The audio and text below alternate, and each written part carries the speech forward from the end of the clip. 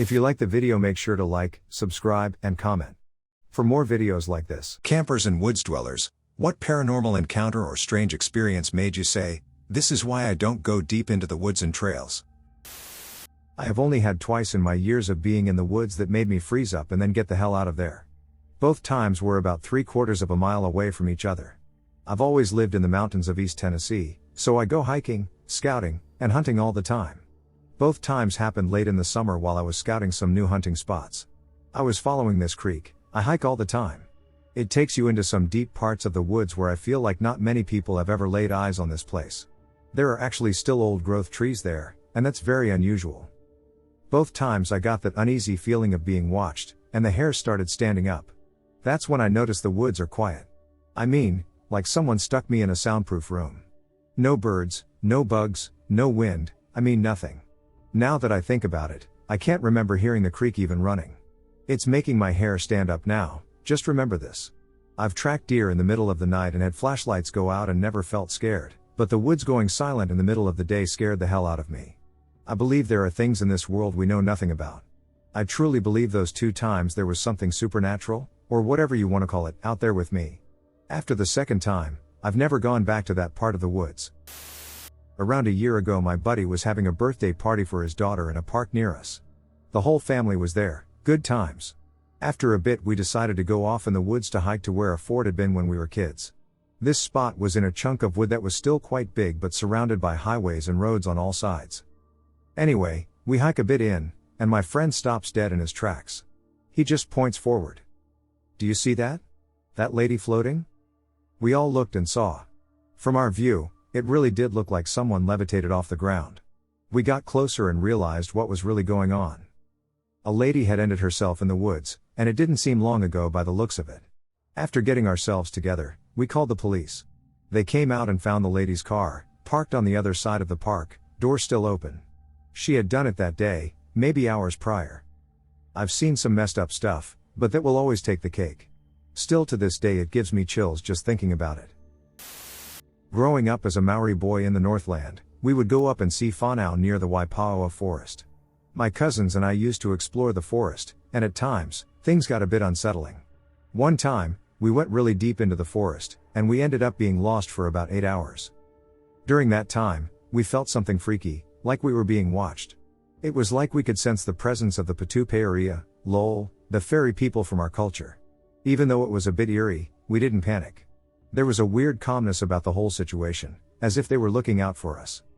Eventually, my uncle found us and gave us a mean hiding, but I always felt like we had some kind of protection or watchful eyes on us whenever we entered the forest.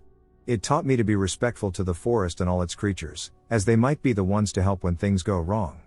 And it will always remind me of the mysterious and beautiful connection between people and the natural world here in Aotearoa. Cougar. I went camping for a weekend with my best friend and her dad when we were about 15 or so. On my last night there, I woke up in the middle of the night. It must have been 3 a.m. or later. I didn't check the time because there was someone walking.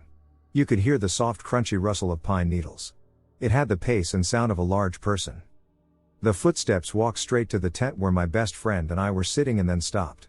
I couldn't see a shadow or silhouette, but I wasn't sure if that was because the moonlight was just at a different angle. I felt an overwhelming sense of impending doom. My best friend turned out to have heard it too. He was staring at me. We never heard footsteps leave. We would have heard it because we stayed awake until the sun came up. No footsteps walking away and no shadows. We didn't get out until we heard her dad wake up and start setting up the campfire again. Then we ran out and started screaming and crying. We both confirmed with each other what we heard and saw. She also looked for the shadow, but there was nothing. Her dad looked around the entire campsite and didn't find a single thing out of place. It was very weird. The freakiest thing was thinking that something could have stood outside the tent, observing us somehow. It definitely felt like it knew we knew it was there, if there was anything at all. Happened just this week. Took my son and his friend for a planned 3-day hike along the Laurel Highlands hiking trail in PA. This was their first overnight hike, so we were all excited. We made it to our first night's shelter just before dark. We got a fire going in front of the shelter, fireplace and chimney in front of a 3-walled shelter. There were no other hikers on the trail, and no one else had reserved a spot at the campsite. Got camp settled, ate dinner, and the guys put on some music while we were turning in for the night. I first heard it what sounded like a few hundred yards away. There was a loud knocking noise like someone hit a heavy branch against a tree. The second time was closer, and my son heard that one. The hair on my neck stood up, and I continued to listen. When the boys finally fell asleep, I could hear them snoring lightly. But the knocking continued. A few minutes, sometimes 10, would pass in between each knock. Eventually, I would hear the sound of a small sapling jostling near our camp's boundary. I used my bright flashlight to spot the woods in all directions but didn't catch anything. Just as I began to relax and fall asleep, the same sound pattern started again, but this time it was coming from below us on the ridge. I positioned my body so I could see both sides of the chimney. Fire was just smoldering at that point with a soft glow. One of the boys moved in their sleep, making a noise on their sleeping pad. This alerted something behind our shelter as I heard it take off. Again, I didn't catch anything with my light, could have been a coon in this case. This continued twice more through the night, and I didn't sleep until the sky started to get light. When my son's friend's alarm went off, he claims in his stupor he saw the shape of someone standing next to our fireplace, but when he went for his light, it was gone. He fell asleep before the first knock and had no idea what had happened all night. I've heard coons smashing freshwater clams off rocks before, but for the life of me I don't know what this was. I know my first thought was Bigfoot, as there are stories about this part of PA going back centuries. But I am trying to be rational. I just know something primal deep inside me was triggered when that first knock sounded. I put my headlamp and glasses on, got positioned to act, and had my pistol out and ready if needed. But I'll never forget the way the hair on my neck felt in that moment. Staying at one of the high country huts on the Hauqua River, the mantelpiece over the fireplace was filled with empty wine bottles that had been converted into candelabras. The logbook in the hut was filled with records of people who had stayed, and dozens of the records mentioned beware of Sludge Pit, a giant, rabid, and ravenous possum who had terrorized hikers for years, it seemed, always entering via the chimney. It all sounded like some good urban legend stuff, sort of like drop bears, but we all tried to poke fun at each other for being scared of Sludge Pit and really built the story up as a big joke. Anyway, we had a big fire going most of the night, had some drinks, and went to bed with the fire still roaring. Partly, I think, we were hedging our bets in case Sludge Pit was real, then the fire would prevent his entrance. Then after we had all nodded off, the stillness and our sleep were broken by a thud on the roof. "Sludge Pit, you bastard, give us your worst," a friend yelled, jokingly. Then we looked at the fire, it had died down to almost nothing. We thought we heard him descending the chimney, but no, there's no way. And then, crash. A wine bottle fell off the mantelpiece, and we turned a torch on, and there was the foul beast himself. It was true, he was ginormous, he was fearless, and he had come to steal our food. A friend got up and grabbed a broom to try and scare him off, but he stood his ground and just kept eating things from our bags. After a couple of minutes, he must have had his fill, so he jumped back onto the mantelpiece, ran the length of it, knocking about 20 bottles crashing onto the hearth below, and then jumped down into the fireplace and disappeared back up the chimney. Some say he still haunts the hut to this very day.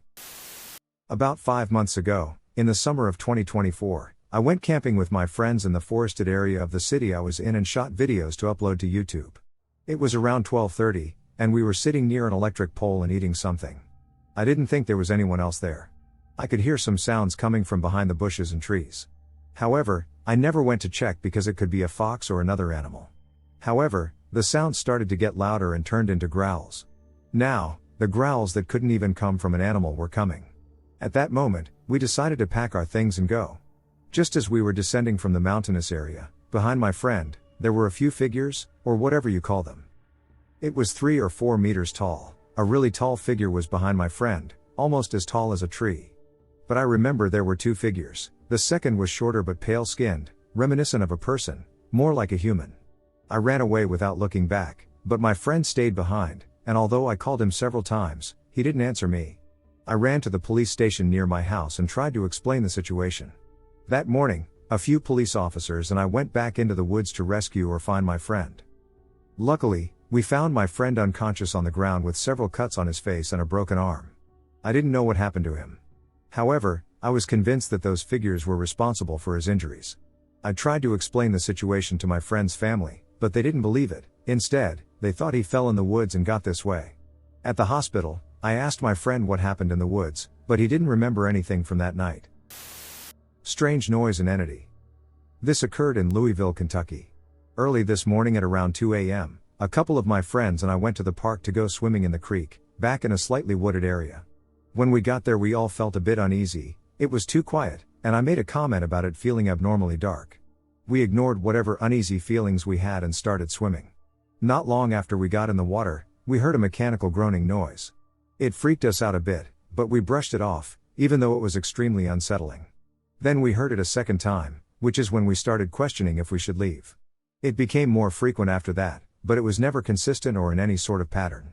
The noise started out coming from one direction, but as it occurred more, it began to come from a couple of other directions as well. At this point we were very unnerved and got out of the water and headed back. Back at the car, we started getting changed into dry clothes.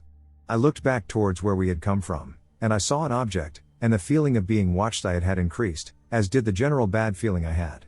At first I thought it was a person, then it stepped further out of the tree line. It was a whitish color, I'd estimate it to be the size of a small human, barely larger than a child. It walked upright but walked very unnaturally. It paced back and forth, occasionally stopping to look at us, or at least appeared to. Eventually we lost sight of it and got back into the car. Before leaving, we flashed the headlights where it had been but saw nothing. We all stayed pretty freaked out all night. When I was 10, I just saw, not a couple of hours ago, my first couple of videos by David Paulides on the strange happenings of the people who go missing in national parks in North America. The story that captivated me was about a female bow hunter who saw an invisible creature in the tree line. This got me thinking about something strange that happened to me when I was 10 and a couple of years after it. I live in Toronto, On. For those of you who do not know, that's the Great White North in one of our largest cities. My house backed onto a quiet, private section of the ravine that runs along the east side of Toronto. In the 10 years I lived there, I never saw anyone walk in that area because there was no path and it was extremely overgrown. My friend and I would spend hours down there building makeshift camps and small contained fires in holes we dug. One day I went down alone with a backpack full of snacks and tools for digging. When I got down to the bottom, everything felt off. I instantly felt sick and paranoid, every hair jumped up, and the only feeling I had was to go back up. I shook it off as nothing and walked towards the small incline that led to the creek bed. When I got to the incline, I got the same feeling but even worse, my heart started to race. I took a second to look around to reassure myself everything was okay. I saw nothing, so I continued on. I took one step when I heard something moving behind me.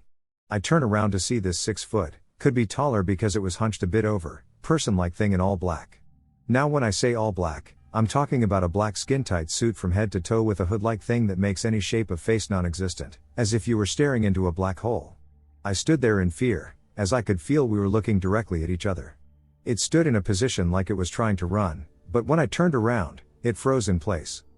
I can remember that its chest and back moved as it breathed. I stared at it for maybe 10 seconds when the first instinct I had was to run. It came into my head, and I booked it down the creek towards the side of the ravine with a path. When I stopped running, I looked all around me, making sure I wasn't followed by whatever that was. The months following that incident were unnerving as all hell. As whatever that thing was would show up in my backyard. The first time I saw it, I thought it was my imagination, but when I saw this thing peek its head from behind my shed and then step out and look right at me and then go back behind, that was when I knew it had to be real. In total, I saw this creature about 10 times after the initial incident. Each time, though, enough time had gone by that I somewhat forgot about it. I would see it in month or year intervals.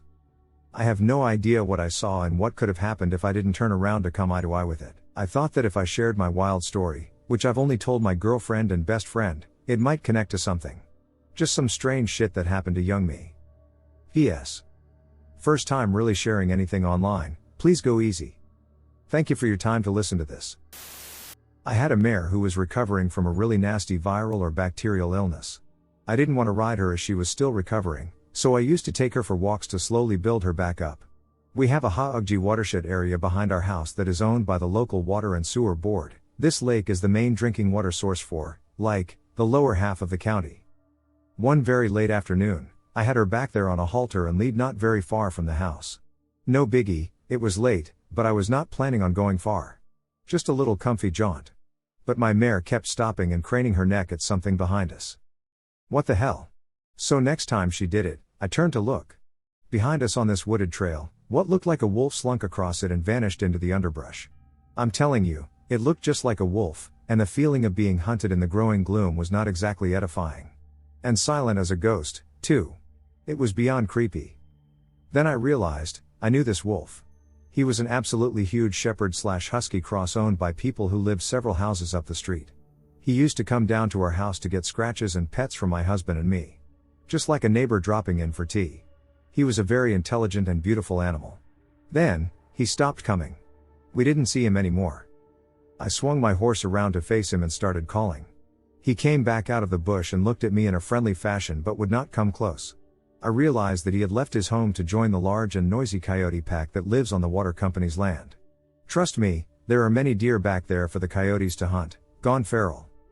Yeah, I think this walk is over for today. Time to go home. I never saw him again. But I know I still hear his children screaming at the moon every now and then around the lake. He was really something. And he gave my horse and me one hell of a good scare, yikes. We were camping on the Yarra, which was not only close to civilization but also not considered a legitimate camping spot. We hiked in late in the afternoon and then planned to leave first thing in the morning, given we weren't 100% sure we were allowed to camp. Consequently, there was absolutely no one around. Just before sunset, out of nowhere, this dude appears. The teen appeared to be in his late teens and was accompanied by two much younger boys, who might have been his brothers, although it didn't seem likely. The younger kids seemed a bit shy and nervous. The teen was totally chill, though. Weirdly chill. They were all dressed kind of normally, except none of them were wearing shoes. Despite the spot being far from any road. We chatted to the teen, and they gave us a weird cult vibe. Something was just off in the way he spoke and the fact they were just there hanging out in the middle of nowhere with no adults and no shoes. And I've been on the periphery of cults. I know the vibe. They had it. We talked about how it might rain, and this cult leader teen replied, maybe it will, maybe it won't. Time will tell. Something about the way he delivered that line gave me chills. They moved along shortly after, but I lay there all night hearing those words reverberating in my skull. As a child in very rural backwoods Scotland, I used to spend whole days playing alone in the woods adjoining our house, never feeling scared, never feeling watched. I had watched the Blair Witch Project and used to make my own Blair Witch bundles of twigs, etc., and hang them from trees, having the absolute time of my life. One day I'm out doing this or something else daft, and from behind a tree, maybe 4 meters from where I'm playing, I hear an absolutely blood-curdling woman scream. Easy to write off as a child's imagination, especially as I was so immersed in witch and ghost lore, but it was truly just me in the woods. Nobody could have been that close to me without my noticing or hidden behind that tree. I ran back to the house, which was also haunted, and didn't tell anyone because I knew nobody would believe me. My old man was an avid outdoorsman in the Colorado Rockies in the late 80s. He'd go on week-long treks with his buds. One summer they'd been out for a few days in Pike National Forest. They set up camp in a ravine they thought was safe. That night my dad unzipped the tent to take a leak in the dark, and outside stood a pair of pale bare feet. My dad screamed and zipped up the tent. Everyone else woke up and asked what was wrong. My dad said someone was barefoot out there.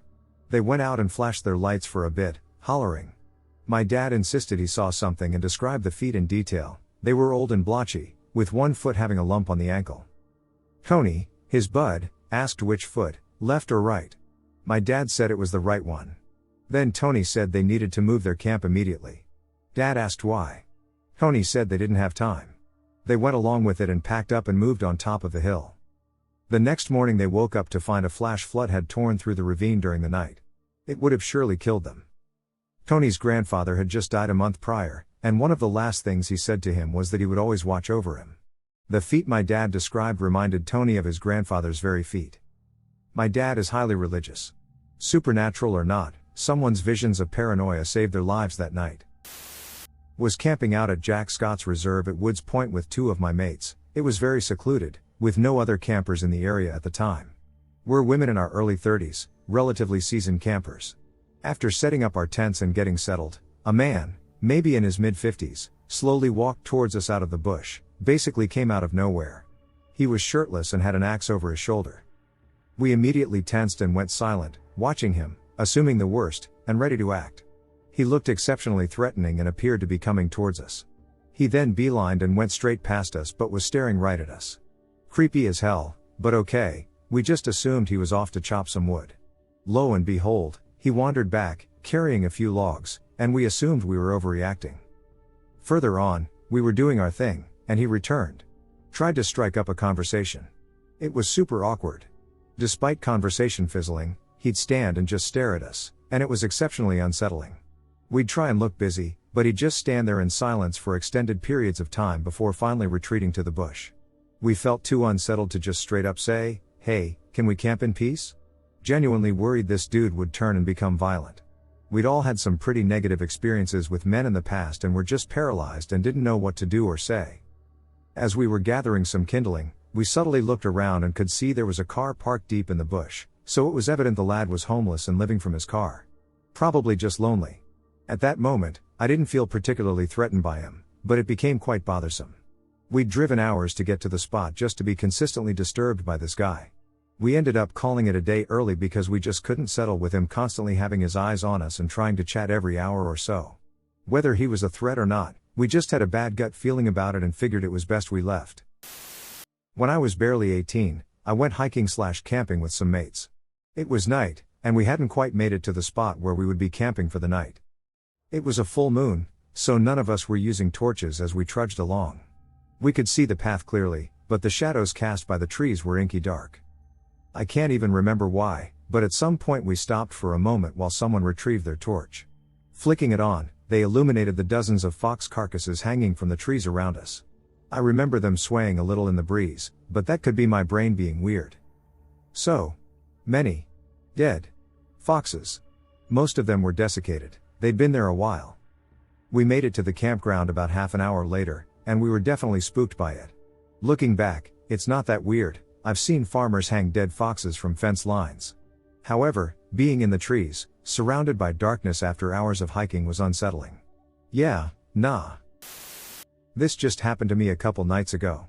My boyfriend and I went for a walk around 2 a.m. under the full moon to smoke a joint along an old railroad trail where a major collision occurred in the 1800s, resulting in many deaths. After walking for about 30 minutes, we found a house in the woods, which was odd. The house was strange and old, entirely constructed of wood both inside and out, and when we looked inside, we saw that it was almost empty. There were no furniture, TVs, bookcases, tables, paintings, or anything else. I said it was weird and looked staged, and my boyfriend said it reminded him of old mountaineering cabins. However, next to the little house was a giant metal garage. We didn't see any cars or anything. As we were looking, I suddenly got the feeling that we shouldn't be here and that we were intruding. As we were standing there, suddenly the smell of alcohol became overwhelming around us, and this was after a couple of minutes we had already been there. It kind of smelled like an old drunk man yelling in your face, and all you can smell is rum, or, as my BF said, it smelled like someone spilled a bunch of Bacardi. The hair was literally standing on the back of my neck, and I got the chills. The smell was so strong that we both suddenly felt dizzy, prompting him to take my hand and say, "Let's go," before we ran off. Like 20 feet down the path, it sounded to me like someone racked a gun, and my BF said it sounded like someone kicked open a wooden door very forcefully. Every time we stopped for a minute, the smell would slowly start to come back. I almost wonder if a spirit was protecting its privacy in that area, since there was no reason for a house to be located so far out. We might go back in the daytime, but we went down some twists and turns and up some private property trails, so I almost think we may never find it, if it's even there to begin with and wasn't some kind of weird rift in time to an old-fashioned railroad tender or something who was an alcoholic, so he didn't want to leave this plane and just wanted to stay on Earth trying to get drunk. Scary. Does anyone know what this could be? A few years ago, I saw something weird in Cumming, Georgia, in someone's backyard by a small creek. It was around 4 to 5 p.m. during the fall, and everything was calm and quiet, with some birds in the background. I was with a few friends and my brother at the time. We noticed this figure, and it stood out because of how strange it looked. It was cream-colored or off-white and didn't have any facial features at all. The head looked football-shaped, not exactly like a football, more like an elongated oval, and the rest of the figure seemed pretty human-like in shape mixed with alien. It was around the same height as or maybe a little taller than a normal person, and it had a slim build, not fat, but not muscular either. At first, it was just standing there, staring at some sticks it had in its hand. After a while, it looked up and stared at us. It didn't move or make any sound, it just stood there watching us. We ended up running away after that. I wasn't really scared at the time because I was like 7 or 8. The area around us was completely still, with no breeze or movement in the trees. It felt too quiet. The stillness added to the weirdness of the whole experience. About a year or two later, I went back to that area with just a friend and my brother, and I saw it again, only this time it was closer, maybe about 150 feet away. It was still staring at us, just standing there and not doing anything else. It didn't approach us fast, but it slowly hovered towards us. I definitely knew it was aware of us. After that, I never saw it again. I was wondering if anyone has seen anything like this before, or if you might know what it could be. It was an off-white or cream-colored humanoid that had a football-shaped head and lacked facial features, standing at around average height, possibly a bit taller. The story I am about to tell you happened last 4th of July and is 100% true. My name is Max, and for the weekend, my cousin Tyler and his parents joined me at a trailer campground. It is essentially an ancient campground, but instead of tents scattered around, there were only trailers. Anyways, I believe it was the second day we were there, and it was the 4th of July. His parents and most of everyone at the campground had a golf cart, so we would just ride that around and mess around. When it was almost close to pitch black, I and Tyler found a small trail on the edge of the campground. Tyler, being the thrill seeker he is, says, "Hey, we should totally check out this trail and see where it goes." I wanted to say no since it was almost 9 p.m., but I said yes, and I would regret this decision so much. As we went down the trail, it sounded as if someone was walking behind us, but every time I would turn around, there would be no one. Now the side of the trail was densely populated with trees. When Tyler and I started to both hear the crackles of the leaves and branches, we stopped to listen. About 10 seconds later, we heard running coming from one side of the woods, and when we turned, we froze in fear at what we saw. We saw a man with a ducked-up baby doll mask and a huge butcher knife running towards us. Tyler then screams, "Run!" And we both start going down the trail back to the cart as fast as we can. I could just feel him breathing on the back of my neck and almost catching me. We outrun him and get to the cart. Tyler pulls out the keys and has trouble putting them in since it's really dark by now. So I flash my phone's flashlight, and as I turn it on to face him, I see him running out of the trail and towards us. Tyler and I scream, and Tyler then jams the keys into the hole and books it out of there while the crazy, psycho man laughs while trying to catch up. We finally make it back to the camper, and we're out of breath. We instantly agree not to tell anyone what just happened. But here I am, telling the story. I'm just glad I was not cut up that day and made it out alive. Not a camper, but we were dumb teenagers. We drove deep into a rubber estate late at night, with 2 cars full of beers.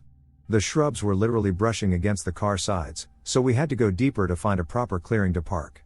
We reached an unusually large clearing, and there was an old English colonial-style house there, with a padlocked gate. I guessed it used to house the estate governor back in the day, and maybe the house was built smack in the middle of the estate so he could be in the thick of things. There was no moonlight, so it was absolute darkness. Imagine not even being able to see your hand placed right in front of your eyes. The cars provided just enough light for us to hang about and get drunk. I then noticed one of my friends was missing. There was just enough light to see a shadow of him standing right before the house gate, transfixed and looking in, despite not being able to see a single thing. We go and pull him away, and he says in a daze that there was a young girl in a yellow dress calling him from inside the house. We should have been creeped out, but we were drunk and forgot about it. The next day, my friend's grandfather, we were staying at his village house, which was built on stilts, meaning it was elevated, said he saw a young girl in yellow staring into the veranda and asked us if she was our friend. When my brother and I were young, my grandpa started teaching us how to hunt and basic bushcraft. Whenever we visited our family back east, since we live in CA, we would spend about a week in the woods, unless we bagged something big, in which case we would clean it and take it home to put in the freezer. On one trip we had been tracking a good-sized boar for about an hour, hoping we'd manage to head out early with some bacon. We were moving along a game trail when Grandpa abruptly stopped, hissed at us to get low and shut up, and then urgently gestured for us to exit the trail after a minute. We humped it off the trail about 20 yards and sat stock still. A couple of minutes later, something huge came along the trail and stopped where we got off. I assumed it was moonshiners or a bear until I heard it start making a weird grunting, snuffling sound with an odd low-pitched hoot now and again. When I looked back at Grandpa, it was the first time I'd ever seen an expression on his face other than laughing, serious, or poker-faced. He was clearly afraid and not attempting to conceal it. That's when I knew I was going to die. Grandpa was a Marine, had served in 2 wars, and I'd personally witnessed him chase bears down with a mop handle without batting an eye. This was not an easy man to rattle. We sat closely together for about 10 minutes, waiting for whatever it was to leave, and then waited another 20 minutes to be sure. After that, Grandpa signaled us to move back towards camp but instructed us not to return on the trail. When we got to camp, Grandpa had us break camp, pack everything, and toss it in the truck while he sat on watch with his shotgun. When we drove out, we asked him what that was all about. He said, "We're done hunting for this trip. I'll explain more about that bastard when you boys are old enough to be properly scared," and refused to say anything else. We never got what it was out of him. He and Grandma moved to Phoenix about 5 years later, and he passed a couple of years after that. I'd always meant to ask him but never thought to bring it up when we'd visit. About 15 years ago, my buddy and I decided to go for a last-minute overnight backpacking trip near Holy Jim Canyon in Orange County, California. We parked in a random area and headed out into the wilderness, not following any sort of a trail. We hiked for approximately 2 hours and found ourselves essentially in a remote, secluded area. We set up our camp next to a little creek. It was still a couple of hours before the sun would set, so we were just chilling. My buddy was sitting by the creek with his dog Merlin. My buddy was a bit random and said, "See Merlin, the creek is where we worship Satan." About 10 seconds later we could hear someone walking up through the brush. We look over, and this guy walks right up to us with this huge wolf dog. I shit you not, this dude was super ripped and was not wearing a shirt. He had on red shorts and had these massive flame tattoos on his chest. He said something along the lines of "cool campsite." We said, "Thanks." He then asked us if we intended to spend the night. We said, "Yeah," and then he said, "Cool, see you later," and then he walked off. We both sat quietly for a few minutes trying to digest what happened. We retraced the story. Okay, we are in the middle of absolutely nowhere. Immediately after my friend makes a ridiculous remark about worshipping Satan, a stranger suddenly appears. He is about a 2-hour hike away from any location, and he has nothing with him, no water or supplies. He's got this huge beast of a dog that doesn't have any collar or leash. The man appears to be very muscular, dressed entirely in red, and has striking flame tattoos. Then he had some seriously brief but super odd conversation with us where he said he would see us later after we told him we were spending the night. At that point we packed up our shit faster than we ever had before and got back to our car before the sun set. I don't know what the hell that was, but it was such an odd experience. Something was following me in the woods. So, this story happened around the first COVID lockdown. At the time I was 17. I'm a guy who likes to hike and explore nature. I live in Australia, so I am very careful when exploring, as you never know which pile of leaves might hide a snake. I'm going to put it out there. I'm a bit of a skeptic when it comes to supernatural events, however, I do believe that there are things beyond our understanding. During lockdown, I couldn't stand being inside all day, so I took a weekend trip to the Blue Mountains, intending to just spend some time in nature. So, I decided to go out and just spend the afternoon in nature. I packed some water, snacks, a first aid kit, and an epirb, just in case. I was following a path I had taken a couple of times before when I heard what sounded like sticks snapping a little off the path up ahead. Figuring that it was just another hiker who had dropped something or saw something intriguing just off the path, I kept walking. As I kept going, I got to where I thought the sounds had come from but saw no one. A little creeped out, I kept going, but upon checking my watch, I decided to turn back. Just as I passed that same spot where I had heard the sounds, I noticed something. I hadn't been paying too much attention to it, but all the bird sounds that had kept going my entire hike suddenly stopped. I looked around, confused, when I heard slow, quiet cracking. Terrified, I took off running. When I finally got back to my car, I quickly got in and locked it. My heart pounding, I stared the way I had come, fully expecting some kind of monster to come charging out after me. But there was nothing. It was completely silent. Then, out of nowhere, the birds started singing, nearly giving me a heart attack. I quickly started the car and drove off.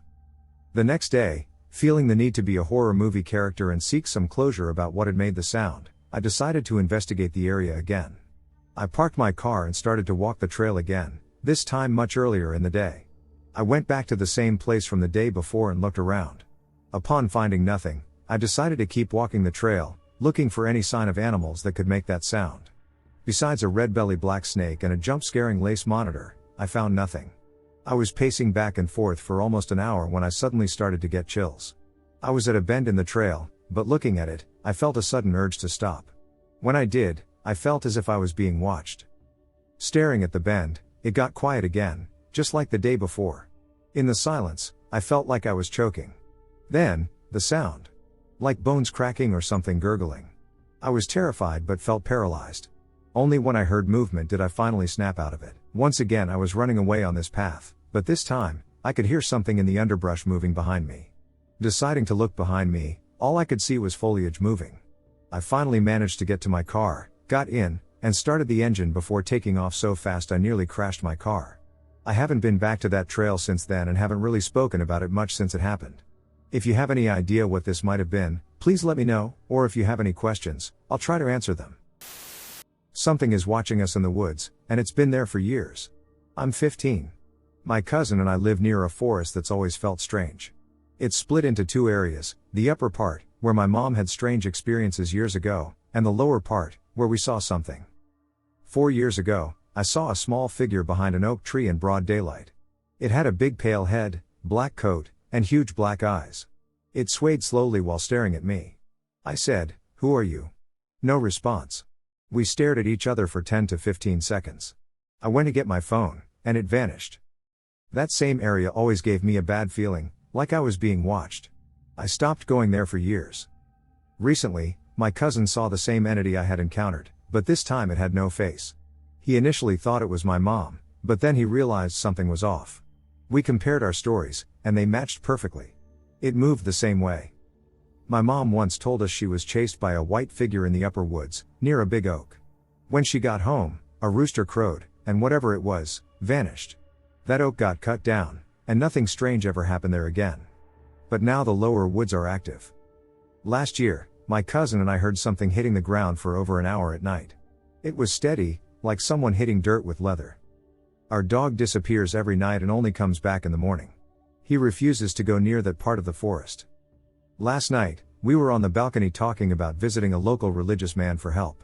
Right then, something heavy moved in the woods below us. A day earlier, my cousin had cursed at whatever was out there. I told him not to do it. Now I'm thinking, maybe that was a mistake. We're planning to go talk to someone tomorrow, and we won't leave anything out. If anyone has had a similar experience or knows what this could be, we'd appreciate advice. Update. So things got worse. While I was outside at around 9 p.m., I heard walking in the forest. I was with my cousin, so we decided to check it out. We came to the fence where it was close to the forest. We have clapped a few times to maybe scare it off. But then after I clapped, I was holding eye contact with something out of this world. In the dark part of the forest, I was looking at a tall, really tall figure with a big head, wide open black eyes, and a mouth open wide also with something red in there. I think it was a jinn, an intelligent spirit of lower rank than the angels, able to appear in human and animal forms and to possess humans. I've held eye contact with it for 30 to 45 seconds until I told my cousin, "Do you see him?" He said, "Who?" Then he slowly peeked into the dark, where I saw him, and said, "Bro, yes, but why is he only looking at you?" Then he ran out of panic, and I did too. I was not scared until my cousin ran. Then he and I were on a balcony talking when all of a sudden beneath us I could hear walking, straight up walking. We check, and there's nothing. I have no idea what is happening all of a sudden. Did I, or someone else, interrupt or wake something up? But I know that thing I saw was a jinn. I was a teenager, and my friend told us they found a cool spot in the woods with a couch and a fire pit where we could smoke weed, so of course, we go check it out, 4 of us, maybe 16 years old. To get there, we walk under an old stone bridge, and I immediately recognize the area. I go completely cold, my heart drops, and I can't speak, feeling the panic rising, and I say, "We have to leave right now, this is the bridge from my dream." My friend recalled that I had previously mentioned a nightmare in which I was fleeing through the woods at night, pursued by an unknown individual, with a bridge present in the scene. I told my friend about the dream because, in it, they were caught by whatever was chasing us. The dream was a month or so prior, but my friend remembered it and said, "We have to leave, I'm the one who dies." And we all legitimately booked it out of there. Maybe nothing would have happened, but the dread I had at recognizing the location in the woods with the lumpy couch sitting under the bridge was something I'll never forget. My adult self can't fathom how irresponsible it was to go wandering through the woods like that, but everyone at my high school did stuff like that back then, woods parties. We saw our friend arrive 20 minutes before he really did it. This happened on the 2018 summer vacation. One of my college friends invited my group and me to a ranch. That ranch is in the Huasteca area of Nuevo León, Mexico. To reach the ranch, you must drive along a long dirt road that is surrounded by dense bushes and vegetation, which makes it difficult to see the ranch itself. However, if you drive at night, the lights of your vehicle are visible, and during the day, you create a trail of dust that indicates someone is approaching. The ranch may not be luxurious, but it has everything necessary for a very pleasant stay. My friends and I got to the ranch early, and we expected another group of friends to arrive in a car at 8 p.m. We refer to that friend as Q. The ranch is far from the city and has no public lighting, so by 8 p.m., it's dark enough to see the stars. When it was a little past 8 at night, we received a call from Q, who told us with some interference that he was already reaching the entrance gate before reaching the dirt road. About 2 minutes later, we saw from a distance what we believed were the lights of Q's car moving along the road. However, suddenly and very strangely, all the lights of the ranch began to blink as if something was constantly turning them off and on, while Q's lights stopped moving. Moments later, those lights disappeared completely, and they all went back to normal. We did not know what to think, we were all too confused by what had just happened. What made us much more confused and even scared us was that when we called Q, he told us that he had not yet reached the gate at the entrance of the ranch, he was still on the road about 20 minutes away from us. We all knew what we saw, it really had happened, it was not our imagination. That thing that had called us sounded exactly like Q. And to this day we have no idea what really happened. We don't know what those lights were that we saw moving, and we don't know what or who that voice on the call was.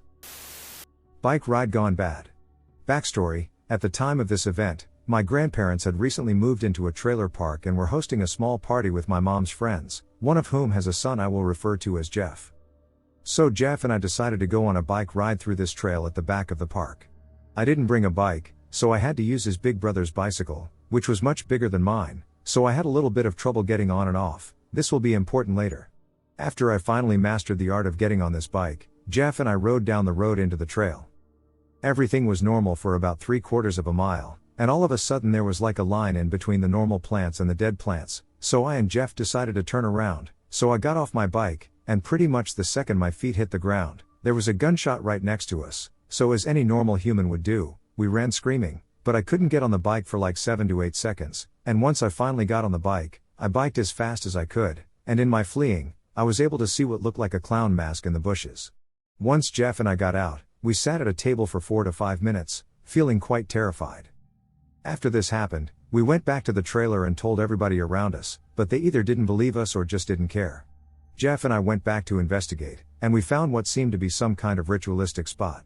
There were bones of all shapes and sizes and a foul smell. There were cigarette butts on the ground, and worst of all, a clown mask in the fire. We got out of there quick and never talked about it again. Same spot, same time, every day. To provide context, I work as a county park ranger at a park that has existed since the early 1970s, featuring extensive trails that range from hilly areas to tree-filled sections and open fields. I have one particular spot I like to go to get away from a chaotic day, find some quiet, eat my lunch, etc., because it's up on some hills and windy, so not a lot of people go there. Anyway, one day around 12:07 when I was in my spot overlooking the stables, I noticed something I hadn't seen before. A very beautiful blonde white woman in what looked to be a 1970s-ish era white sundress, and she was soaking wet. Keep in mind it was a beautiful sunny day, and the only water in the park that would get her this wet is the marsh, but she wasn't dirty at all like she would be if she went into the marsh. She looked distressed and was cuddling herself, if that makes sense, but also walking quickly. First I said, hey, how's it going? No response, didn't even acknowledge my existence. I then said, more concerned, are you okay? Is someone trying to hurt you? It wouldn't be the first time I've seen that scenario play out. Again no response, and didn't even acknowledge my existence. I thought, okay, that was weird. I looked down the trail she came from. Nobody turned around to the trail she went to. Nobody. This trail she went down is a long, straight hill path, so even if she sprinted down it, by the time I turned around she could have maybe made it to the bottom if she were Usain Bolt. The next shift I came back to my favorite spot. And what do you know? Around 12:07 I hear footsteps coming up from the trail, turn around, and there she is again, same girl, same clothes, soaking wet, and same expressions. This time she walked down the hill and around the corner and then vanished again. About a week later, I returned to work. And I went back to my spot, and lo and behold, at 12:07, there she is again. This time I followed her down the trail, and the part that confirmed for me that something wasn't normal was when she just escaped my eyesight because of a stupid tree, and was gone. I did lots of research and couldn't find any stories of a girl from the 70s-ish era dying in the park or anything, but my god is it weird. Not my favorite spot anymore. Does anyone have experiences or thoughts on what this could be? Upright creature. Hello all. When I was around 12 or 13, I had an experience that I had forgotten about until it recently came up in conversation with my family. It's about a creature I saw at my grandparents' property. To set the landscape, my grandparents live on an 8-acre plot of rectangular land that is gradually sloping upward the whole way. The top half is entirely woods, with the house sitting just below the tree line, giving a pretty good view of the rest of the property below. About 300 yards from the house is an old shed with a creek behind it. The shed sits near a fence/property line, and on the other side is a farm that used to be much bigger but at the time had 4 or 5 cows roaming around. So I was sitting on a swing on my grandparents' porch, alone, just relaxing and looking at the fields below. Off to my left toward the shed, I noticed this gray/white animal with black spots here, and they're walking on all 4 legs. I immediately thought it was one of the cows, as they were known to sometimes cross the fence into the yard. I got up to go tell my grandfather when I looked back to watch where the cow was walking to. It then walked to the shed, raised itself off its front legs onto only its back legs, and just leaned on the shed. I found that behavior strange until the cow turned its head in my direction. Even with the distance between us, I got immediate chills and this overpowering feeling that somehow I just knew it was staring right at me. I turned around and ran into the house, told my grandfather, and came back outside. I was gone for no more than 1 minute, and when I returned outside, it had disappeared. No trace of it, and no cows anywhere near the fence. I told my grandfather what I had seen, and he chuckled, saying that I had a nice imagination. That was the end of our conversation. I was so scared that I tried to forget it, but I still get chills just thinking about it. Does this sound familiar to anyone, or do you know of any stories/legends about similar sounding creatures? Has anyone heard of this or can explain it? I used to be in the Boy Scouts. I was once in this park, which I don't quite remember the name of, but it is in Texas and was located in this area called the Devil's Backbone. It was a week-long summer camp, and the park had set up little stations throughout it with things like archery and shotgun shooting. Well, once I decided to take the archery class again, which was quite a distance up this hill. I walked up the hill around 6 p.m. and finished the class by 8 p.m. There were others at the class, but from different groups, and when I left alone. I started making my way back down this stone and dirt staircase/pathway back to my camp when I heard someone following me. Whatever it was mimicking my footsteps. I would turn around, and the sound would stop. The trees were so dry and thin I could see all the way back up the hill in the moonlight. Also, it was said by the park officials that all of the wildlife had run off due to construction in the area. Despite being in the middle of nowhere, where there was likely no one within 200 feet, I kept hearing a sound as if someone was following me. I could see all the way up and all the way down the hill for yards and yards. No animals, no birds, no people, but I kept hearing and feeling this presence behind me. I was creeped out but kept my cool and made it back to camp.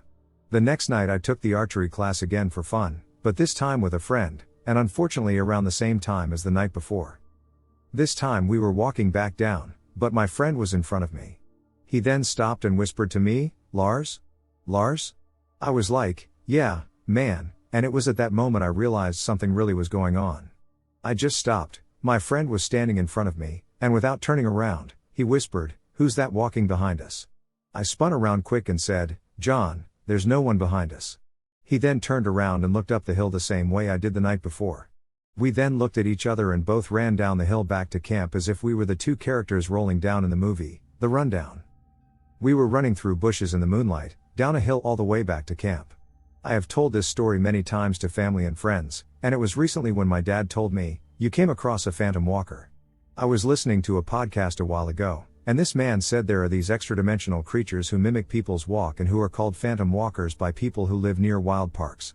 I did some research and can't find anything on phantom walkers. Does anyone know anything about this? Yes, I am aware it could have been a ghost, or the ghost of a past Native American, but can people explain? I took my now ex-partner out for an elk hunt/hike. Made it to the top of a hill and heard elk at the bottom. Just sat up top making calls back and forth with the elk for about 45 minutes. She was sitting behind me about 10 yards away against a tree. She had on a brown suede jacket and a white toque with a pom-pom on top. I remember looking back and saying I'll do one more call, which I proceeded to do. 20 seconds later I look back, and a huge cougar is crouched down behind her, tail flat, ears down, and its eyes dead set on that cat toy on top of her head. I jumped up, left the bow, dumb, and got between the cat and her. Screaming my face off, the cat didn't look up at me for 10 seconds. I remember stomping in front of it at about 3 yards away, which made it jump up and turn. The girl had no idea what I was yelling at until she saw the cat jump up and run away. Mace was on the pack she was sitting on. Have had a few other bear and cougar run-ins, but that by far was the closest to being very wild. My father's encounter with what I think was a leprechaun. My father grew up in the mountain hills of Jalisco, Mexico. During his childhood, he grew up in a small adobe house and had to help with work to bring money or food home. One night after making it home from working with my grandfather, he went to sleep. He was awakened by what he recalls as just a small person who asked him to put on his shoes and follow him. He had something he wanted to give him, but they had to go on a walk to where it was. My father said he put on his shoes and followed into the trees past a field and small creek and arrived at a tree. This little person points at the foot of the tree and tells my father the treasure is there and it's for him. Where? My father replies. In the ground. I have a treasure I would like you to have. He awoke on his bed mat at home in the morning, confused. He looked over and noticed his shoes with some mud. He ends up telling one of his brothers what had happened and that they should go over and dig that treasure out. They arrive at the location. The tree stood there just like in my father's dream. They begin to dig, and after a couple of hours, they are worn out and giving up. They have dug down about 1.5 meters, maybe a little deeper, and the soil is firm. They were around 9 years old and not that tall, so for them, that hole looked deep. They head home disappointed. Around a year passes, and a rancher nearby all of a sudden has become really wealthy. No one around knows from where or how he came to this, as he was as poor and worked just as much as everyone around the area. People began sharing their theories about how he acquired his wealth, with one tale suggesting that he discovered a treasure. My father, hearing this, remembers his treasure he never dug up and heads over as soon as he gets a chance. To my father's surprise, the hole looked like it had been dug not too long ago. Maybe about 0.5 meters more. If they had just dug a little deeper, that treasure would have been theirs, but then I don't think I would be here, as his life would have taken a different path. The guy in the woods gave us the willies. My brother and I were out on ATVs on his land. This is pretty far up a mountain, and we'd crossed onto state land. It's no big deal, the trail goes onto and off of it a couple of times. As we were rounding a bend, I swore I saw an old guy, like a hippie with round glasses and a flannel, skulking around in the forest, but only for a second, and then it was like he disappeared. I stopped my bike and spoke to my brother. Hey, did you see that? My brother looked a little spooked and was like, that guy? I nodded, and we both looked to where we'd last seen him. But nothing. We turned off our ATVs and started calling, hey man, how's it going? And other non-threatening things. We weren't mad or even on private land at the moment. The guy had been maybe 20 feet off the trail to our right. We spent another 2 minutes peering into the trees but saw nobody. It was unspoken, but we were too spooked to actually walk over there. We fired back up and started slowly driving away. My eyes were glued to the spot, and just before I couldn't turn my head any harder, I saw what looked like a flannel-clad shoulder poking out from behind a tree, like he was hiding from us. The thing is, that tree was not very thick, so I don't know how he could have hidden his whole body behind it for so long. I did not stop, but my brother believes it was just a trick of the light that made a tree appear to look like a person for a moment. I think it was either a ghost or some kind of hermit who's used to hiding from people. I don't think we would have both seen the same mirage of a guy at the same time. I encountered something weird on a walk in the woods/cemetery. I walk to it all the time. This happened to me a few days ago.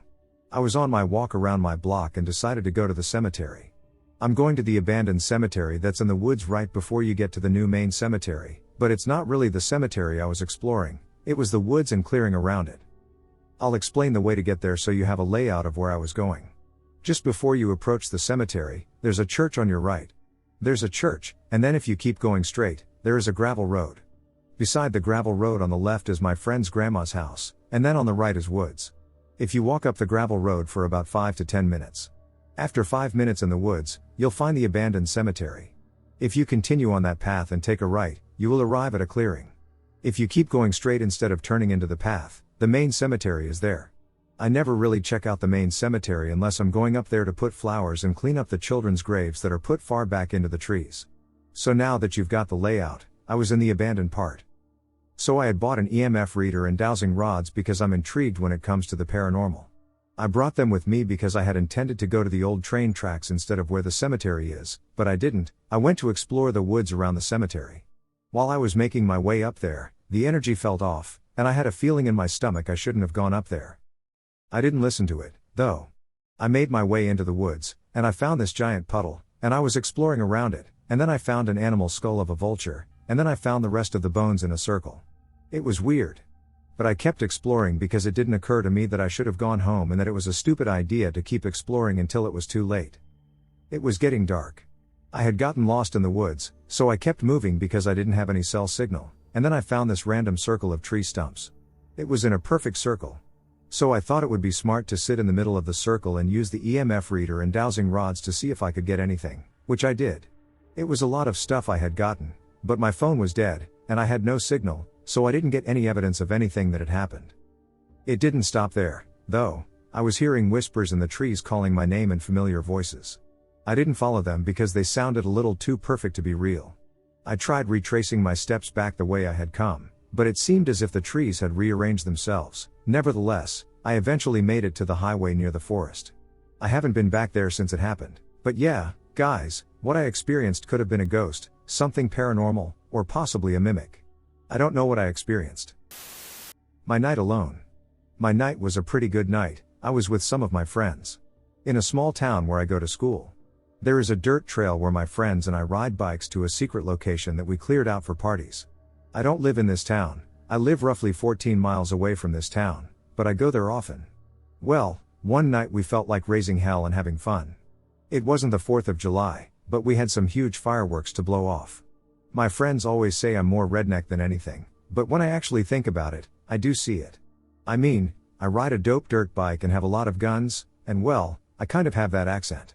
Anyways, back to the crazy night, we load up our backpacks and get on our bikes and head off to the secret location. We get there and start to set up camp. Or something like that. We start getting ready to light off these fireworks, and then we hear some movement in the brush to the right of our camp, and I shine a light in that direction but see nothing. 10 minutes later we hear it again, and I'm not really freaked out. I'm always in the woods, and it doesn't really freak me out. I get out my Zippo lighter and say, ready to light this baby, then a small doe comes running out of the brush and freaks the shit out of us. It then sees us and runs down the trail. No worries yet. I went to light a Roman candle, and in its glow, I thought I saw the silhouette of a man. It was a man, but I didn't know right then, so being curious enough, I looked at the spot again on the next shot, and whatever it was gone. I get a twist and butterflies in my stomach. I look at my friend with wide eyes, and he just says, that one was huge, but I just keep looking at him, and then he's like, what's wrong, dude? I say, I think someone is here with us. He says, what do you mean? I said I saw an outline of a human shape over there, and now it's gone. He starts freaking out, and so does Ion on the inside, but I don't really show it. Now I'm 15 and shortish, but I work on multiple farms and have decent muscle but am not ripped. Let's just say I'm in good shape. My friend takes out his flashlight while I put on a headlamp, and we walk a short distance up the trail but see nothing. Feeling terrified, we exclaim, hell no, we're out, then hop on our bikes, grab whatever we can, and quickly leave the area. We haul out of the woods and start down the short country ride to the small town. We started asking what that was I saw, and I said I thought it was a tall guy, and my city-raised friend immediately said Bigfoot, but I thought different. He was too short anyway but still taller than us. We didn't bother to turn around and see if we were followed, so we kept looking forward, but I looked back because I thought I heard shuffling feet but at a fast pace, like a fast jog, and I saw someone chasing after us. I immediately went from sitting down and slow pedaling into a full-on race speed, and my friend said, what are you doing? And I said, don't turn around, and I guess he knew we were. We were being followed, so he started to run fast, and we reached his dad's house, where he was sitting on the porch waiting for our fireworks. He noticed the look on our faces and then saw the man chasing us. He grabbed my friend's wooden bat from the north side of the porch and ran at the man yelling, get out of here. The man didn't say anything, he just growled like an animal, which freaked us out. We assumed he was homeless, so we decided to stay inside that night. But whoever they were definitely not normal. It happened when I was out hunting squirrels and camping with friends in a park in Vermont in early October. All I had was a .22 rifle, as did my two friends. Well, we hiked about 6 miles into, I think it was, Camel's Hump State Forest. I can't remember. It gets really dark really quick in forests, so we set up camp and ate the squirrels we took that day. I struggled to find 2 trees near my friends and the campfire to set up my tent, so I ended up pitching it about 500 feet away from the camp. We are all tired, having hiked and hunted all day, and we called it a night. Well, here is my first duck up or blessing. I did not have a flashlight because my friend ran out of batteries, so I gave him mine. The second duck up was how far away I was from the fire. Anyways, I make it to my tent and get into my sleeping bag. It takes a while for me to sleep, so I was up just lying there. All of a sudden I hear what sounds like trees falling and breaking, loud cracks from the trees breaking, and brush moving about, but it is far off. For the next 20 minutes, it seems like it's about the same distance away.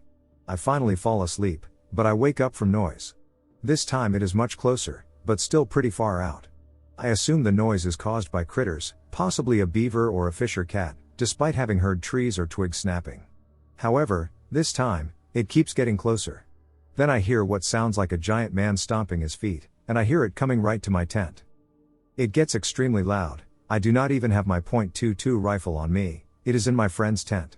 For the next 30 minutes I hear this thing coming towards me until I swear it was at most 15 yards away from my tent, and at this time I know it must be a moose or bear. I was more worried about it being a moose because it was during rut, and people say they are the most dangerous animal in Vermont. This thing is right next to me in the pitch black, and I can't shine a light on it to see what it is, thankfully, because being young and stupid, I probably would have. It was probably there for 30 minutes, then something spooked it. I guess it was me when it smelled me or I made a noise. Luckily, it didn't attack my tent. We woke up the next day and saw the largest moose prints I have ever seen right near my tent. I swear, since it was during a rut, if I had coughed or sneezed, it would have attacked me. At that moment, I felt on the verge of death. It is also why I carry a .44 mag with +P+ solid cast buffalo bore with me when I hike during rut in the Northeast now. Residual haunting at Holes Creek. So I used to go to this creek called Holes Creek every day because it was within walking distance from my house. One day I was walking down a bend in the creek before a bridge, at about 5 p.m., and I heard this loud crashing noise up ahead, followed by what sounded like a person yelling. Now this area of the creek has no houses around it, the closest part of the city is about 5 blocks away. I ran around the bend to investigate the noise, but I found nothing that could have caused it. I just headed home because I was weirded out by what had happened. I get home, and my mom says that she got a post from one of her friends, on another app that I probably shouldn't say. It turns out that the night before around the same time I was there, a car had run off that same bridge, and the driver died. I believe that what I heard was a residual haunting. Residual haunting is a haunting that replays events of the past before someone died, of what occurred then. The Devil's Triangle. This happened to me when I was younger, it is a true story. At that time, I was officially in my early teens but still at an age where the only scary stuff I knew and believed in were the cliché things: zombies, vampires, werewolves, and the devil. I had, and still have, best friends who happened to be twins. We lived in New Jersey at the time, and I lived about 15 minutes away from their house. The area I lived in was nothing but houses, but they lived in the middle of nowhere. Woods, and more woods, for ages. And naturally, we loved this. I met them in 3rd grade, and we started hanging out around 4th grade. Well, from the start, they told me about all the paranormal stuff that they claimed happened around their house. They were the first people to get me into the spookier side of things. They introduced me to YouTubers whose videos still give me the chills now as an adult. From the start, they told me of a supposed Satanist cult in their area. Again, I wasn't a huge believer in ghosts or anything at that age, but it was interesting to hear about it from 2 kids who were very clearly believers. Anyways, there is a field quite close to their house, and about halfway down that field is a quarry. There is a gravel road, pit road is what we called it, that leads through the woods and down into the field so workers and trucks can come and go to the quarry. Well, just in the woods, a short, maybe 5-minute walk from pit road, was a spot they called the Devil's Triangle. They never explained it, so I had no idea what it looked like, but they told me about it all the time. I always pictured some ritualistic table with skulls and candles and whatnot, being a young kid. Well, we talked about it. We never went there. After a year or so of hanging out, so sometime around 5th grade, they finally decided to take me there. So we made the short walk to the field, then along the tree line surrounding it, and, eventually, onto Put Road. We avoided the passing trucks, as people, especially children, weren't allowed back there. And eventually, they pointed and told me we needed to step off the trail and into the woods to continue. The second, and I mean the exact second, my foot hit the grass and leaves off the trail, it hit me. The burning, spine-tingling sensation of being watched. Of eyes burning into the back of your neck. It was also accompanied by this horrendous butterfly feeling in my stomach, like any second I would throw up. I kept quiet. I didn't want to chicken out, they'd think I was a wimp. We carried on. And eventually, I saw it, absolutely duck all. Nothing. Until we stepped closer. I can only describe it as a crater in the ground, a random, 7 to 8 foot deep circle in the ground. It was probably about 30 to 40 feet in diameter, though I'm not very good with measurements. But the odd thing about it was the fact that the center of the crater was raised, level with the ground outside it, and in that center was an old fold-out table. I say old, it could have been only a year old, but the weather has made it look so nasty and worn, and it was almost snapped in 2 pieces. That was it. The Devil's Triangle was more of a devil's donut. This is where they pointed out the triangle aspect. There were 3 trees, the only signs of life in the forest filled with it, 3 trees on the outer edge of the crater. They just so happened to form a triangle around the crater. After finishing the descriptions, we stood at the edge of the crater, hesitant to step in because it was said to be evil. But the youngest of the twins, C, decided we should, and so we did. When I said chills were constantly going down my back as we walked into the woods, they only intensified 100-fold as we stepped down and into the triangle. And then, I remember nothing. Absolutely nothing. One of the twins, M, stayed close to me during the walk to the triangle because he noticed I was getting paler, but he also explored like C did. Eventually, we separated. All staying in the triangle, just not side by side or anything. After about 5 minutes, when M looked at me, he said I was looking around, but I was blank-faced. He apparently said, "You looked really bored, P." My response to him? "M, come here." "I'm right here, dude." "No, I mean, come here. Now." He said I didn't shout, I wasn't angry, I wasn't anything. But something made him come over to me. The second he stood beside me, one of those 3 trees fell. A perfectly healthy, intact, living, huge tree collapsed. The tree collapsed exactly where he had been standing just 3 seconds earlier. C looked over and asked what happened. M responded and explained the situation. C looked at me and asked, "Why did you call him over?" I knew. They asked me about 59 times what I knew meant before I suggested we leave. So we ran. After 5 minutes of running, they said we stopped to catch our breath, and that's where my memory kicks in. I remember stopping to breathe. But that's it. I don't remember going into the triangle. I don't remember calling M to me. I don't remember the tree. I don't even remember leaving the triangle and running. I remember catching my breath. And then I was fine. Trying to play it off, to act like I hadn't just lost crucial moments of our lives, I asked them to repeat what happened to make sure I remembered them correctly, and they did. Word for word, they both swear the same things happened. They still, to this day, don't know that I don't remember it. That I have no idea what made me say those things. I don't know what to make of it. I would rather not say it was a demon because it saved my friend. But it happened, and I can't remember a goddamn thing. That story is one of 2 times I have had a connection with the paranormal. I felt a presence, as if someone or something else was there with us. Or apparently speaking through me. Naturally, I haven't told many people about this because I believe they would think I'm crazy, so I decided to share it here instead. I never saw it. I live in the country and usually love it.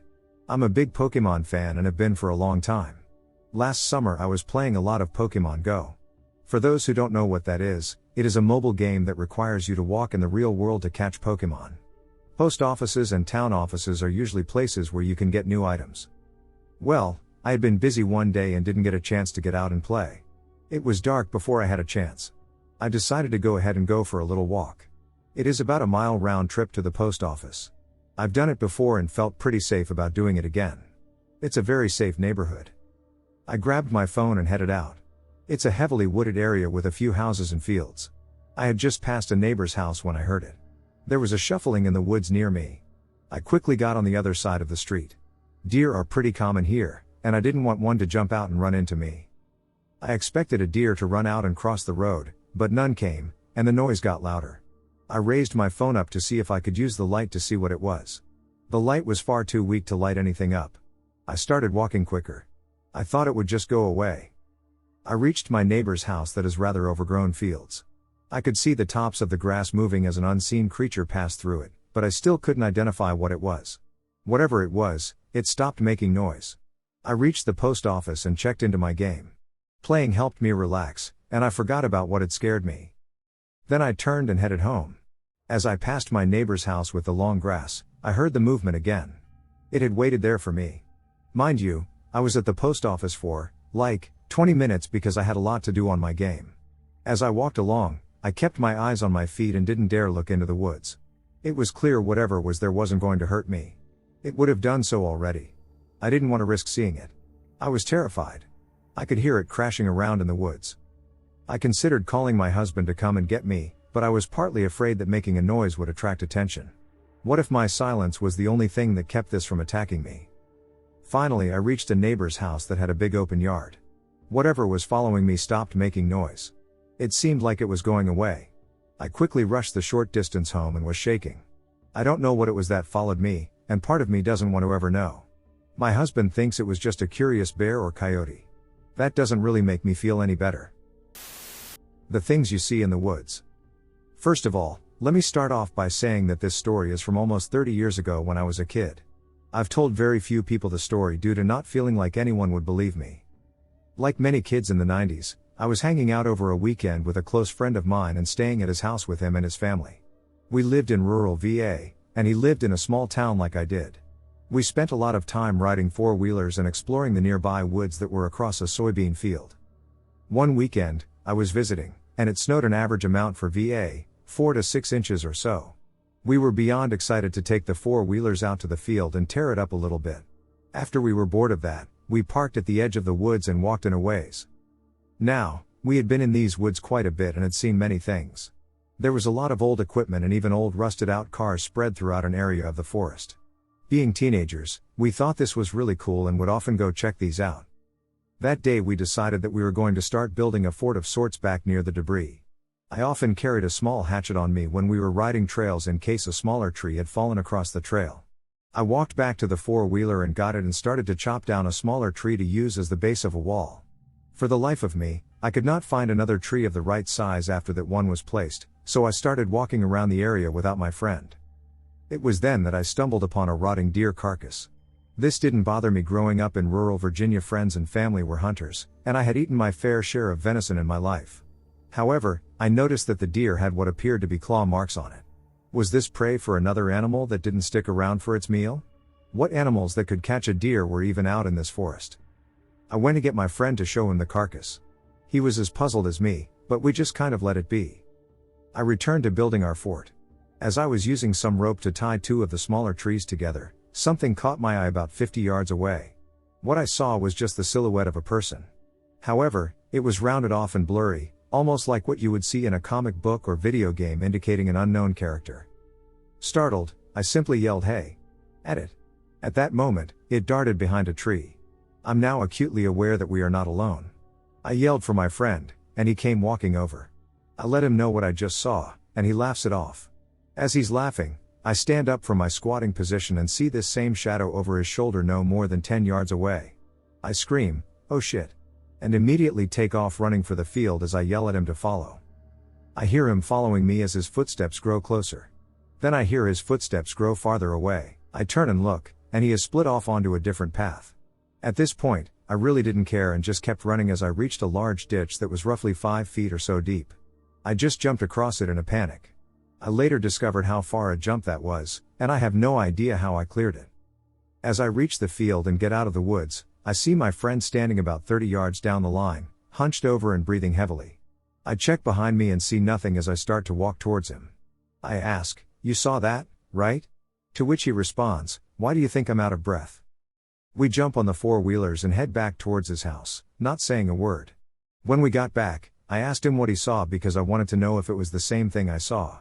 He described it perfectly. We tried to talk to his parents, but they both just laughed it off and said, "Guess you better stay out of those woods." He had the idea to go talk to his grandmother, who lived a couple of blocks away and had lived in town her whole life. We simply asked her if she had ever heard anything strange about the woods over there.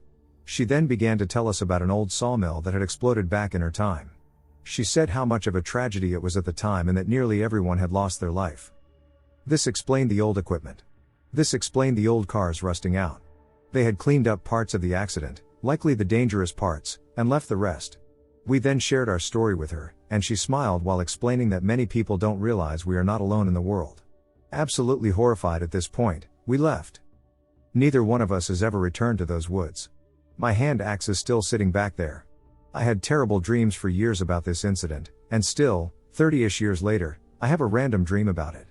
I don't know what we ran into that day, and I'm certainly not going back to check. Our childhood bush house. When we were young, my cousins and I had a bush house at the end of the back garden just before the garden opened up on the heath. Due to me being a full-time wheelchair user from birth, it was Gron's idea that instead of having a treehouse that had to be climbed, it would be safer and more practical to have a bush house that all us kids could use. Even though we protested greatly, although I am disabled, I frequently used to climb trees in the local parks and over the heath with the help of my cousins, obviously. But Gron's word was final, and we never argued with her, as she was a beautiful and lovely matriarch but also as tough as old boots and very scary when pushed. So with that we busied ourselves on choosing an appropriate bush for our new play area. On selecting a perfect one, Gran delegated tasks to the older boys to clear the outer area of the bush and also make a little hollow inside it with pieces of spare wood on the ground to serve as a basic floor so that my little wheelchair could run safely and easily inside it. Gran was reasonably young at the time, and while the boys were doing the heavy work, she arranged for us younger ones to get furniture, supplies, and accessories to make our new play space cozy and comfortable for us all. A year later, our bush house was in full use. In the daytime, we younger ones played in it after school, on weekends and holidays, and in the evenings and nights, it was a place where the older cousins could have some privacy away from the eyes of Gran and Mum to do whatever they did. Our bush house was cozy, though. We got chairs, bean bags, and floor cushions donated by relatives and friends of the family. We also had a small table that we made a tablecloth for, and our Auntie Jay made some pretty curtains that we hung up the best we could. We even had a cupboard where we kept snacks, and, only when the older boys or Mum were there, we were allowed to use the camping stove to heat tinned beans and sausages or pot noodles up and make tea.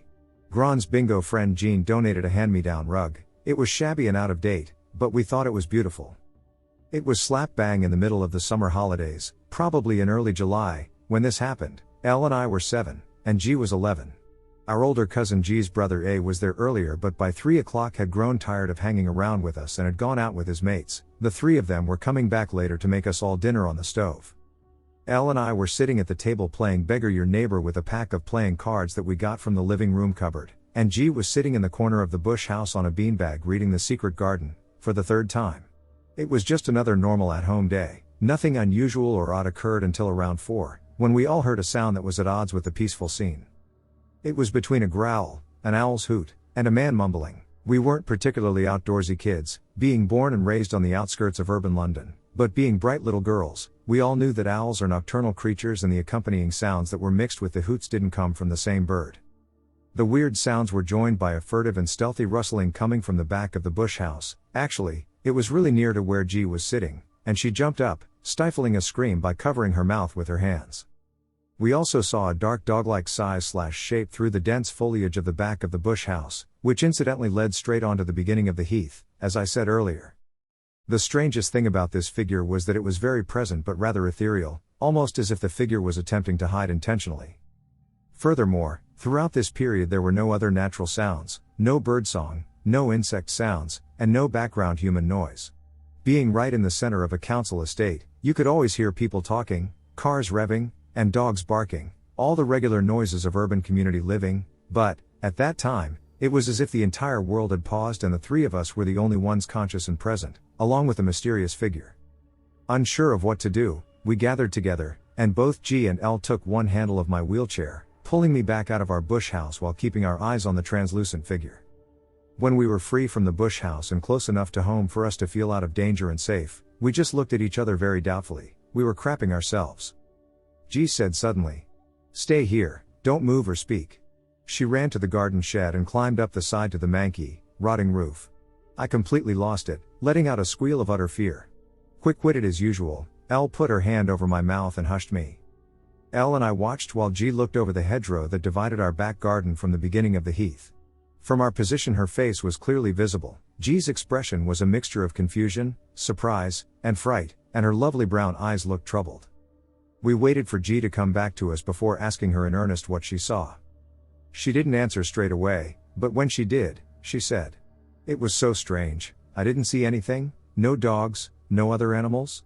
She paused, her young mind trying to summon the words to explain what she witnessed. "There was a man, I saw the back of him walking away towards the iron fence." My 7-year-old's mind found it difficult to comprehend what G was saying, and one look at Elle told me she was experiencing the same. We both said together, "What, man, G? What did he look like?" G sighed, biting her lip, a habit that she still has today when she is anxious, worried, or trying to explain something tricky or difficult. "Lol. I didn't see him properly, His face and all that, I only saw his back. He did have really long, scruffy hair, though. Her eyes wandered over nervously to the end of the garden leading out to the very public heath. Elle and I both followed G's gaze, we all shuddered, nobody spoke for ages. For a long time, we sat in silence, with G and Elle sitting on the back step and me in my wheelchair beside them. Suddenly, I noticed something and exclaimed to the others. Everything is back to normal, listen. We all listened, the regular everyday noises had returned, and the world appeared to have resumed business as usual. A while later, A and his two mates came back, and sensing some tension from us, they asked us what was up. We did tell them everything, and two of them ran out to the back to have a look around. They were gone for about 45 minutes. When they returned, they said they didn't see anything, no strange man, no animals, nothing unusual or dodgy at all. We spent the rest of the day hanging out with the boys, eating dinner in the bush house, and later watching films and eating junk food. We didn't tell Mom about the experience until a few years back, long after we were grown, and we still don't know or can't explain what happened that day. Off-putting overnight in the Bennington Triangle. I grew up in Vermont and have spent a lot of time hiking and camping. I'm more comfortable in the woods than I am in a city most of the time, and I seek solo day hikes through the woods whenever I travel. A few years ago my newly retired father decided to hike the Appalachian Trail, and when he got up to Vermont, he encouraged both me and my sister to do short hikes with him. I joined him for a night as he walked over Glastonbury Mountain. If you're unfamiliar with the Bennington Triangle and Glastonbury Mountain, it's worthwhile to delve deeper, but in summary, this is an area in southern Vermont/central northern Massachusetts where mysterious occurrences have taken place. Notably, there have been at least 4 disappearances in the area, starting with 18-year-old Paula Weldon in 1946. She went for a hike one December day on a Glastonbury Mountain trail and was never seen again. Legend has it that a young boy who was waiting in the car while his mother took care of some pigs at a local farm also vanished a few years after Paula, that a hunter who was well acquainted with the area vanished a few years after that, and that a woman who was hiking the same area I was about to embark on with my father disappeared while hiking with a friend of hers after becoming separated because she turned back to change out of wet clothing after tripping in a stream. If I remember correctly, that last woman's body was recovered about a year later in an area police swore had already been searched. The thing is, her body didn't look like a body that had been lying about in the elements for a year. Another story involves a man who boarded a bus in the Bennington area. Despite being confirmed to have gotten on the bus and having no reasonable place to disembark before his destination, he vanished before reaching it. Most of these disappearances had one thing in common: the people who disappeared were last seen wearing red. I love folklore because I find the stories we tell to make sense of what we don't understand very fascinating. When my dad mentioned Glastonbury, I decided to be a little cheeky. My hiking outfit for the day was pink, from head to toe. The hike itself was great. Nice weather, beautiful woods, not very harsh terrain. Our goal was a lean-to, about 8 miles into the woods. We made it there in good time. There was an outhouse located down the hill from the lean-to and a little stream a good distance from both the lean-to and the outhouse. We start to set up, and 2 middle-aged women arrive. All 4 of us are going to be sleeping in the lean-to that night. Another guy drops by but decides to set up his tent off on the other side of the trail, closer to the stream. We chat with the ladies, eat, and settle in for the night, and I get to sleep pretty quickly. I wake up in the night needing to pee. I briefly think about going down to the outhouse, but it's too far down the hill for me to have the motivation, so I decide to hop off the lean-to and just go in the bushes that are right up next to it. I hop off, start to pee, and immediately get a shiver down my spine. I have the feeling that there is something massive right next to me. I could hear a rattling sound that resembled breathing. Now, I've been within throwing distance of a bear at night before, and that guy did not want to be anywhere near me and took off. Bears don't tend to want to be around people if they can help it, and humans were coming along this trail most of the year. What's more, all of our food was safely stored. I also believe that bears do not make those kinds of sounds. The feeling I got from the other side of the bush was that something huge and unhappy was aware of my presence. I hadn't grabbed the flashlight because I wasn't walking very far, and in any case I was too afraid to look up and see if I could see anything. I got back into the lean-to as fast as I could and waited to hear something lumbering off. I heard something that sounded like it was brushing against the lean-to, but then nothing. I managed to fall back asleep eventually. The silence that woke me up the next morning was striking. No bird song, no squirrels in the bushes, nothing but dead silence. We ate and started off as the ladies packed up, and we saw the tent of the other guy, though he didn't seem to be up yet. Again, it was a beautiful day, the air was soft through the trees, and everything was green. but the silence always stuck with me as we hiked the 10 miles back out the other side of the mountain. The whole way through, until we were near to the road, it was eerily quiet, as though every other living thing had vanished.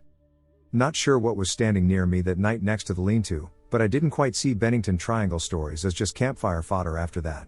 And I'm glad I didn't decide to go all in and wear red up Glastonbury Mountain. I camp once a month in the same spot in Bankhead. Little rock outcropping near an always running creek. About half a mile from where I park my truck. One day 2 summers ago, I had just put up my hammock and started gathering wood for my fire later. This guy just sort of walked up the trail and started asking me if I knew anything about the area and where there was a good place to camp, if there were fish in the creek, etc. It has happened once or twice before that someone will come down that little trail, but it's unmarked, and generally the truck at the beginning keeps people out. It was just off-putting the way he just sauntered up and started asking questions, like I had invited him to a conversation. He was dressed in jeans, a shirt, and some old tennis shoes, and he was maybe 40 or 45. I'm 34 or so at the time.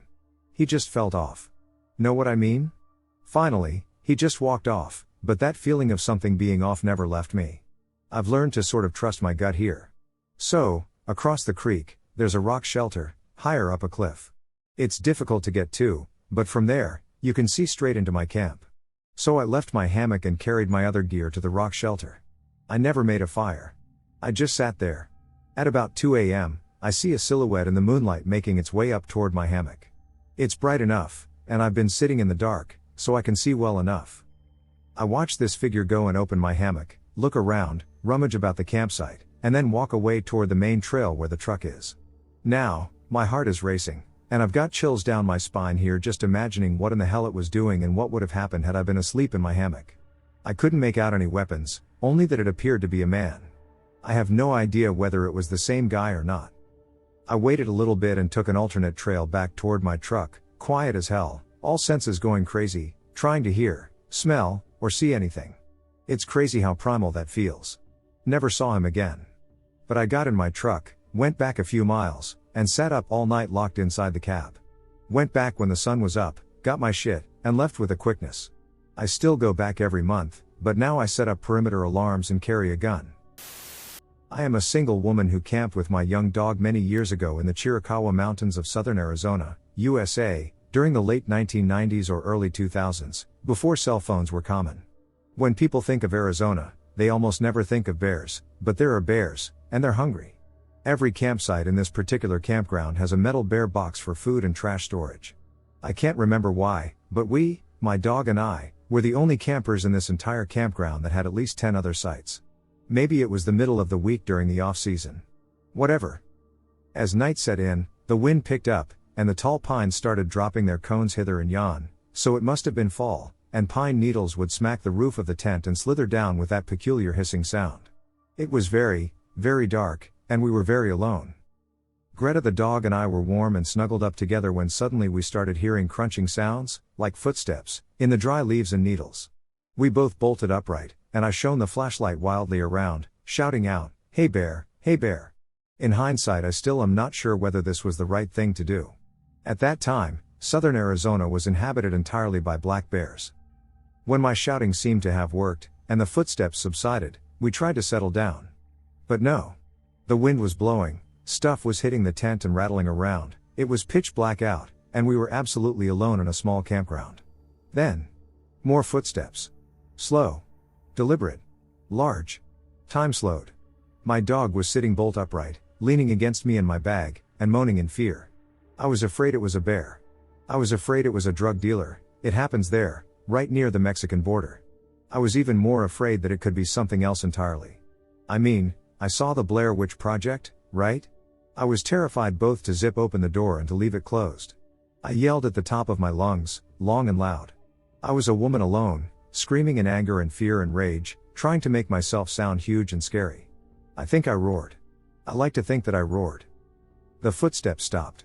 I didn't know if their owner had left or was standing still in my campsite, next to my tent, waiting for me to zip open my door.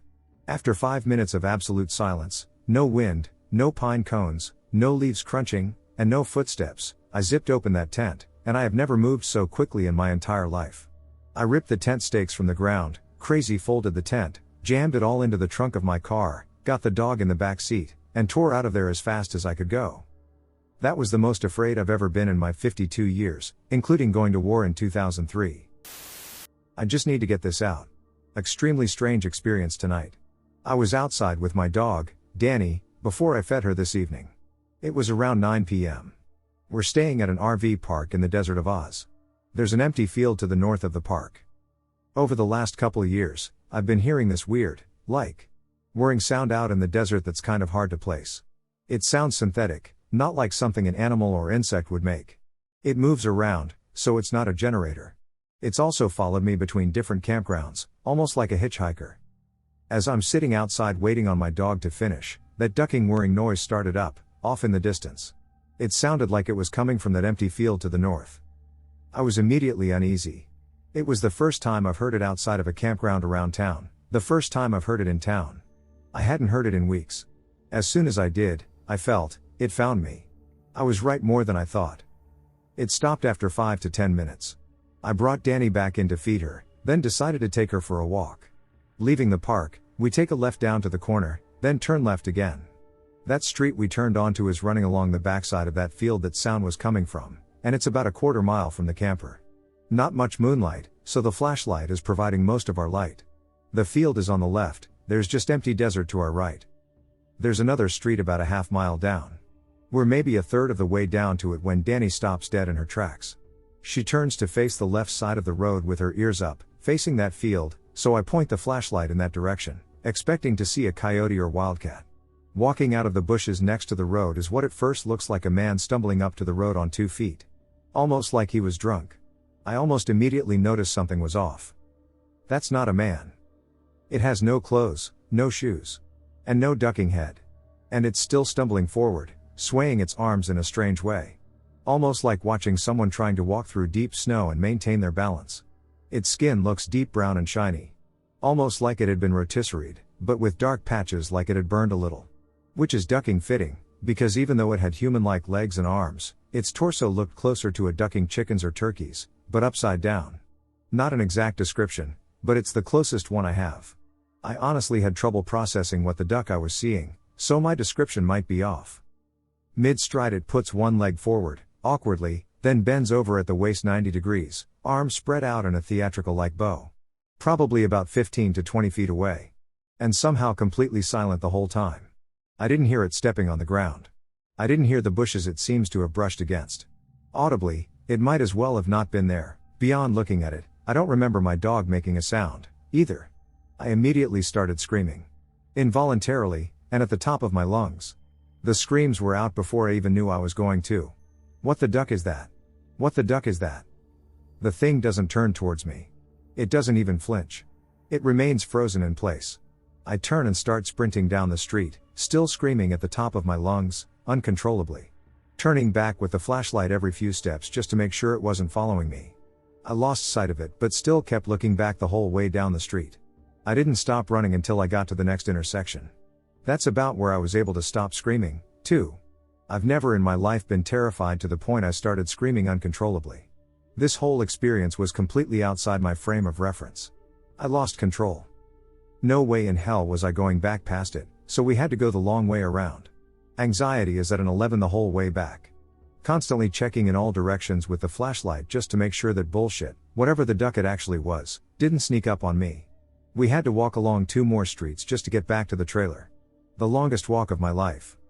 So, I have no idea what in the actual heck to do with that. At all. It seems like it came out from roughly where I heard that whirring noise coming from. It definitely came from the same ducking field. Like it came out to ducking meet me and introduce itself. Like that's what it was bowing for. It's ducked. It's ducked, and I'm terrified by the possibilities that suggests. But Danny saw it first. I truly wish she hadn't. It would have been easy as duck to write off as a hallucination otherwise. It got even weirder, though. By the time I hit the next street after I started running, which didn't take long, my ducking flashlight had turned pink. The beam has turned ducking pink. It's normally white. I assumed I had ducked it up or something while running, said duck it, and kept walking quickly. I started noticing pink streetlights on the way back, too. Didn't give it much thought, was too busy keeping an eye out to process it. Got back to the street the RV park is on and turned left. That's when I noticed the ducking moon. It was ducking pink, 2. Every light source I could see was ducking pink. I started tweaking. The first and only thought was that I had been abducted and wasn't really experiencing what I thought I was. Simulation or screen memory, and they ducked up the settings. Got all the way back to the camper, got inside, and called one of my friends over Signal. And it kept ducking up, no matter who called whom. There was no audio for either of us, even though the calls were going through. Anxiety ducking peaked higher than it's ever been in my life. Oh duck. None of this is real. I'm cut off from the world. None of this is real. Every light was still pink, too. Even inside my trailer. It was surreal. I sent my friend my phone number and had her call directly. When the phone rang and I picked up, and she was there, I ducking lost it. Completely. Started bawling. I've never in my life felt such relief to hear someone else's voice. I really wish I hadn't seen that. Even if it's not what has been making that sound, there's no way in hell I won't be associating it with the sound now. Deaf feels connected, though. It came from the same ducking field. It is worth pointing out that we left the camper around 9. Didn't get back to it until around 10:15. The path we took is usually a 30-minute walk at most. So I might be missing about 45 minutes or so. Not a fan. Clemson experimental forest creepy sightings.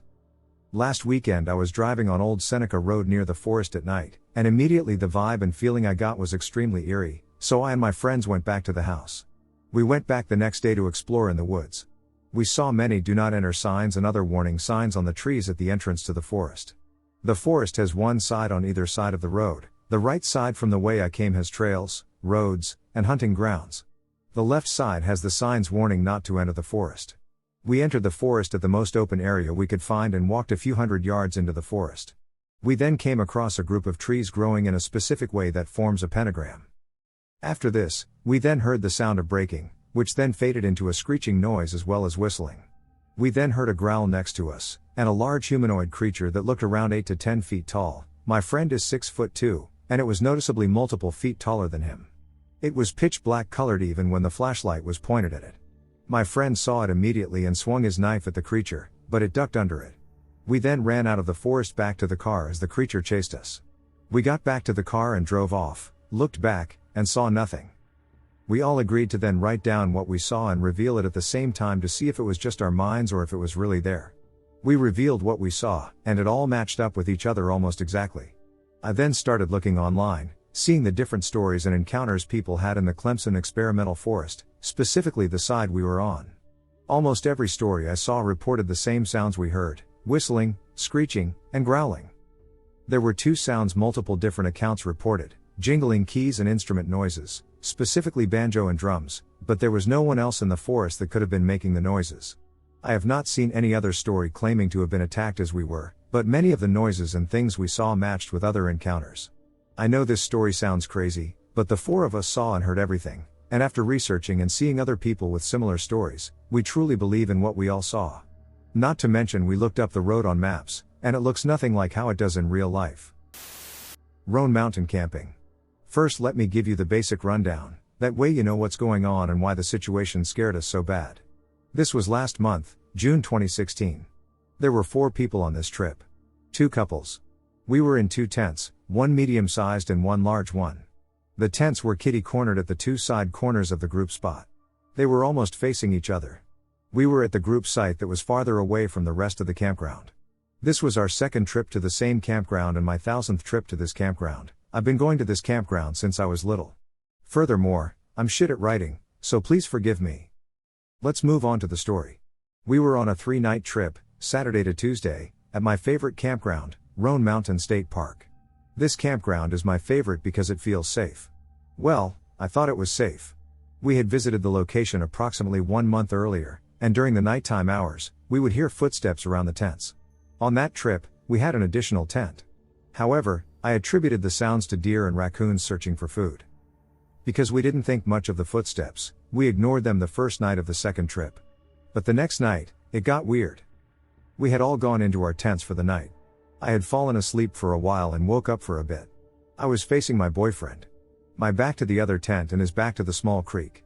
I was just looking around completely relaxed until I saw a flashlight on the back of the tent. I chalked it up to some idiot walking the small trail that starts and ends on our side of the creek. I continued to watch the flashlight as it moved around the corner of our tent for a solid minute. I woke up my boyfriend to watch it with me. Eventually I got up, completely naked, and turned on the lantern we had hanging in the top of the tent. I stood there, and the light stopped. I did this kind of as a test. If it was a ranger or someone hiking around, they'd stop and not do it again. I got dressed and turned the light back out. About 5 minutes later it started again. This time, I heard footsteps near our tent. I got stressed and asked my boyfriend to ask our guy friend in the other tent if it was him. He was asleep, but his girlfriend, I'll call her M, wasn't. She'd been watching it the whole time, thinking it was us. We all got up to leave our tents, and the light didn't stop until the first person got out. We searched around with lanterns, shitty flashlights, cheap pocket knives, and the pepper spray I keep on my keychain. We saw and heard nothing. It was so quiet, the only sound was the constant splash of the creek. We started a fairly large fire and tried to figure out what happened. M said she was almost asleep when she saw the light. She said the light was coming from the beginning of the road leading to the group spots, while I observed it coming from the bridge that crosses the creek. Both of us said the light had shadows of branches. We never saw anyone leave the trail. It's a short circle. We have no clue who the people were and where they went. We knew it wasn't the ranger because they drive down the gravel road on their rounds, and their rounds end at about 11. We knew it wasn't some shitty kid because it was 2 to 3 a.m. and we knew it wasn't someone older because they'd apologize. That's just the normal thing that has always been done. This situation feels stranger because the night before, a large group of Boy Scouts had set up camp at the first group spot. I mean, there were about 20 tents in one large area, and none of the campers behaved in that manner.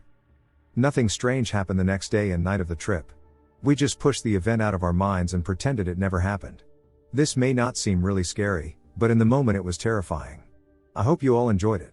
Thank you for listening. My wife and I had gone camping in the New Forest, UK, and after years of camping in the US, this was my first camping trip here. It's different for sure. There are no big apex predators here, there's one poisonous snake, but it's pretty rare. No raccoons, even. Also no guns, but as I'm not needing to scare off cougars or bears, that seemed okay. But the gnats.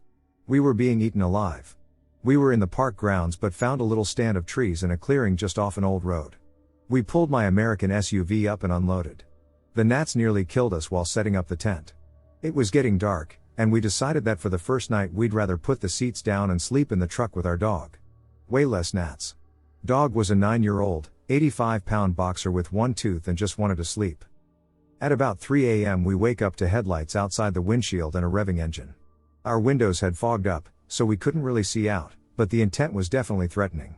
A vehicle was directly in front of our truck, flashing its high beams and revving its engine, jumping forward at us. We'd shoved everything in the front of the truck, so we couldn't just drive off quickly. It was also back in the day, so my Nokia 3310 could call the police and play Snake, and that's about it. 6 large men, at least one with a crowbar, got out of their vehicle. I could see their shadowy outlines and their high beams. They were just checking on us and said, "Just get out of the truck, we just want to talk." They were laughing like drunk frat boys. Absolutely not. My wife and I, both women, are 5 feet 2 inches on a good day. Not getting out. At this point we hadn't spoken because I didn't want them to hear a female voice and attack. Online gaming, anyone? I rang 999, and they kept asking my location, but all I could say was the park name and just off an old road with no name. Not helpful. They told me they'd send a non-emergency car since the guys hadn't actually done anything illegal yet. Brilliant. The guys were getting closer to the windows, and I was scared they'd get close enough to see inside. I had my K-bar knife, but that was it in terms of protection. We might need to make a run for it if they broke a window, but our shoes were outside drying after a muddy hike. We put on all the socks we could find instead. At this point, 3 events occur simultaneously. One guy sees the green glow of my Nokia and shouts, "They're calling the cops."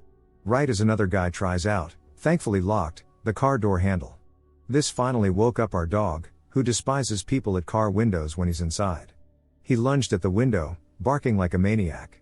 The dudes all run to their vehicle and peel out. After what felt like forever, probably 15 minutes, the police car finds us, still in the truck and afraid to come out. They stayed for the 10 minutes it took us to rip our sight apart and throw it in the truck, then we flew off towards home. They told us the guys were probably after the SUV because it was a right-hand drive, and they could sell it in France before sunrise. In the best case scenario, we would have been stranded without a vehicle. I won't even think about the worst case scenario. It took me ages to work up the courage to go camping again. I've got 2 stories. The first one was east of Johnson City, Tennessee, about 30 miles west of Boone, North Carolina, off Highway 321. I was living out of my Jeep Wagoneer on the way to move to Stowe, Vermont, during the summer of 2001. Taking odd construction temp jobs, etc., to raise more gas money. This older rainbow hippie dude with 2 young kids, like runaway teens, in this van was trying to befriend me. I didn't like their vibe. I went out to the woods to escape them. I found a good creek bed for camping in a canyon I had seen earlier, located down 321 and almost in Johnson City. Well, as I walked into the woods, I saw their van. I got really creeped out. This snake crawled out of the tree and looked right at me. We both just stared at each other. Seemed like a bad omen. I arrive at the campsite. The dude is there with these kids. And this dude is Manson creepy. Like the old rainbow weirdo. I go searching for mushrooms. I ate wild psychedelic mushrooms. Came back to the camp. I find this abandoned tent with someone's sleeping bag and personal effects across the creek. Inside it I find all these pieces of cardboard with the scrawlings of a madman. The boy is with me. He tells me that it was the tent of a girl from the Florida Rainbow Gathering in Ocala, whom they had not seen since winter. This is July 2001, mind you. Then hundreds of spiders come crawling out of the tent. We go back across to their campsite, and the old man and the girl were cooking and had been arguing. The boy is arguing with the old Manson hippie at this point. Manson guy. The old dude hits the girl, then the kid basically knocks out the dude with a frying pan. The old man is dazed and screaming that he is going to end them. The girl is wailing and crying. The boy is telling me I must help them. I bailed. I felt just like pure evil. Like I was surrounded by darkness. At the time I was some kind of quasi-Rasta hippie Jesus Christian. I was praying to everything as I broke my camp in record time. I was tripping my balls off at this point. I packed up my shit and hightailed it back to Boone. At some point I'm driving up that mountain pass. And I realized I'm seeing 3 highways. It was like 2 a.m. at this point. By the time I got to Boone, I was shaking as I made a call on a pay phone to my friend Cassie. I did see the Manson guy with the kids a few days later in town. Not long after that I drove to Damascus, Virginia, and stayed at the hostel there. I made it all the way to Schuylkill County, Pennsylvania, in anthracite country. Think nothing but trouble, the movie. This is story number 2. My Jeep broke down on the side of I-81 below Mahoney City, Pennsylvania. My radiator had exploded. I hitched a ride from some high school kids to this creepy mall to make a phone call. My AAA was cancelled. I hitched a ride from a Dodge pickup full of Hispanic men who were blaring the ball at full volume. Very bizarre. They dropped me back off at the Jeep. I crawled down an embankment and made a campsite in this very creepy forest. I woke up wide awake at 5 a.m. I mean, I've never been so awake in my life. Someone was outside the tent. They started pulling on the zipper. I literally couldn't move. I was frozen. Once again I summoned hippie Jesus, and this powerful angelic voice came out of me in a booming and authoritative "WHO's there?" Whoever it was immediately left. I broke down that tent in record time. Sprinted down that interstate to a local mechanic shop. They towed me in and said the Jeep was screwed, but they'd give me a ride to Pottsville, the county seat. I have this specific memory of the tow truck driver listening to that song Drops of Jupiter by Train. Context. I left my art, the Lord of the Rings and Silmarillion leather-bound books from the early 70s my grandmother gave me, and other mementos along with my acoustic guitar. I didn't care. I wanted to leave Schuylkill County, Pennsylvania, as quickly as possible. I got to Pottsville. I reached out to my friend in Stowe. His dad wired me $300, and so began my long Greyhound trip to Vermont. I've probably spent more than 1,000 nights camping, and by far my scariest night was at Coast Camp in Pt. Reyes National Seashore. It was February, and I took a midweek solo trip. The walk along the beach to camp had been fabulous without another soul in sight. I had the entire campground to myself. After a nice dinner I crawled into my tent, intending to read a bit before sleeping. Shortly after sunset I started hearing some scurrying sounds and soft, weird vocalizations. My first thought was raccoons, a lot of them. I unzipped the tent to get a peek. My headlamp immediately reflected back to me through what seemed like 10 pairs of eyes. It took me just a few seconds to realize they weren't raccoons, they were skunks. Not your normal, run-of-the-mill skunks either. These were fully habituated to human skunks, with no fear and fat from their campground foragings. As the sole occupant of the campground, I was the focus of their attention for what seemed an eternity. They sniffed all around my tent, came under the rain fly, and explored the zippers of the tent door with occasional scratching at the mesh. What was I supposed to do? You can't yell at or swat a skunk, or you'll get sprayed. On the other hand, hiding in your sleeping bag is just inviting them in. I ended up speaking calmly to them, asking them to please not come into my tent and gently pushing them away from the tent walls through the fabric. I guess they eventually got bored with me and left, but I hardly slept all night anticipating their return. Doll in the Woods and the Redhead Girl. So, this is the first of many creepy stories that my roommate and I experienced our freshman year of college. For context, my best friend, Pat, and I met in high school and roomed together in college. They say don't live with your friends, but we had a lot in common and got along super well. There was no issue there. We were city kids, but we went to college out in the sticks. The campus was secluded from the highway and was surrounded by woods. Our freshman year, we shared a typical cinder block dorm room. 2 single beds, 2 desks, 2 dressers, and a closet with no doors, which had a cutout on the top of it for storage containers. There was enough space for someone to climb and sit up there if they wanted to, and we often did. One night, as usual, we stayed up late bullshitting for hours. We talked about school, dream jobs, girls we liked, what we thought about God, etc., etc., etc. Pat suddenly changed his tone.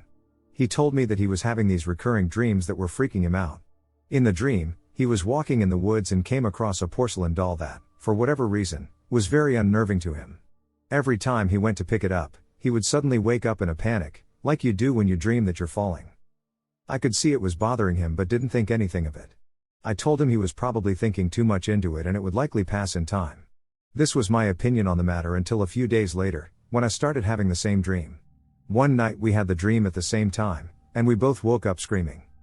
This happened on Thursday night, and we decided that since the next day was Friday and we both had a light schedule, we would take our bikes on a ride in the woods near our campus. So Friday comes and we do just that. Class ends. We get lunch at the cafeteria, and then we hop on our bikes and ride the trail that leads to the woods. Since Pat is most familiar with the dream, he leads the way, remarking the whole time how similar it is to the woods we are currently in.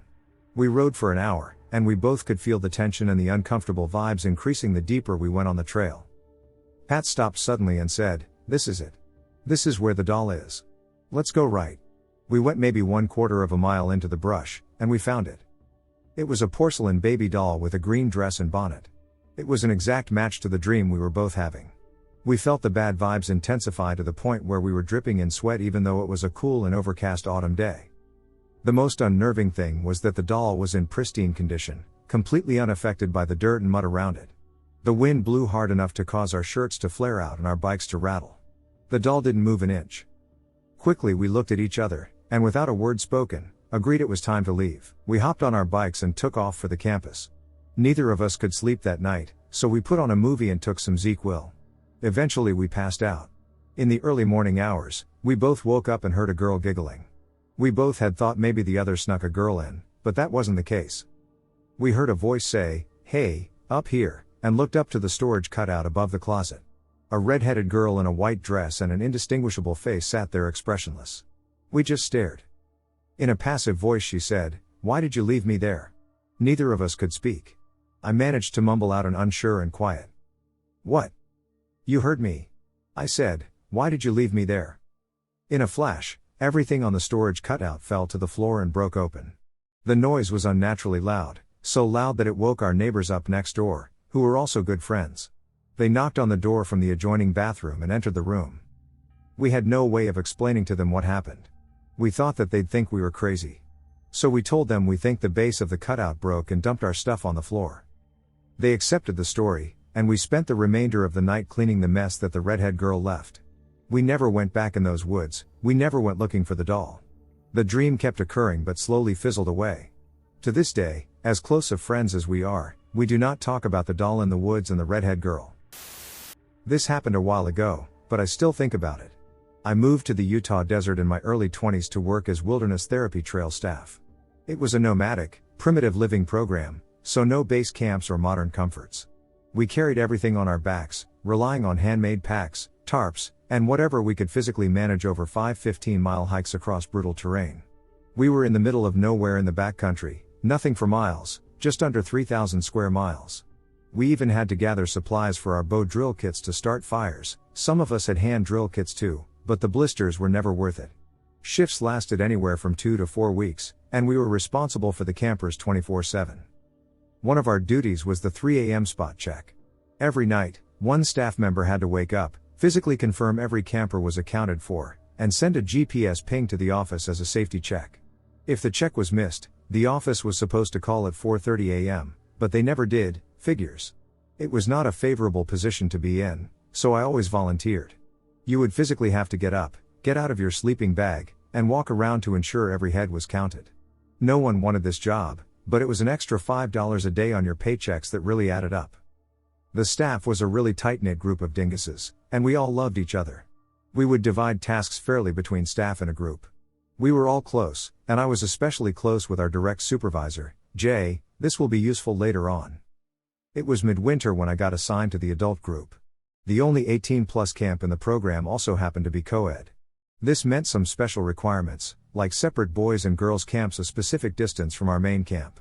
My friend Dave and I were excited to be paired with the adults, as this arrangement promised fewer conflicts and greater freedom to engage in enjoyable activities, such as challenging hikes. We planned a route to a remote, technicolored hill deep in a red sand pit. It would be a perfect campsite with tree cover and enough space to separate the boys and girls camps. After a week of hiking, we arrived. The nearest service road, I'm talking backcountry, barely a road kind of road, was half a mile away and approached the hill from one direction. It was a one-way in, one-way out situation for driving in supplies for the weekend. The company's transport vehicles would bring our food and water over this weekend. That night, after setting up camp, Dave and I stayed up late with a few campers, making a terrible attempt at wilderness desserts. Once the campers went to bed, we planned for the next day, put out the fire, and turned in. Then came 3 a.m. When I woke up for my spot check, something felt off. The camp wasn't just quiet, it was dead silent. No wind. No distant coyotes. No rustling trees, or even the sounds of scavengers searching for crumbs from our dinner in the sump, just an unnatural, suffocating stillness. Snow fell in slow motion, the stars reflecting off each flake. I didn't need a light because the soft white blanket was illuminated with a celestial glow. I started my midnight check. The girls' camp was intact. All 4 campers were asleep where they should be, and then I walked 150 yards toward base camp. Only hearing my own breath and the sound of my chacos crunching the snow. Once in base camp, I bent down to check the fire pit. The coals were buried under ash and fresh snow, but I moved a small patch aside and saw them still glowing, which would make morning fire prep easier. Then I heard it. A man's voice. Calling my name. It came from the boys' camp. The voice was deep, carrying through the silence. My mind raced to place it. Not one of the campers. Not Dave. I figured Dave was messing with me. People thought I wasn't scared of anything, which wasn't true, I just looked like I wasn't. But I headed toward the voice anyway, convinced it was a joke. At the boys' camp, I went straight to Dave's shelter to call his bluff. I shook his shoulder. No response. I climbed into his shelter and pressed a hand to his carotid artery, just to be sure he wasn't dead. He had a palpable pulse but no movement. His thoracic cavity was barely moving from his breath. This was the same guy who would wake up at a twig snapping, who snored like a chainsaw, yet now, he was utterly silent. I even tried a sternum rub. Nothing. Uneasy, I checked the 4 male campers. All accounted for. All asleep. All breathing. Then, from beyond the campsite. My name. Again. The voice came from down the hill. The only way out was the far more distant service road behind us. Whatever was calling me wasn't standing on a road. It wasn't supposed to be there. I froze. My heartbeat thundered in my earlobes, and my butthole felt like it was in my throat. The snow kept falling, weightless. Time felt sluggish. Then, one last time, my name again from behind the tree line. It was louder now. Closer. I felt a slight wave of relief when I remembered Jay was on shift. I pulled out the inReach and sent Jay a message. Hey! Are you here? Come say hi. If he was messing with me, he'd own up to it quickly with an "Ah, you got me." But no reply came. I power walked back to my shelter, buried myself in my sleeping bag, and clenched my eyes shut. As the first hints of daylight softened the sky, I finally slipped into sleep. A few hours later I woke up. No one was awake yet, so I collected my store of dry firewood I had hidden in my shelter the night before and went off to start the morning fire. About half an hour later, Dave emerged from the trees, rubbing his eyes and pulling on his jacket. He sat in silence for a long time, and I had assumed he was contemplating breakfast. Finally, he piped up. "Hey. Dude, did you have a weird dream last night?" "No, but boy do I have a story." "You first, or me?" He wanted to hear mine. So I told him everything. The silence. The falling snow. His corpse of a body. The voice calling my name, again and again from the dark. He listened, wide-eyed. When I finished, he said, "In my dream, the group woke up, but we couldn't find you. We called Jay, and he came with search and rescue. All they found was a trail of deer prints leading from your shelter into the woods, but that was it." We sat there, stunned. I was still processing what he had said in my slightly sleep-deprived, delirious state. We were quiet until the first camper came out and sat with us, and I checked my inReach. Jay had finally responded. He wasn't anywhere near us. He was back in town at the office all night. The campers woke, and we got on with our day, pushing the unease aside. The rest of the shift was uneventful, which is always good in the wilderness. The program director even attended a dinner with us on one occasion and participated in some games. It was one of the better shifts I remember being out there. When shift change arrived, we said our goodbyes, but before I left, one of the campers pulled me aside. "I'm overjoyed you didn't go missing. I had a weird dream one night that first week. I woke up and saw you walking into the woods. I tried to scream for you, but I couldn't make a sound. There was a strange man calling your name." That last stretch before transport felt endless. I've worked many shifts since then, but I've never been closer to shitting my pants in my adult life. Once I got back to the office, I noticed that the director of the program had left me a note in my cubby.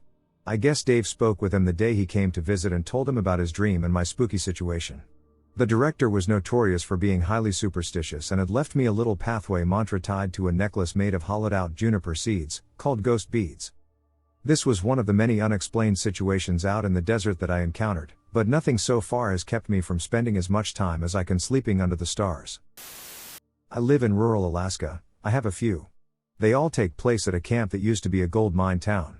In the first story, I was walking along a dirt road with friends and my sister. When we got to a mountain, next to the road, we felt creeped out. We decided to continue walking. It was the middle of the day anyway. We get back to the cabin, and all our parents are on the deck looking at the mountain we walked by. We asked what was so interesting. They told us they were watching a grizzly bear that was mimicking our path and wandered off when we got back within the camp. The second story is about the same group as the first story. I was visiting a friend's cabin, my sister friend's cabin, and my sister and our other friends came to tell me dinner was ready. We decided to take a shortcut through the pine trees to return to our cabin. We were chatting, including my sister, and I decided to walk backwards since I realized I was leading us back. As I was talking, I stumbled and fell onto my back. When I looked at everyone, they looked creeped out. I get up quick and turned to look at what they were staring at. It was a small cemetery in the forest. I tripped over an ankle-high talking fence made of pine branches. The plots had simple crosses made of branches. It was a small cemetery, a high cemetery, used before the official cemetery was established. Autumn is the hunting season in our region. We were out hunting caribou and moose. Caribou moose. We were out for a couple of days. We decided to head back to the camp, which was unsuccessful. It was late, but we were ready to get back. The route followed a river, a couple of rivers. It was starting to rise. This made it difficult to create a path back to the river. It normally follows the bank of the river. The water was too high, and we had to improvise, slowing us down. Driving ATVs back at night while improvising trails along a high river was not fun. The new moon was overcast. It was pitch black. You could only see as far as the ATV lights could shine. That's not very far, with all the 10-foot-high ATVs and bushes everywhere. We made it back fine, but I was creeped out, not knowing the terrain that well. The last story, Take Foot-High Story, takes place in a different hunting region, but the same story takes place in the part of Alaska. I was 20 or 21. We had a GPS because we wanted to put new waypoints in. There were 4 of us, looking for caribou. We split up to cover both sides of a mountain. Every good place to hunt because to hunt, you need to use ATVs to hunt. I had the new guy, the only ATV guy, who had been in Alaska a couple of years. We found a couple caribou guy, who had caribou, and shot one. Evening was setting upon us, and clouds started to close in. Thick fog set in by the time we butchered the caribou. Caribou. You could probably see 15 feet in any direction. We decided to get up the ridge and follow it back to the other 2. They saw the fog rolling in, and caribou left the trailer with a waypoint mark on the GPS. Even with the lights on, We didn't find each other until we were about 100 feet apart. We follow the GPS back to the trailer and hitch it back to one of the ATVs. We set a cabin, used by a mining company. We have the keys to it if we need them. We know the area pretty well, but when you can only see 15 feet in front of you, it's difficult to navigate. My dad knows where the cabin is, but the GPS is new. We tried navigating using just the GPS. We had to constantly adjust for cliffs, deep river cut banks, and all the tundra brush, too thick and high to drive through. We were out lost in the fog for 5 hours late at night. It would drizzle every once in a while. Finally, we found a part of a trail we knew and followed it to the cabin. By this point, we could see about 100 feet in any direction. So, I just want to share something that happened with me a year ago. This was a personal experience. I know what I heard and saw that day, and I don't need anyone's approval. I'm not asking for anyone to believe me, and I do not have any proof but my words, but I would like to share here anyway. So let's go. The year was 1999. I was a 10-year-old kid, living with my mother, brothers, and stepfather in a small, humble house in Santana de Parnaíba, Brazil. We had been living there for just over a year. For context, to this day, our home and the other houses in that street stay only on one side. On the other side, there's a big, huge Atlantic Forest Reserve, and there's a quarry inside of it as well. Today there's a tall wall that separates this forest from the rest of the neighborhood, but in that year it did not yet exist. Also, the street was muddy, there was no asphalt on there. And that street was a bit far from the rest of the neighborhood. If you go down the street, you'll need to walk like 200 meters, turn right, and take a street that will lead to other streets, or just walk straight for almost 1 kilometer in an empty road with no houses, just trees and bushes, to reach another neighborhood. If you go up that street, you would find other houses, but always side by side on the same side. My mom's house was the first one, or the last, depending on the direction, on that street. One night, while I was sleeping in my room with my brothers, my mom and stepfather were in their room when they heard loud, heavy, and slow footsteps coming from the empty road outside the house. The sound was heard far away, but it kept coming closer and closer, one step at a time, slow, like an elephant on 2 legs. When the sound reached the house, these strange footsteps began to climb the outside wall, as there was no wall separating the house from the street. The steps kept the pace, they didn't slow down even when climbing the wall, as if it, whatever it was, could walk up the wall unaffected by gravity. The house vibrated with each step. And then, I woke up. I heard the last few steps on the wall, and then it started walking along the slab, keeping the same slow pace, until it stopped at the top of the stairs that gives access to the slab, and these stairs led to what was the living room at the time. To close access to the slab, there was a type of door made with a wooden frame and asbestos tiles at the top of the stairs, and from inside the house, it was closed with a bolt and padlock. And those steps stopped right in front of it. And then, things started to diverge a little here. I was listening in my bed, without understanding what was going on, and after 3 or 4 seconds of silence, I heard a loud metallic noise rolling down the stairs, like someone had thrown a lot of tin cans, but my mom and my stepfather said they heard a loud, heavy thing rolling down, like a dead body or something. My mom and my stepfather ran out of the room, as they thought that someone was inside the house. I was in my bed scared. When they entered my room, I asked what was happening, and they said they didn't know.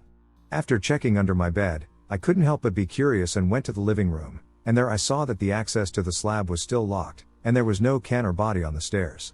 Also, there were no running steps. After that sound, everything went silent, and the steps never came back.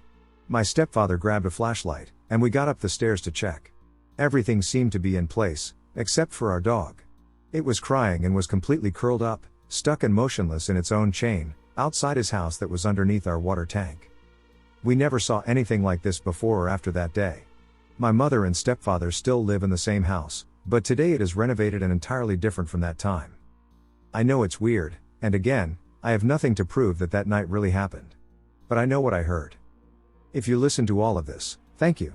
I hope you at least found it fascinating, regardless of whether you believed it or not.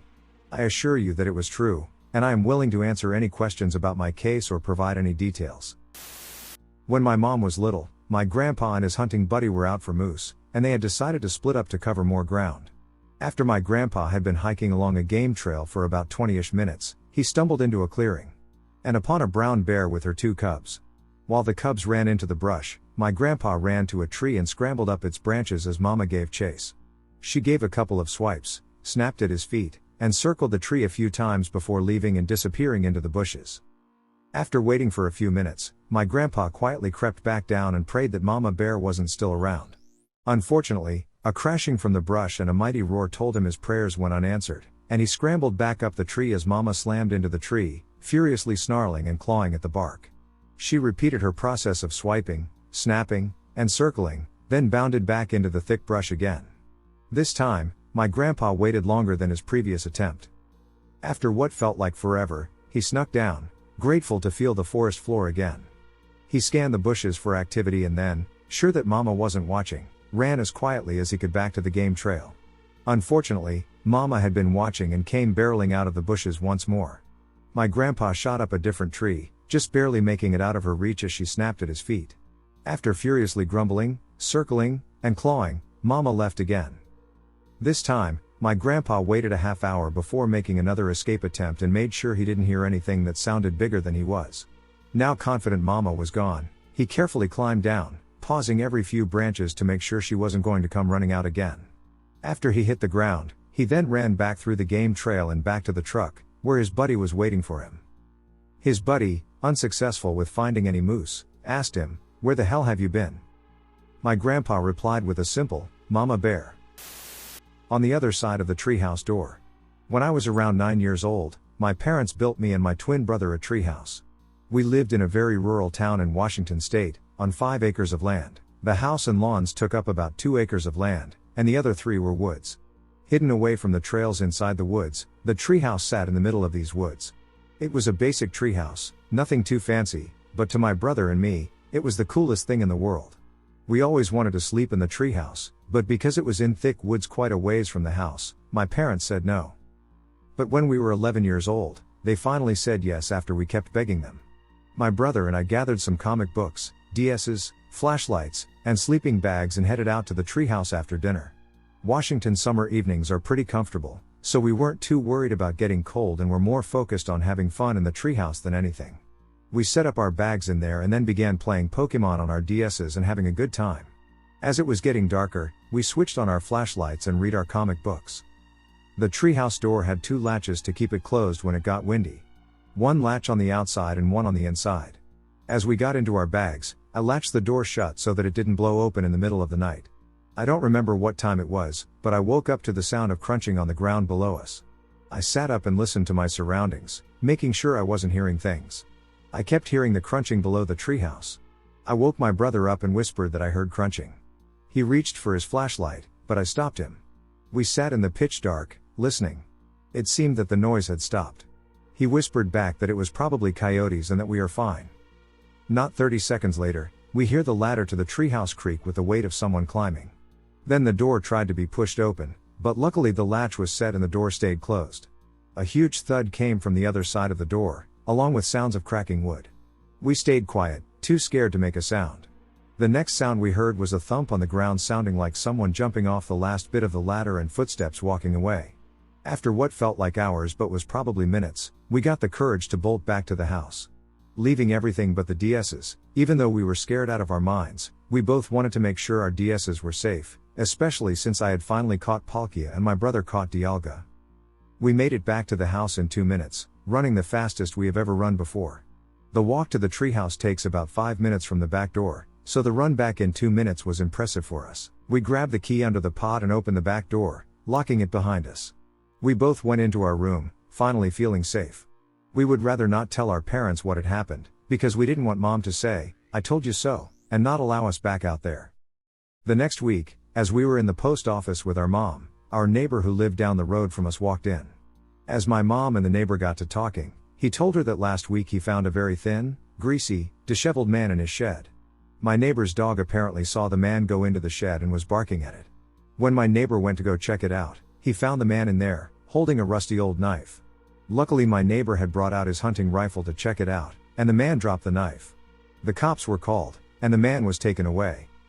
I believe that the disheveled man was the person on the other side of the treehouse door, likely searching for a place to sleep that summer night. After that incident, we didn't play at the treehouse as much and only went into those woods when it was light out, and we always took a knife with us from that point on. Never go too far into the woods. So I'll start this story off by saying that I love camping. It's my hobby, and I do it every weekend to clear my mind. But the thing is that I am not your usual camper, I don't go to spots that everyone knows about. I go to the deepest, most secluded parts of the forest that most people consider unreachable, and I'm usually alone. This time was not very different than most of my camping trips. I hopped in my old Ford Ranger, which usually had some trouble starting up, and traveled a couple of hours into the pine forest until I reached a very suspicious-looking dirt road. The thing is, I like suspicious-looking dirt roads, they usually take you to the best camping spots. I got onto it. It was very unkempt. It looked like a car hadn't driven on it for at least a year, but my old truck didn't have any trouble driving on it. I drove for what seemed like an hour until the road ended on a small clearing. I parked my truck and got out to look around. I realized that I am in the middle of nowhere, which, oddly enough, was a good thing for me. I got all my gear with me and started walking toward the woods. When I reached the tree line, an odd feeling of uneasiness descended upon me, like when you're alone in the house and suddenly the power of the whole neighborhood cuts off and you feel like something is about to come and rip you to pieces, or is it just me? Anyway, I thought a little but ignored it as the usual forest creepiness. I started walking deep into the forest, and as I say deep, I mean deep, like walking a couple of hours through fallen trees, big rocks, hills, and anything related.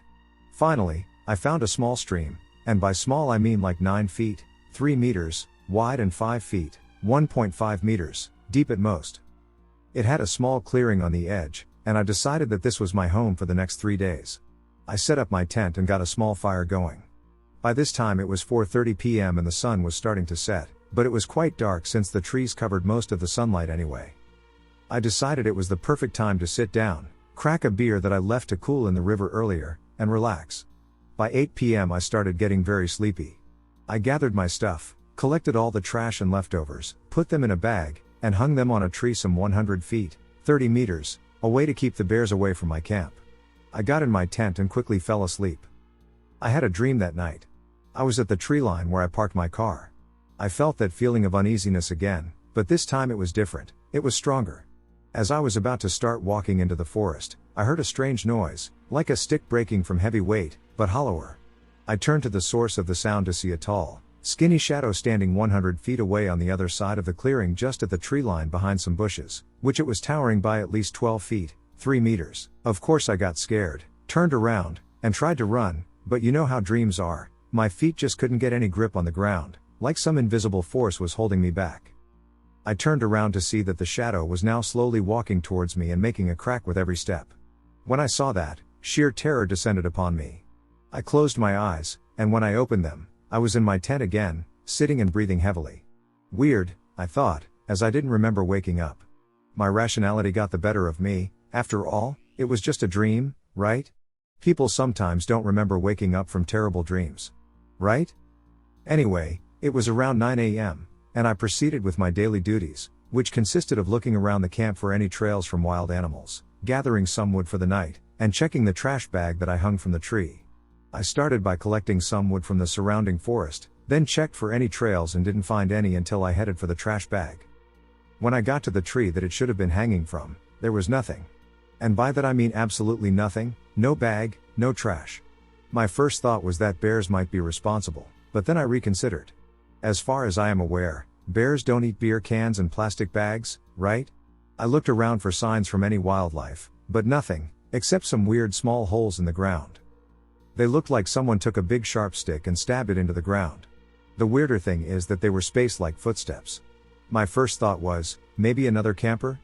But that didn't seem rational. Who would venture so deep into the forest at night just to steal my trash bag? Anyway, I followed the footsteps. They circled a couple of times around my camp, which was creepy enough, but then they headed straight into the river. These footsteps, if you could call them that, didn't resemble the trails of any animal that I know of. I got creeped out and didn't follow them any further. Some time passed. It was now around 2 p.m., and I decided that a short swim in the cold stream wasn't a bad idea, and I smelled like sweat anyway. I got my bathing suit on and headed straight to the river. I jumped in the cold water and immediately felt refreshed and cleansed.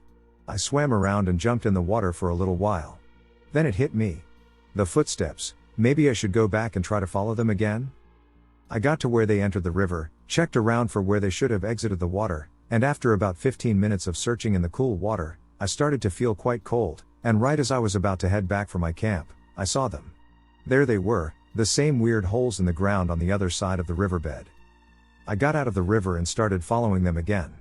About 50 feet in, I noticed that the footsteps suddenly come to a complete stop.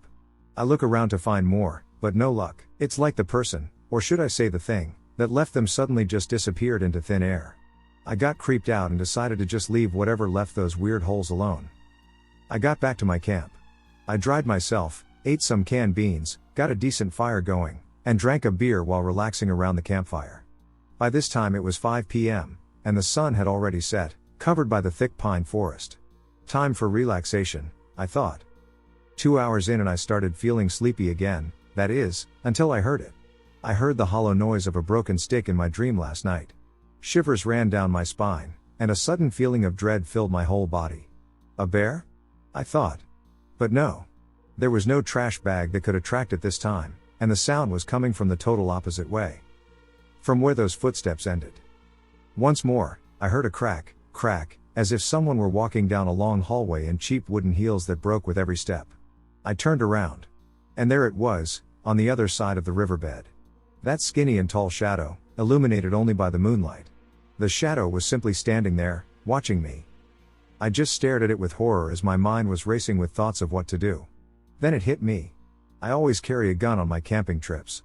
I jumped out of my resting spot and ran straight for my tent to get my gun.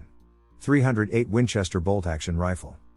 As I reached the tent, I unzipped it, opened the little door, and the second I entered it, everything went dark for a brief moment, similar to the way your peripheral vision dims when you suddenly stand up, and then I found myself lying next to the campfire, which had already stopped burning. I noticed it was starting to get bright outside. I checked my clock and 7 a.m.? How is that possible? I was just in front of the tent? Did I fall asleep and not notice? Was I that sleepy last night? I had so many thoughts running through my head at that moment. A couple of minutes passed, and I shook it off as another dream. Weird, very realistic, and scary dream, but still just a dream, right? I started going for my daily duties just like the previous day. I checked for wildlife trails, I gathered wood, I checked the trash bag, and then... What?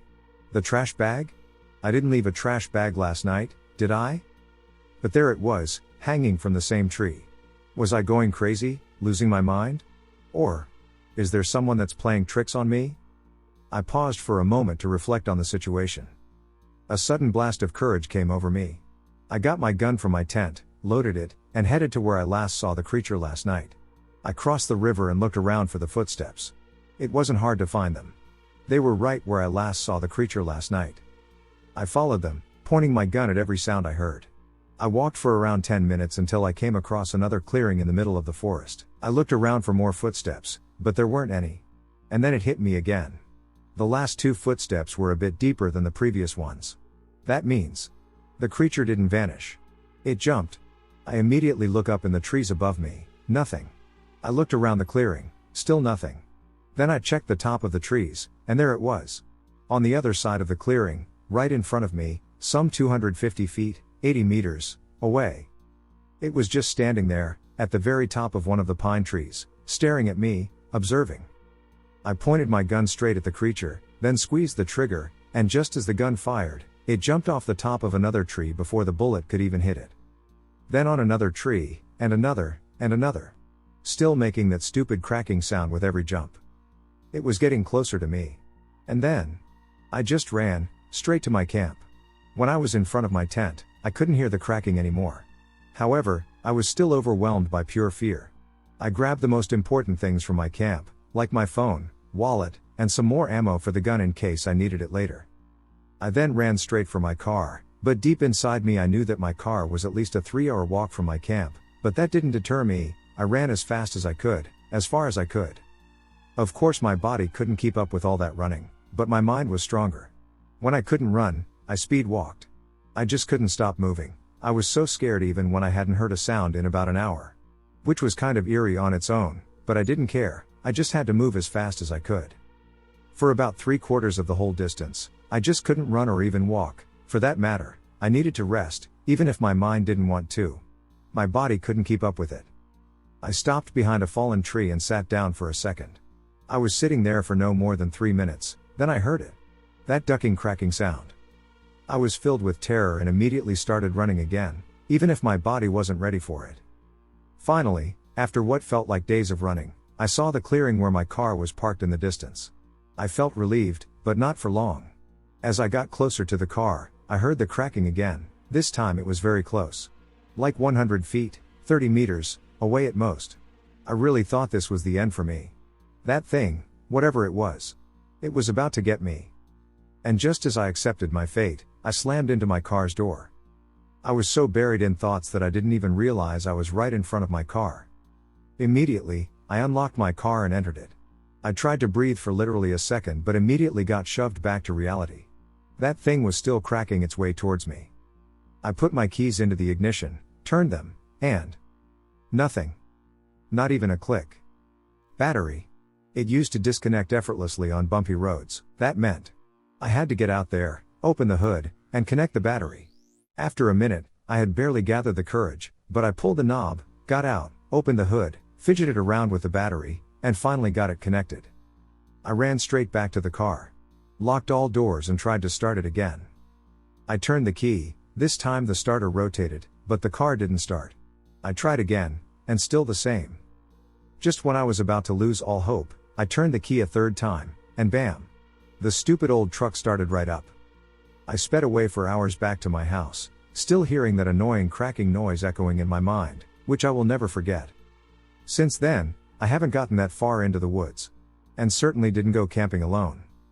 Was that thing trying to make me go insane by moving the trash bag and appearing right in front of me and making it seem like I dreamt it so it can take me easily? These are questions that will likely never be answered. No one believes me. I don't even know if I believe myself anymore. Maybe I'm just really going crazy? Guys, if you have any idea what that thing was, please inform me. And remember, never go too far out into the woods. Especially alone. I got a knock on the door in the middle of the night at a cabin in the woods. True story. A few years ago I had had an extremely stressful week at work. So I decided to book a cabin on Airbnb very last minute for the same night on a Friday. My dog and I packed up, and then I drove to the cabin, which was about an hour and a half away. I stopped on the way and got a bottle of wine in a town about 20 minutes from the cabin. Then I went and got food at a restaurant 1 minute down the road. It was very small town vibes. I got to the cabin around 7:45. There was just enough light out to start a fire, which I did. The cabin was down a gravel road that was about a 5-minute drive from the main road. It was a pretty ducking secluded feeling. Even though in comparison to some actually secluded spots, this was only about 20 minutes from, like, a gas station. There was no cell service near the cabin. It stopped a minute down the road. I didn't mind that because it was nice to decompress. The reviews of the place were all great. It had electricity and a clean, updated bathroom. Microwave and fridge, nothing fancy but clean. It had a nice front porch to sit on, and there were windows on every wall of the building to see out into the woods around it. The driveway came up from the backside of the cabin and stopped completely alongside the right. We sat around the fire until about 11 to 11:30. I put it out, and I go inside in bed with the dog, just putzing on my phone. The dog keeps becoming alert to noises outside, but I took it as it was the woods doing their thing. About 45 minutes into lying in bed, I heard a light knock at the door. To say I was ducking terrified is an understatement. My heart ducking dropped into my gut. I didn't answer, and I heard a light knock again about 30 seconds later. Now I was wondering if something is wrong with the Airbnb and, because there is no cell service, the owner can't get to me? Did I not notice the place was on fire? In this scenario, it all sort of runs through your head quickly. The door was solid and locked, but there was a window to the right of it on the porch. I turned the porch light on and peeked my head in the window, and a guy was standing there. He didn't seem scary necessarily. He may have been drunk. However, he wasn't smashing down the door or screaming. He immediately saw me. The windows were, like, mad old and shitty, so I could tell he'd be able to hear me even though it was closed. I said, "What do you want?" And he motioned his head toward the door to come into the cabin. I said, "Why?" With an attitude now because who the duck is this? He says, "For physical." Now in my mind, like, what? I told him, "This is highly inappropriate, and you need to leave right now. I have a GPS cell phone and will call the police immediately." I didn't have a GPS phone, but I've always been a fast thinker. I hoped it would scare him off. He quickly turned around and left off the porch. The cabin was mostly one open room. I quickly laid back down in the bed, Heart pounding. I didn't know if he was going to go get a gun. Something to break in with? Directly across the bed from me is the window that looks out onto the driveway. I can see the running lights that turn on when your car doesn't have the lights actually on. I could see them backing up. I lay in bed in fear for about 3 to 4 minutes, honestly thinking about stuff I had to use as a weapon. It was COVID times, so I had rubbing alcohol and a lighter right there on my bedside table. My plan was to light him on fire if he somehow got in. I got up after a few minutes and went and pushed a dresser and chair in front of the door. The cabin was elevated, so I wasn't terribly worried about the windows except the one on the porch. I laid back down in bed, lights off, terrified and wide awake until the sun came up. He never came back. I packed up and left as soon as it was bright enough and messaged the Airbnb owner as soon as I got cell service. They said that nothing like that had ever happened, and they offered to help me file a police report. I didn't because I lived far away, and I think it was a one-off thing. Questions to this day for me are: 1. How did he know I was there? All I can think is that he followed me from the small town I'd stopped in, which was about 20 minutes away. I am a gay man, and I'm not necessarily feminine presenting, but if you have the eye, you can tell. I assume the locals are aware that there is an Airbnb in the area as well. 2. How did he manage to get his car, looked like truck headlights, down that road quietly and with no lights on? Did he push it the last bit of the way? Did I really not notice the running lights? It was pretty quiet except for woodland noises. I didn't hear anyone pull up or walk up. This story didn't happen to me, but I was a witness to it, and I think it's one of the most fascinating things I've seen occur out in the bush. We were camping in a more populated campground, which had designated sites to book. This is called the Honeysuckle Creek campsite and is gorgeous. It's the perfect spot to camp to walk to the satellite used to assist in the Apollo space mission. We set up on a Friday night as we usually did, and everything went smoothly. On the Saturday morning a group of 20-something-year-old guys arrived and set up at a campsite across from us. Their site housed a sheltered area with a fire pit, more so an open oven style fire than a fire pit, but I'm not sure what you'd call it exactly. They weren't exactly quiet, they were rowdy but not to the point where it was bothering us. As the sun started to set, they began to amp up, playing loud music from their speaker, drinking beers, and throwing the empty bottles into the trees.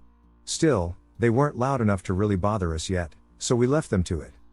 As they got their fire going, they took a large log, more like a big chunk of a tree, and sat it in the fire. It was so big that more than half of it was hanging out of the fire pit and resting on the ground.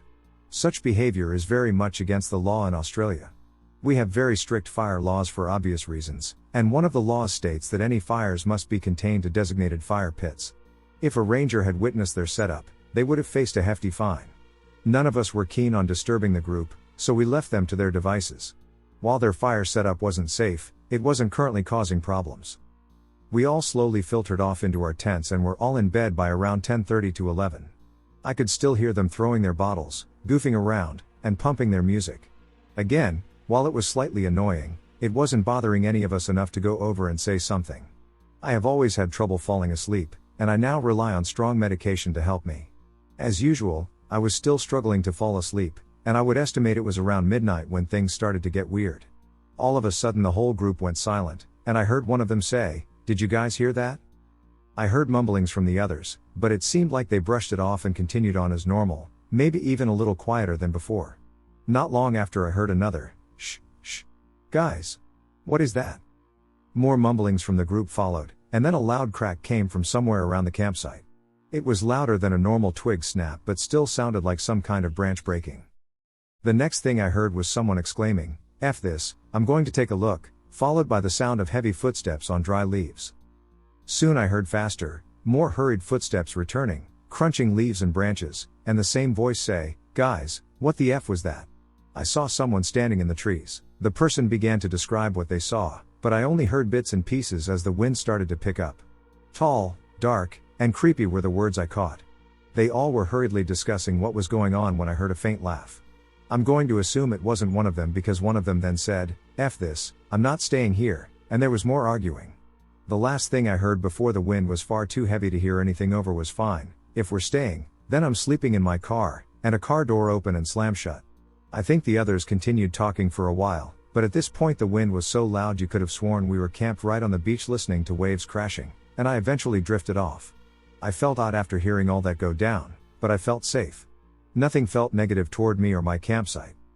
The next morning I was leading duty patrol, the patrol responsible for the cooking of that meal, and got up around 6. I'd promised my patrol members they could sleep in until 6:30, so I figured I would start warming the barbecue and preparing little things until then. When I emerged from my tent and looked over to the other campsite, I was met with a sight I'll never forget. They had left everything strewn about, with rubbish everywhere, belongings scattered, and even their solar panel lying face down in the grass. Assuming it was the heavy wind, I looked around my campsite trying to find anything amiss but saw nothing. Cups left on our tables were where they were the night before, and bits and pieces from the kitchen were all in their places. Thinking that was strange, I glanced over at their campsite again. Their fire pit was filled with soft dirt, and a log was still protruding from it, which seemed odd but could potentially have been their doing. While it is an uncommon way to extinguish a fire, it is not so unusual that it can be definitively linked to the paranormal. What was strange, however, was the pile of empty beer bottles neatly arranged on the ground next to the fire pit.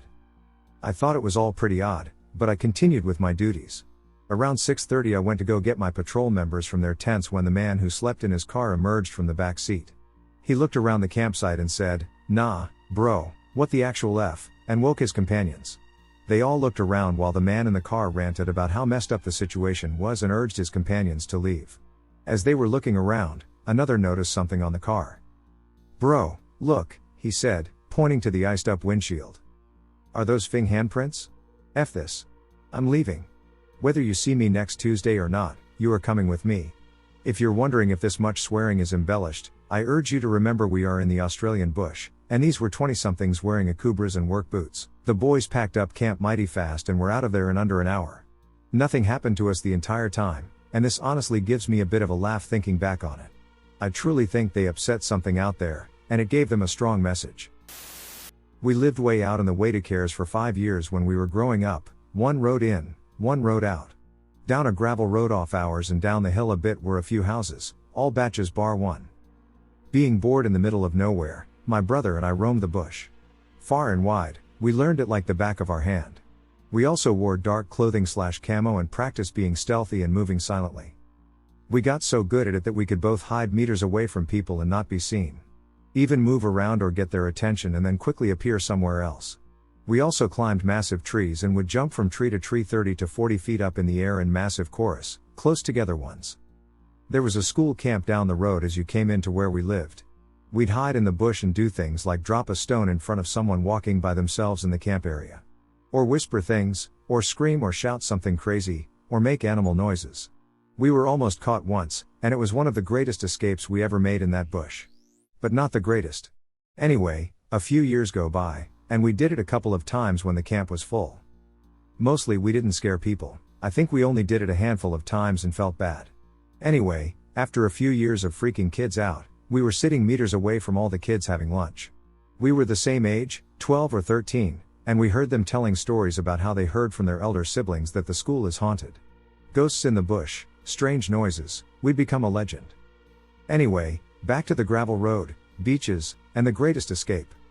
One of the houses, set furthest from the road, deepest into the bush, always felt weird. We'd cased it, looked all through the windows, and peeked inside the locked sheds out the back. We saw shady dudes going in and out of there, but only very occasionally, like every couple of months. We'd know someone was visiting one of the houses because we'd hear a car going up the gravel road, and normally we'd slip into the bush and see what it was. Anyway, this time it was the shady house. All the other batches were owned by oldies. This one was always rough, dudes, or so 13 and 11-year-olds thought, 3 to 5 at a time. We thought of these as our high danger missions as we tirelessly kept an eye on our little bush kingdom. This time, though, something happened, and one of us coughed or broke a branch or something, and there were 3 guys there. They heard it and realized someone had been watching them. They came barreling straight at the noise. I told my brother a code word for one of our routes to take, and he gapped it while I jumped out and bolted the other way. My brother managed to slip away downstream and double back to our house, losing the man chasing him. I wasn't so lucky.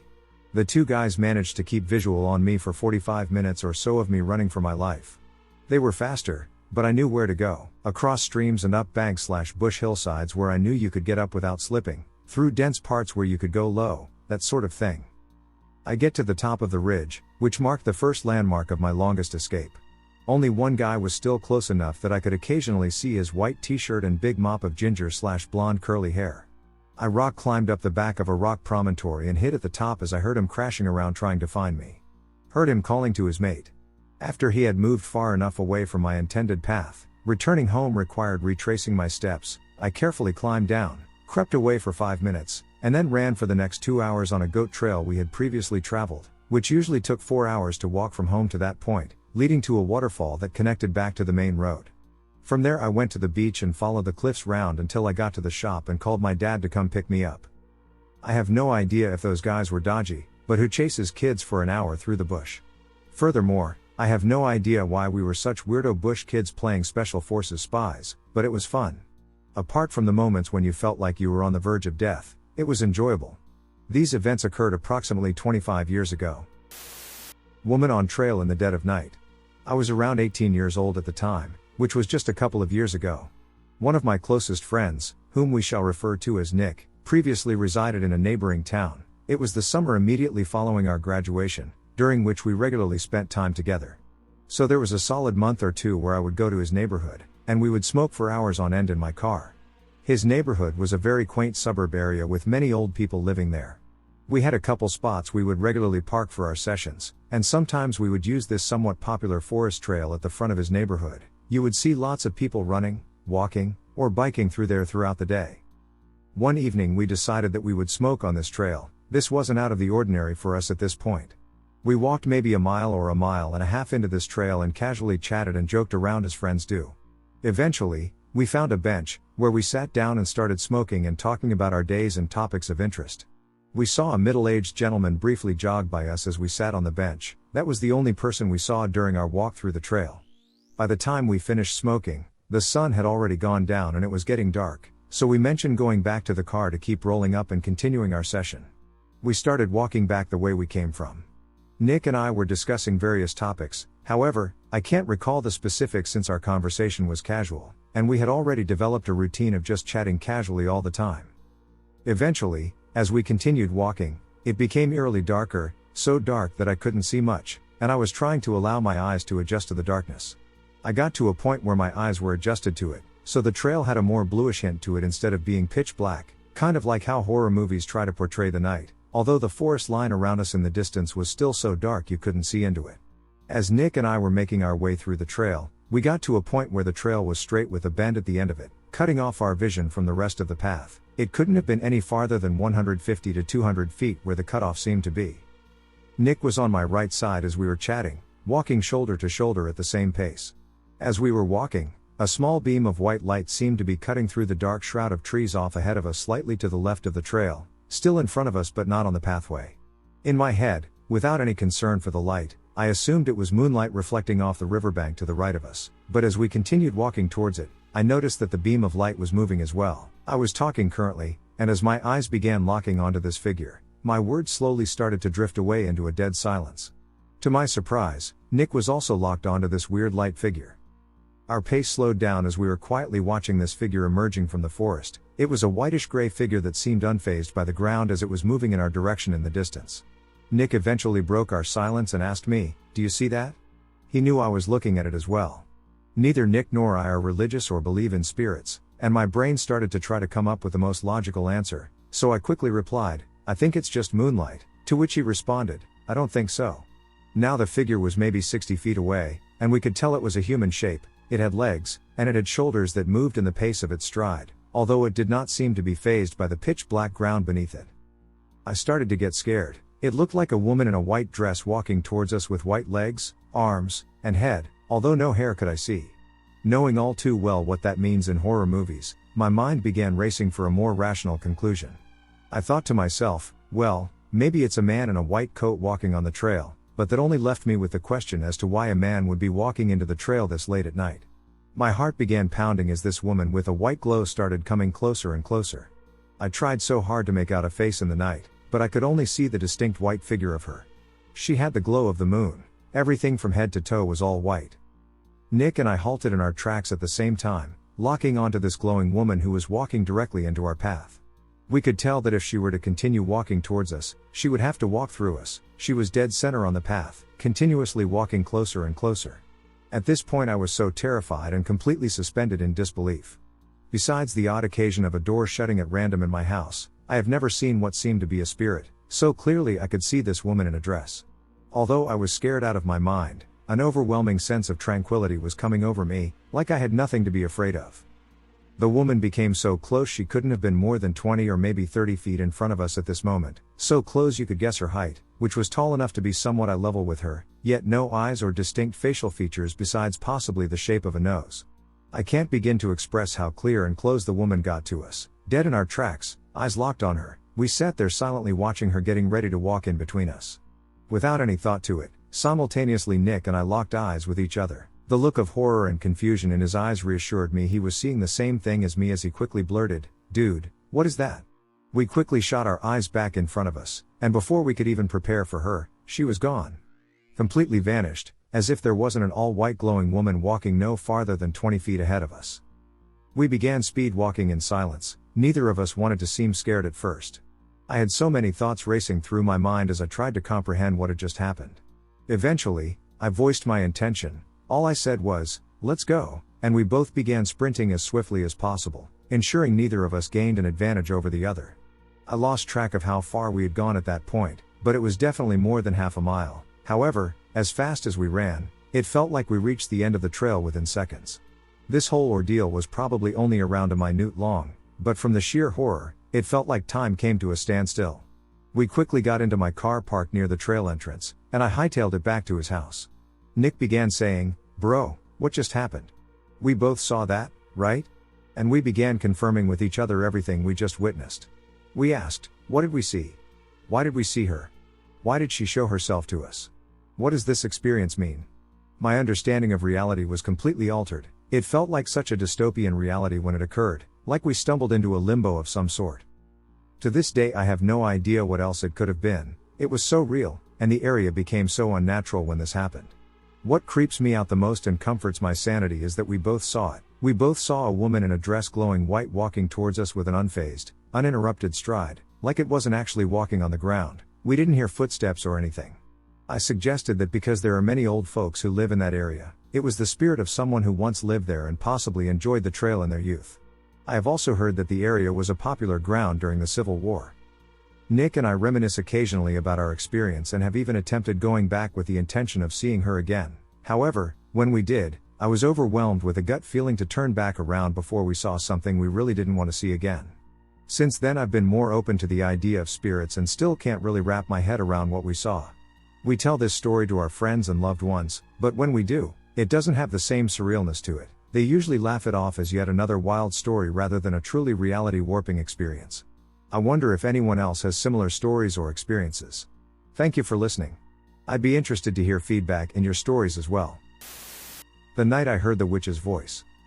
For context, this took place when I was in 4th-5th grade. I remember it was summer, and like most kids, I went outside during the days and wandered the streets and woods with neighborhood friends. Behind our street was a strip of power lines that I wasn't allowed back into. A few summers prior, a tick had given me Lyme disease, and I spent a few days in the hospital. So it's understandable why my parents wouldn't want me walking in tall grassy parts of the woods or climbing trees anymore. One of these days that summer, my two friends and I were walking in the neighborhood when someone came up with the idea to go into the power lines and explore. As we took the right off the street and began walking in the woods, I became hesitant. I was scared of getting in trouble with my parents. However, after expressing this, they told me to stay behind if I wanted and kept chugging along. Everything up to this point is normal. About 20 seconds go by, and I'm standing by myself in about 100 yards of woods between the power lines and the road. This is where things take a turn. In bright daylight, I start hearing music like staticky radio music I've never heard before. This wasn't like an ordinary radio song by Kesha or Rihanna back in the early 2010s. It was instrumental and repetitive, if that makes any sense. I quickly wrote it off as a car going by, but the music was not moving from the source like a moving car would as it drove down the street. I also knew no car would be parked on that part of the road, as it was quite busy, and I would have seen it through the brush. It sounded like a radio just sitting there in the woods out of sight. Then it got worse. I began to hear children's laughter over the music of the radio. It was getting louder. All this happened in seconds. I looked in all directions. Nothing but woods, the road, and power lines. I could see through the brush about 40 yards out in each direction. My friends were only about 200 yards away, but they were out of sight. Then I start hearing her voice. Plain as day. The voice seems to come from all directions, as if it were inside my head. She tells me to come to her in a creepy tone. Come, my sweet little boy, come over to me, or something along those lines. She was beckoning me. Trying to lure me in like a child from Hansel and Gretel. I remember trying to tell myself this is in my head while still grasping what is happening. This made no sense in the moment. I remember still looking around and seeing nobody. There is no source of music or laughter or voices, as plain as day. Then I start hearing footsteps behind me. Getting closer. Again, a plain day. I still hear the crunching of the leaves below her feet. I never saw anything, however, fight or flight kicked in, and I ran to my friends. As fast as possible. Not 10 seconds later, I catch them in my line of sight, walking as if they were just chatting. I was shaking as I caught up to them. I thought they could have been messing with me.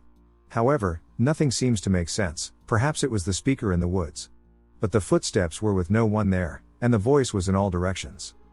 This story is not something I made up. This was not a dream. I spoke to my friend years later, and she remembered me catching up to them. This was by far the scariest experience I can recall. My new 6-month GF and I were camped in a canoe at a site on Crown land, not an official designated camp, with no cell service. We didn't have any sort of PLB or emergency contact method. We knew there was rain in the forecast, but it ended up as quite the storm with unforecasted extremely high winds. Our site was already in full swing by the time it rolled in. We had already eaten, the bear bag was hung, and I had the tent set up to avoid pooling or draining water due to the forecast. I had checked for dead trees and widowmakers, dead branches on live trees or fallen dead snags in live trees, in the vicinity of the tent, and we were all set. We went to bed just as the wind and rain were picking up. I double-checked our location for potential flying hazards based on the wind. Nah, everything was good, so we settled in for bed. After a hard day of paddling and portages, I was totally beat. Wind and a tent are usually a recipe for a terrible sleep for me, but this time the tent was well sheltered from the wind. I had chosen a perfect location, and with that thought, I contentedly drifted off. At around 1 a.m. I jerked awake. I wasn't sure why at first. The wind howled outside, and despite the tent's shelter, I could sense the intensity of the storm. As I sat there getting my bearings, an incredibly loud crack split the night like a gunshot. What the duck was that? I instinctively said to myself. I knew exactly what it was. Somewhere far too close, the wind was getting the best of a tree. My GF responded, I'm surprised you slept through all the other ones. That's like the 10th one. They keep waking me up. Oh shit. I grabbed my flashlight and scrambled out of the tent in nothing but boxers and hiking boots. The rain had tapered off to a light shower, but the wind was stronger than ever. I started checking the nearby trees. I knew that the odds were that it was likely not a risk. We were in a forest surrounded by hundreds of trees that could have made the sound, but I wanted to be certain. My search was mercifully short. A large deciduous tree directly in line with our tent was kind enough to once again announce its deafening displeasure just as I was inspecting it. I couldn't see anything wrong with it on visual inspection in the dark, but it was definitely making the noises. The wind was bending it directly over the site. I went back to the tent. We need to move everything, I said to my bleary-eyed companion. That woke her up a bit. Really? Okay. She responded with some nervousness. Better safe than sorry. I replied, telling her about the tree. She was brand new to camping but knew I was not and immediately jumped to helping me break camp. I was internally hesitant. I knew it was the right decision, but I also knew that in the morning when nothing had happened, I would ironically look like an unskilled, dramatic, and paranoid woodsman to my new lady friend. We selected a new, less than ideal but good enough, location in the woods away from the site. We even brought the canoe right into the woods out of an abundance of caution. The wind wasn't really hitting us on the ground, but I didn't want to wake up to a canoe that had somehow blown into the lake. Our remaining sleep was fitful at best, as the tree continued to fire off sharp remarks occasionally. Neither of us could sleep through them now. At what felt like hour 62 of this long night, the tree lost its battle. It came crashing down thunderously, though now nowhere near us. We were so exhausted and drained by this point that we barely reacted. About ducking time, I mumbled. Right? My partner replied. In the morning we weren't so nonchalant. It looked like the tree had been hit with some form of explosive device. The truck was completely shattered about 5 off the ground, and splintered wood was everywhere. The tree itself was absolutely massive on the ground and had split our original campsite in two. The top of the tree reached all the way to the lake. Holy shit, I said breathlessly. We both stood there for a moment staring. The trunk, as wide as our small 2-person backpacking tent, lay directly on top of our previous sleeping location. My partner just turned and hugged me. "Thank you," she said.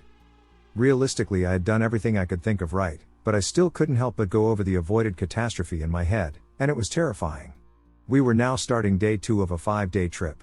I had shared my route and itinerary with loved ones, with a 0-day return margin for them to begin searching and a 1-day margin for a request from professional SAR. If the tree had fallen on us, at minimum we would have been waiting 4 days for rescue. Even then, they wouldn't have known what site we were at, and our entire location would now be obscured from the lake by the fallen tree. I couldn't imagine how we would have survived the initial fall at all, and even if somehow we survived, there would have been zero chance of us being mobile enough for self-evac. Even if by some miracle one of us was mobile enough to provide aid and evac, the canoe would have been completely destroyed if we hadn't also moved it. It was a somber morning. If I had slept a little deeper, or not trusted my instincts, or decided not to move so as not to negatively influence my then relatively new GF for potentially nothing, or not found the correct tree, we probably would have been dead. We have been together for over 10 years and have shared hundreds of adventures, but this experience is easily the closest we have come to disaster, and it will remain in our minds for the rest of our lives. Something with massive red eyes has been watching me from the woods. First encounter around 2 weeks ago. I was on my front doorstep about to burn a zoot. I hadn't smoked weed that day, so it wasn't a hallucination, and I started hearing some booky noises coming from just behind my back garden. I thought it would just be a cat or something, so I turned on my phone's torch to see what it was. I wish I hadn't looked, and I just went inside, TBH, because what I saw was actually quite scatty.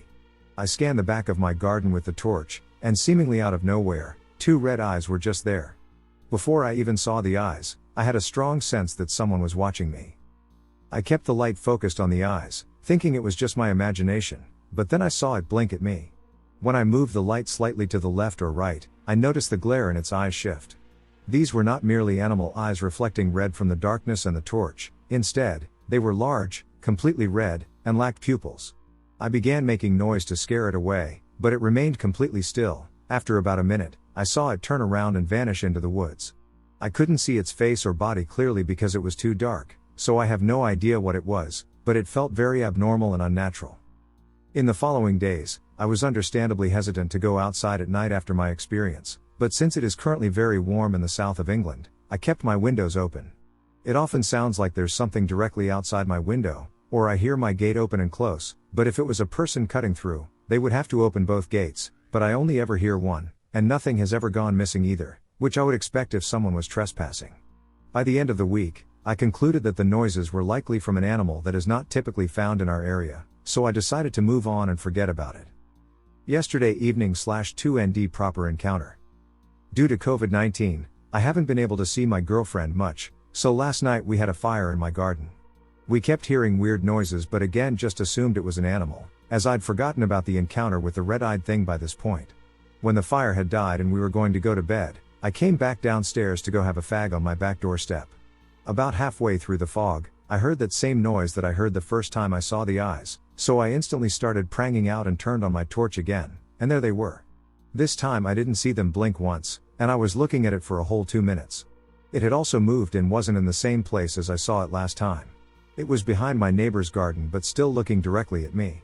Something really scary dawned upon me at that moment. Where it was standing, there's a massive dip just behind the fence it seemed to be peeking at me from, and if it could look over it like it was, it would need to be around 6 feet 5. I really started to panic at this point, so I decided I'm going to throw something at it to see if it moves or if it's scared of me.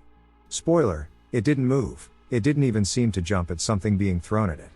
About 10 seconds later, the creature disappeared into the woods again, so I went inside but didn't lock the door because I was getting a drink and planned to close it afterward. The door handle started to go down like someone was trying to open it, so I grabbed the closest knife and swung the door open, but there wasn't anything there. I'm convinced, like 99.9% sure, it isn't an animal because in England we don't really have any big animals, and the animals we do have all have greeny yellow eyes when light reflects off of them. Skeptical. If anyone has an explanation for what this thing is or if someone in the south of England has seen something similar, because all the sorts of things I've seen about red eyes have been in countries like Norway or America and say it's the Mothman, but it obviously isn't that, but it also isn't something normal. Was it the land? The house? That thing? My family and I lived in town until about the time I was 10 or 11. My parents found a larger house on 10 acres of land, about 20 minutes out of town, that they jumped at the chance to own. Therefore, we packed up and moved out there. The house was built into a hill so that from the front of the house it was 2 stories high, but from the other side it was 3, including the semi-finished basement and a deck on the 2nd story. The land was rolling grass hills. A small stream ran down the middle of the property and fed into a medium-sized creek at the bottom border of the land. Soon after moving in, my sister, 8 to 9 years old, and I started experiencing an uneasiness about the place. Note, we did not discuss this until later in life, around college age, but both of us experienced the same uneasy feeling and exhibited similar behaviors when home alone. The kitchen was open into a step-down den, which we used as the living room, and on the other side of the kitchen was an open door frame into the dining room. Whenever she or I were home alone at night, we would never be anywhere else in the house except in the den, sitting in a reclining loveseat chair looking towards the TV, opposite direction of the kitchen. We would shut all the pull-down blinds on the glass doors out to the deck in the kitchen. As if we would rather not see something in the reflection, and for absolutely no reason would we ever look towards the door frame behind the kitchen. I would feel this sense of impending doom, and like someone was staring right at the back of my head from that doorway almost every single time I was home alone past sundown. I also had a very overweight orange tabby cat at the time named Tiger. This cat was cool, just gave 0 EFFs, and mostly laid around in forts on the couch I would make out of throw pillows for him. On more than one occasion when I was home alone at night in the living room watching TV, he would be lying on the couch, carpet, etc., in the living room with me. I would get a surge of uneasiness, more than the usual amount, and break out in a cold sweat, unmoving due to fear. Tiger would all of a sudden snap awake and stare straight at the doorframe behind the kitchen. His hair would puff up like cats do when they fight or whatnot, and this cat would sprint out of the room to the basement or behind the couch. And believe me, sprinting was super unusual behavior for him.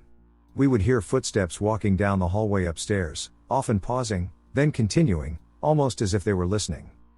I would try to sneak quietly to the front part of the house in order to look up the open staircase to the hallway upstairs to see what was making the sounds, and every time I did this, the steps would stop as if they knew what I was trying to do and would soon resume once I was out of sight. I loved playing outside and during the days would wander down to the wooded creek at the bottom of the property and catch crawdads, build dams, etc. As soon as the sun would begin to set, the sense of doom would return. I would sprint up the long hill back to the house because, in my mind, I knew, I just had this feeling that I could not be caught outside when the sun went down. As I would sprint back to the garage to go inside, I would experience the same feeling that I would get from the door frame behind the kitchen, but outside it would be coming from behind me in the wood line. I never would look back as I ran.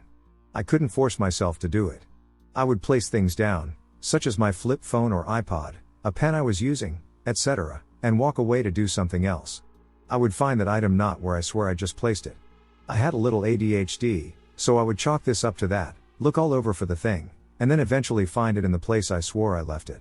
It made me question my sanity a little bit, to be honest. After a certain point of these happenings, I would lose something and then would just yell, "Give it back."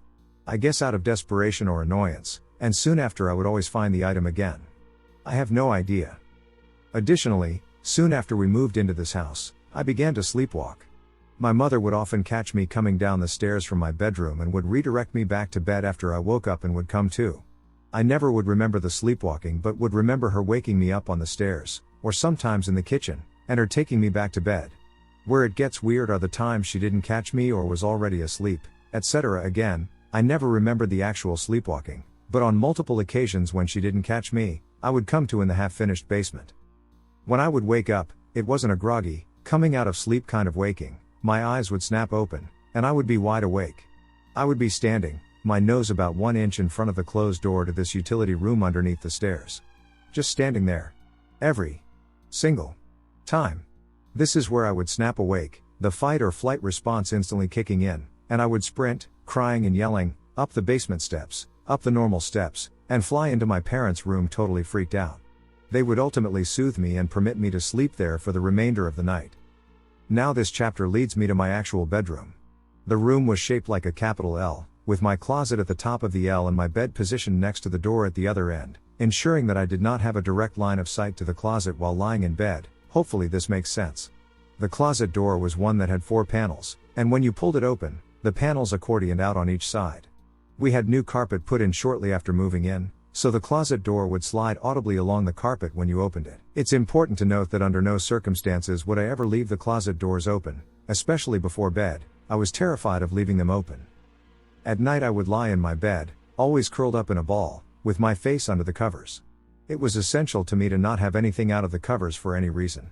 I would be lying there slightly uneasy and begging for sleep to just take me when I would hear the closet doors start to open. I would hear the sound of them sliding slowly along the carpet.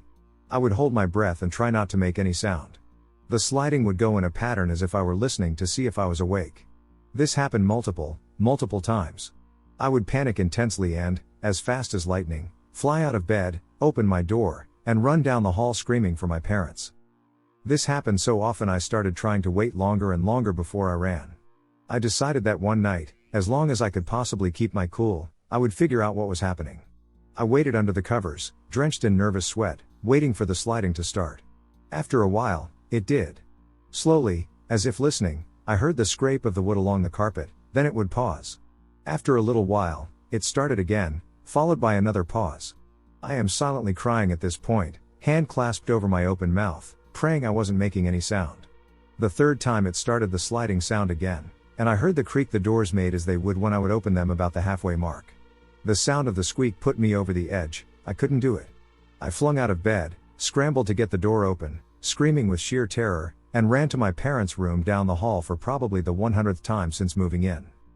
My mom was irritated, since this was such a regular occurrence, and took me back to my room to show me nothing is happening. She flips the lights on and shows me into my room. The closet doors were wide open. I panic. My mom blames it on me forgetting to close them, but let me tell you that would have never been the case. There is no way wind would have opened them because those doors were of good weight and were right against the carpet. At some point there was this barn cat that started hanging around our deck and would always follow me around the yard when I was out. We fed it a bit, and it spent time between our house and the neighbors being like 0.25 miles up the road. I liked the cat and liked that I didn't have to be alone in the backyard. The cat, however, would not follow me down to the creek. It would always stop at the same point on the way down the hill and just refuse to come farther. One day with much coaxing I finally got the cat to come to the creek with me, but it was pretty apprehensive about it. The next day I went outside to play and saw buzzards circling. My heart dropped. I went to investigate, and I found that it was the cat. Now we had coyotes out there, so I thought that's what got the cat. When I got to where it was, though, it hadn't been eaten. Its entire back half was skinned. I have never seen any coyote do that to something before, and it made me doubt that's what had happened. I only looked for a second or two, then ran home crying. To this day, I still feel guilty about the cat's death. I feel like if I hadn't let it think it was okay to go to the creek, it wouldn't have gone on its own. I had a medium-sized dog, Molly, who was a wild card. If she got loose, you'd be on the hunt forever in the car for her. She loved to be outside, and we had one of those dog leads where the middle screws into the yard that we would let her out the front door onto. Getting her to come inside was always a challenge. You would have to go out to the middle of the tie-out and essentially reel her in like a fish because when she saw you coming to get her, she would run to the opposite side, rain or snow. I was home alone one evening. Per usual I was in the living room, not looking towards the doorway. Molly was outside and had been for about 30 minutes, which is usually how long we would leave her. It was dusk outside, the sun was down, but it was still bright enough outside to see pretty far. I opened the front door, and Molly was right there by the door, which struck me as odd. Normally she would take off to the other end. Then I noticed not only was she on the close end of her leash, but she was also leaning into her collar, as if she was straining to come inside. I walked the 10 or so steps down the walkway to her and grabbed her collar to unhook her, and then I saw this thing. There was a downhill slope in the front yard, and there were 2 apple trees about halfway between the hill and the road. Right between those 2 trees, almost in the complete shadows, was where I saw it. Now, I've seen coyotes, and the only way to rationalize the sight in my mind was that it was some kind of sick coyote. It was the shape of a dog with an emaciated-looking body, and I swear it didn't have fur or even skin. It looked like I was seeing its muscles on the outside. It appeared not to have a bottom jaw, and I swear it seemed as if its head was on upside down. The pointy ears were pointed towards the ground. Honestly, I had no idea what I was looking at. It was as if my brain struggled to register the sight. I only looked at it for about 10 seconds. Molly's unhooked collar was in one hand, and the lead in the other. A sense of panic and doom overtook me. I promptly let go of her collar and managed to quietly get out the word run. She bolted straight into the house, and so did I. I still can't figure out what I was looking at, and I'm not sure if I want to. My parents eventually moved to Florida for my dad's job, right before my senior year of high school. I stayed with my grandma to finish out my last year with friends. I have never been back to the house, and once I moved out, I haven't sleepwalked since. I have a few weird experiences. I grew up in north-central Utah, if you're from the US and are familiar with Brigham Young University, about 20 minutes south. Most of the cities in the area are up against the mountains to the east, and we used to frequently go hiking and camping there. One weird experience that has the most plausible explanation was up a canyon one time on a trail. My friends and I would occasionally go hiking up to some natural hot pots at night, naturally warm water from the ground that smelled like sulfur that came up in some man-made rock basins to form pools, usually leaving around 10 p.m. and getting home around 2 a.m. Once in the spring, as we were hiking back to our vehicles, we were probably 17, and I heard some rustling in the trees up the hill from us. The trail was cut into the side of a fairly steep climb that dropped down to a river, which was fed by the hot springs. At first I thought I was just hearing our noises in a sort of mini echo, but as I paid attention, they were slightly different. I told everyone to stop and hush for a second, and they did, and the footsteps/noises up the hill stopped about a full second after, far too slow to be an echo. They were only about 100 feet up the hill and were loud and heavy. After a few seconds we started walking again, and everyone else started talking and saying it's probably a cow or something. About a second after we started walking, I heard the noises up the hill again. This continued on for over a mile. The trail is only about a mile and a half. Each time we stopped, I would hear the steps up the hill stop. Every time we started again, the heavy crunching started a second later. My first thought was mountain lion. They're very common in the region, but it seemed odd to me that a cat would sound so clumsy and could snap such thick branches. The trailhead is in a parking lot, and the trail breaks away from the hill, which ends in a cliff edge that is probably 60 to 75 feet up. As we get to the lot, I shine my flashlight up towards the cliff edge to see two yellow eyes reflecting back at me. It was hard to estimate how far apart they were, but my thoughts now, having encountered a mountain lion years later in a small desert town that stayed close to the ground and moved very silently, and a black bear in British Columbia, are that we had been shadowed by a decently sized black bear that night. For the record, some of my friends did look up the cliff when I pointed it out and saw the eyes as well, so I wasn't imagining anything. The second story was in the same area roughly, on a campout with my dad and some neighbors. I think I was 14 or 15. My dad went to bed, but I stayed up with a few people talking around the campfire. I estimate it was around 1 a.m. when the fire finally died to the point we could extinguish it and go to bed. It was a nice clear night with only a few clouds, so my buddy and I decided to put down a tarp and sleep on top of it in our sleeping bags instead of in the cramped tent my dad was in. Buddy falls asleep pretty fast. I hear him snoring, and I'm trying to go to sleep, but the ground is hard, and I'm having a hard time getting comfortable. I'm not too mad because, like I said, it was a really nice night well away from any city, so the stars were very visible. As I watch the sky, I see some lights flickering in the clouds, which I thought was odd but chalked it up to atmospheric effect, ball lightning or something. A few seconds later, I see something weirder, but I will explain.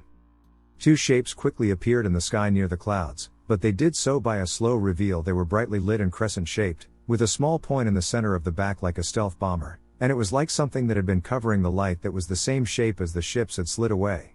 One shape followed the other as they traveled across the sky, appearing to be about 2 inches from my view. The bright lights made it impossible to determine their actual distance since they were just glowing against the dark sky. Suddenly, the shape in front pivoted on one wing mid-flight, completing a 180-degree turn and flying toward the other shape.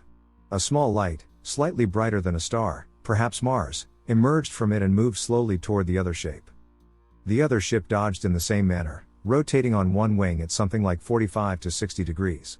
It flew a short distance, then pivoted again toward the other ship and sent out its own little light orb.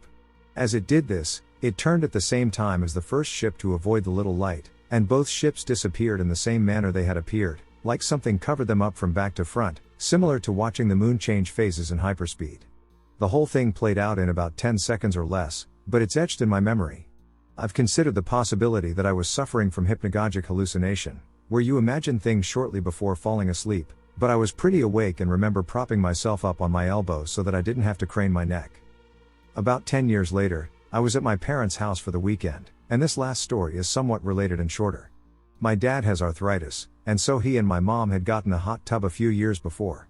He and I were chilling in the hot tub in his backyard, talking about life and just staring at the stars, with no clouds in the sky. I was sort of focused on one area of the sky where the handle of the Big Dipper is when one of the stars toward the end of the handle suddenly started moving at a very slow pace, headed north-northeast.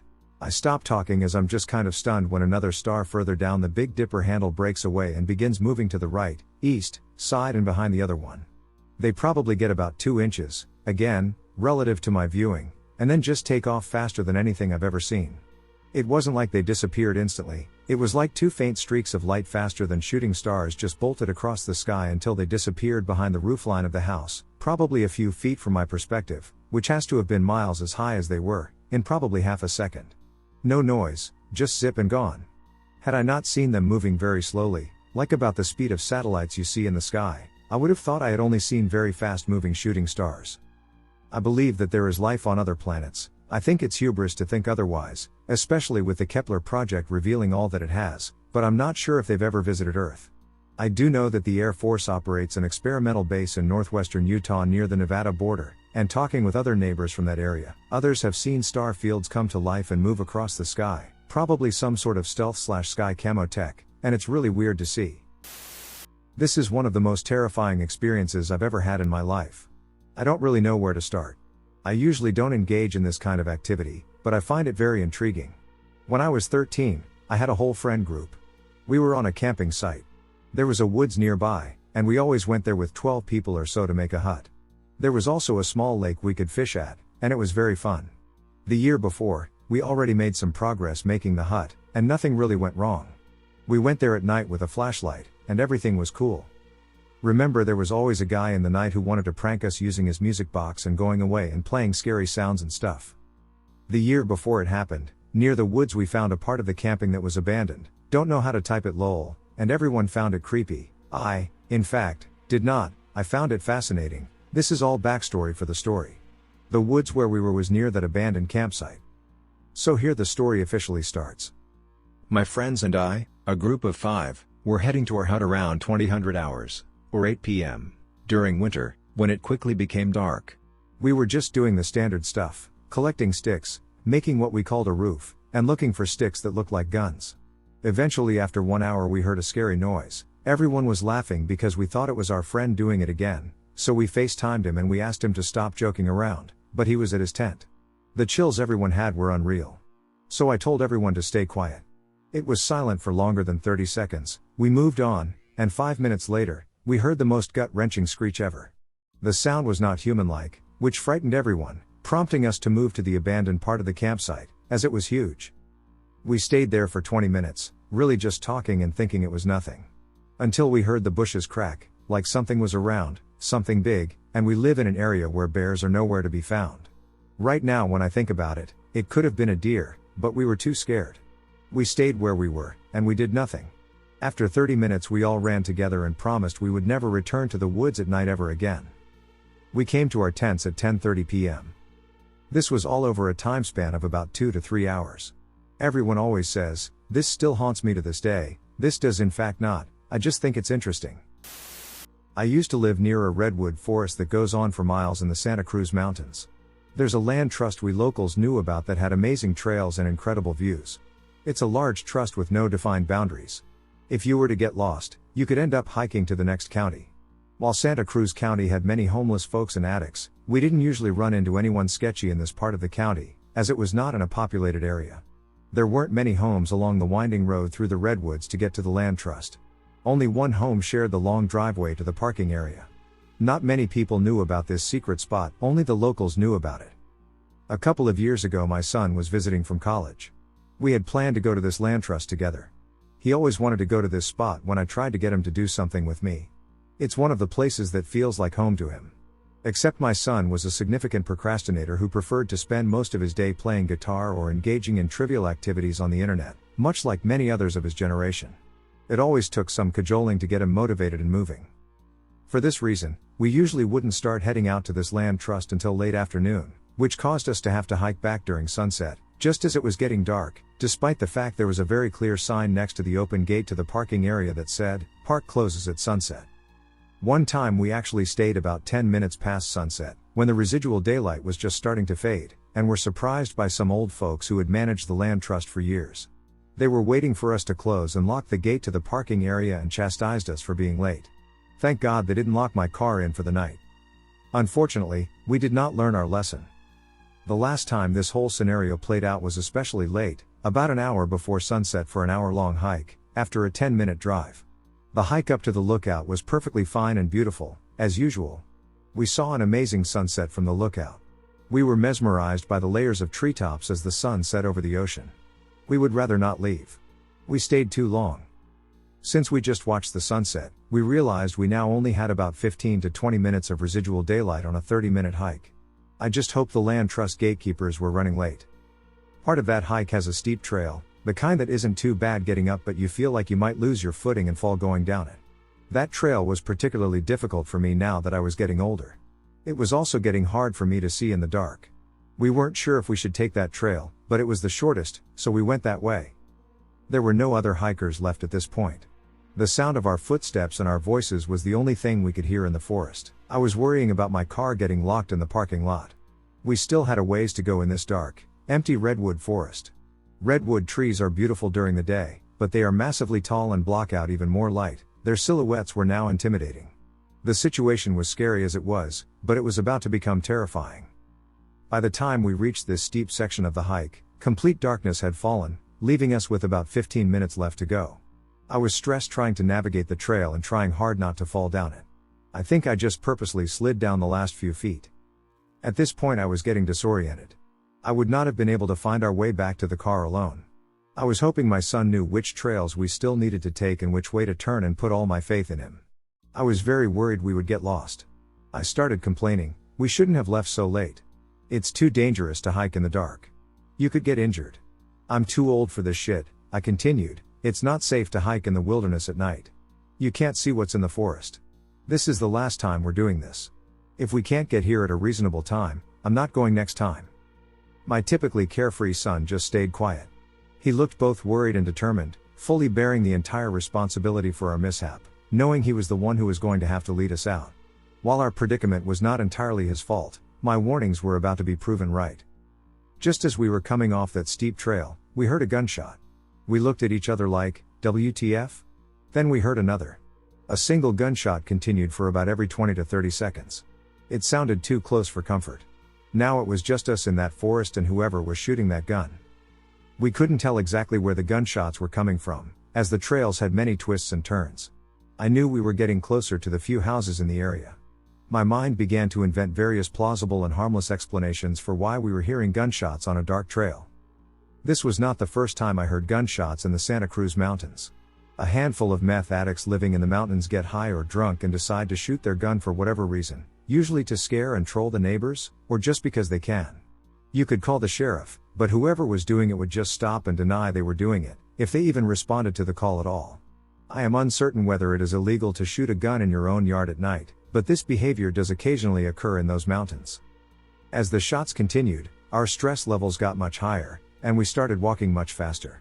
When we got to the last trail that led to the parking area, it became obvious the gunshots were coming from there, where our car was parked. We didn't even consider calling the sheriff in this unincorporated area, because we didn't want our voices to be heard. If we started being directly shot at, we would take cover and call 911. At that point, we just wanted to get out of there, so we continued to hike in silence. I hated seeing the worried look on my son's face and wished that I could tell him it was going to be alright. I honestly didn't know if we were going to be safe. The very last section of the hike was about a 300-foot long gravel road that made a loud crunching sound as we walked on it. I always worry about twisting my ankle on these rocks in daylight. Now we had no light. Whoever was shooting that gun could now hear us coming. That's when the gunshot stopped. We stopped, looked at each other, and waited.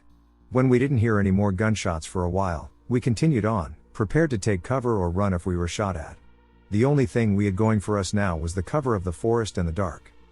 When we finally got to the parking area, we could see our car sitting there with no other cars or people around it, despite clearly hearing gunshots from this area just moments before. I looked for any sign of those angry old land trust people but saw no one. We walked very fast, got in my car, and quickly drove out of there. There was a car parked in the pullout just past the gate. We drove past it as fast as you can drive down a small windy mountain drive at night. I don't know who was shooting that gun, but I am certain of three things. Those gunshots were for us, somebody closed and locked that gate after we left, and we both learned our lesson about hiking at night. Sometimes it's not pretend. I grew up in the backwoods of Washington state. My family lived on a 5-acre plot of land. More than half the property was covered by dense woods that expanded past our property lines for miles. My entire childhood was spent in those woods with my brother. Playing, climbing trees, and catching frogs at the ponds. It was everything two boys could ask for. One late summer night, I believe my twin and I were about 8, I heard someone screaming outside far off in the woods. I was the only one to hear it because I had my window open. It scared me to my core. I've heard screams before, but they were from coyotes. This was different. I went to my brother's room and opened the window to see if he could hear it as well. Sure enough, he did. Not wanting to bother our parents, we decided not to say anything. After about a week of these screams, we decided to tell our parents. My parents told us it was probably coyotes and it was nothing to be afraid of. The screams every day sounded like they were getting closer to the house. Then outdoor toys went missing. I wasn't able to find my skateboard. I left outside one night, my brother's bike was taken, and our favorite pool inflatables were gone. We told our parents again about the screams, and now our toys were gone. Of course, they said that the screams were coyotes and that our stuff went missing because we don't take care of it and probably got lost. The screams were getting so loud and sounding so close that I stopped sleeping with my window open. But there was one night that I could hear yelling that sounded closer than ever. I peered out the window, and what I saw sent shivers down my spine and paralyzed me with fear. Just outside my second-floor bedroom window that looked over the backyard into the edge of the woods, I saw the figure of a slender person. Even from my window, I could see the moon reflecting off the whites of their eyes. Large and bulging out of the sockets. The eyes fixed on the house, unmoving. It was a man, who stood a foot taller than the tall wooden fence that separated the backyard from the trees. His gaze slowly shifted towards my window. He caught sight of me. Slowly, with slender legs, he made his way across the fence to the gate. Oh no, he's coming my way. What do I do? Help. He's getting closer, and I can't move. He was close enough for me to see his face clearly now. His mouth was wide open, and there was an expression of surprise on his face because of just how much his eyes bulged from his sockets. It was so extreme that I couldn't even imagine how he could blink. A head decorated with tufts of hair. Most of his scalp was bare, it seemed as though his hair was pulled out. His clothes were tattered and dirty. He wasn't wearing any shoes. He stepped right under my window and stared up at me. His eyes unmoving, unblinking. His mouth was open like a perpetual scream, but he was silent. I'm not sure how long we stared at each other. It felt like minutes. We were frozen in fear until a blood-curdling scream emanated from his mouth, despite his face remaining unmoving and unblinking. That broke the hold of my body. I jumped back from the window and ran straight to my brother's room. He had heard it as well. We busted into our parents' room screaming and crying. They assumed I had a terrible nightmare and scared my brother. No matter how much I pleaded, they would not believe me. The last week of summer was the worst of them all. The man with the bulging eyes would stare at me from the tree line at night. Every once in a while I would see him during the day, but every time I yelled for someone to come over, he would disappear. When school started up, I was relieved to not be at home all the time. It was a stressful time. I started hearing and seeing the man less and less. I started to think that maybe it was my imagination that conjured up this image. My parents might have been right. As a kid I had quite the imagination.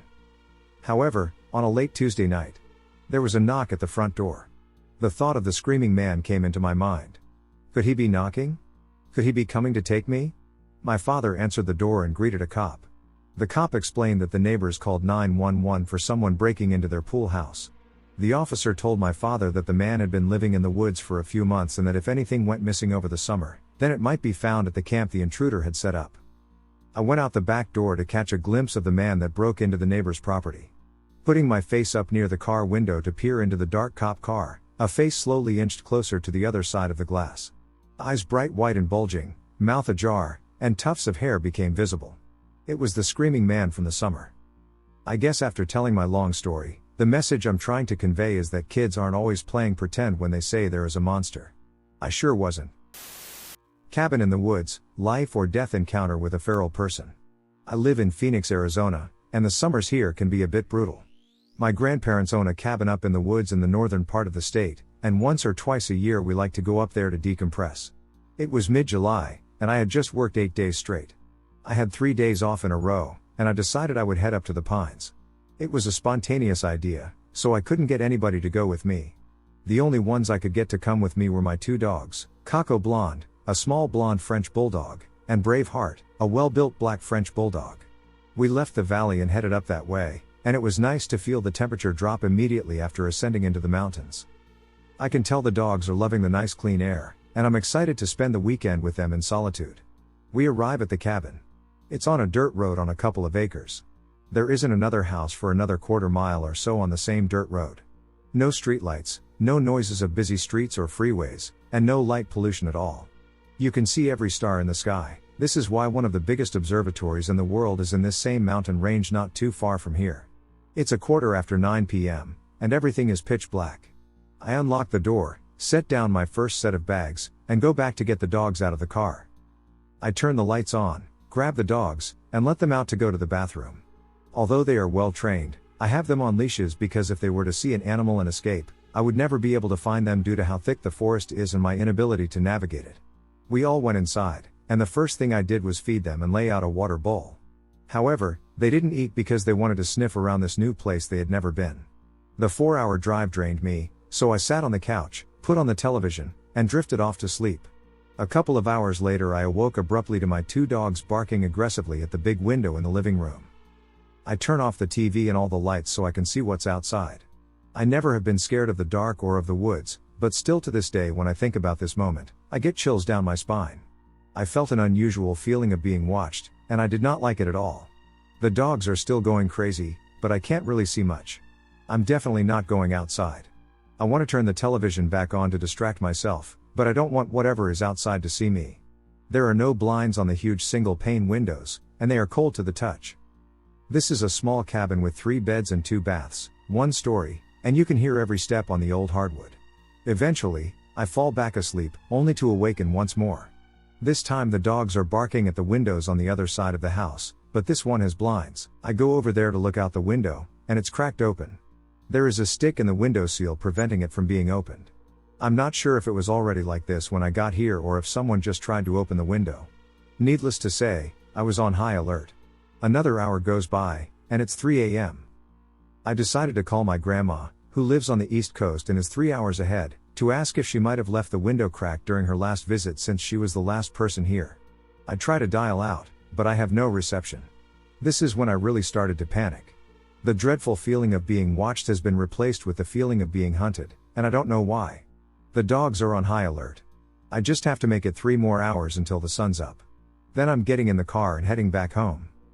Suddenly I see the porch light shut off, and I try to turn it back on, but the power has been cut. I try to dial 911, but again, no reception. Now all of the time someone told me to invest in a firearm flash in my head, and I really wish I had one. I am armed with a kitchen knife and a big, heavy-duty walking stick. And my 2 dogs, although not violent, seem to be scaring off whatever is out there so far. A part of me wants to go hit the breaker, but I don't think that's wise. Whatever or whoever is doing that has probably set a trap for me out there. Just as I'm sitting here thinking about how I can swiftly exit, I hear the sound of shattering glass. Behind it, a man tall and slim is speaking a language I've never heard. I freeze in shock, but my dogs retreat to the back bedroom, so I snap out of it and follow them. This is my grandparents' bedroom. I slam the door behind us and barricade it with a dresser.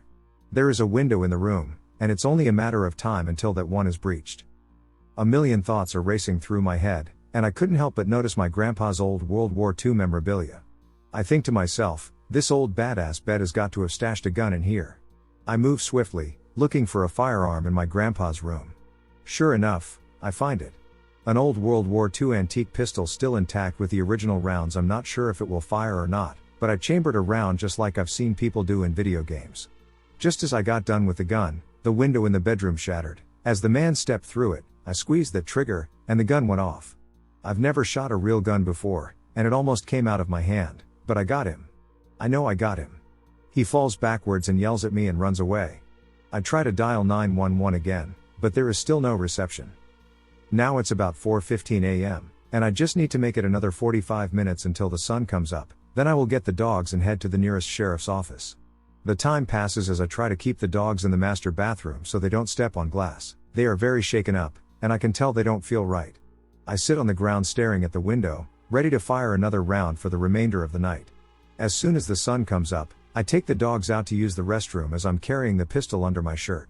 The first thing I noticed was that my tires were slashed. So thankfully it was a good idea I didn't try to make a quick run for it.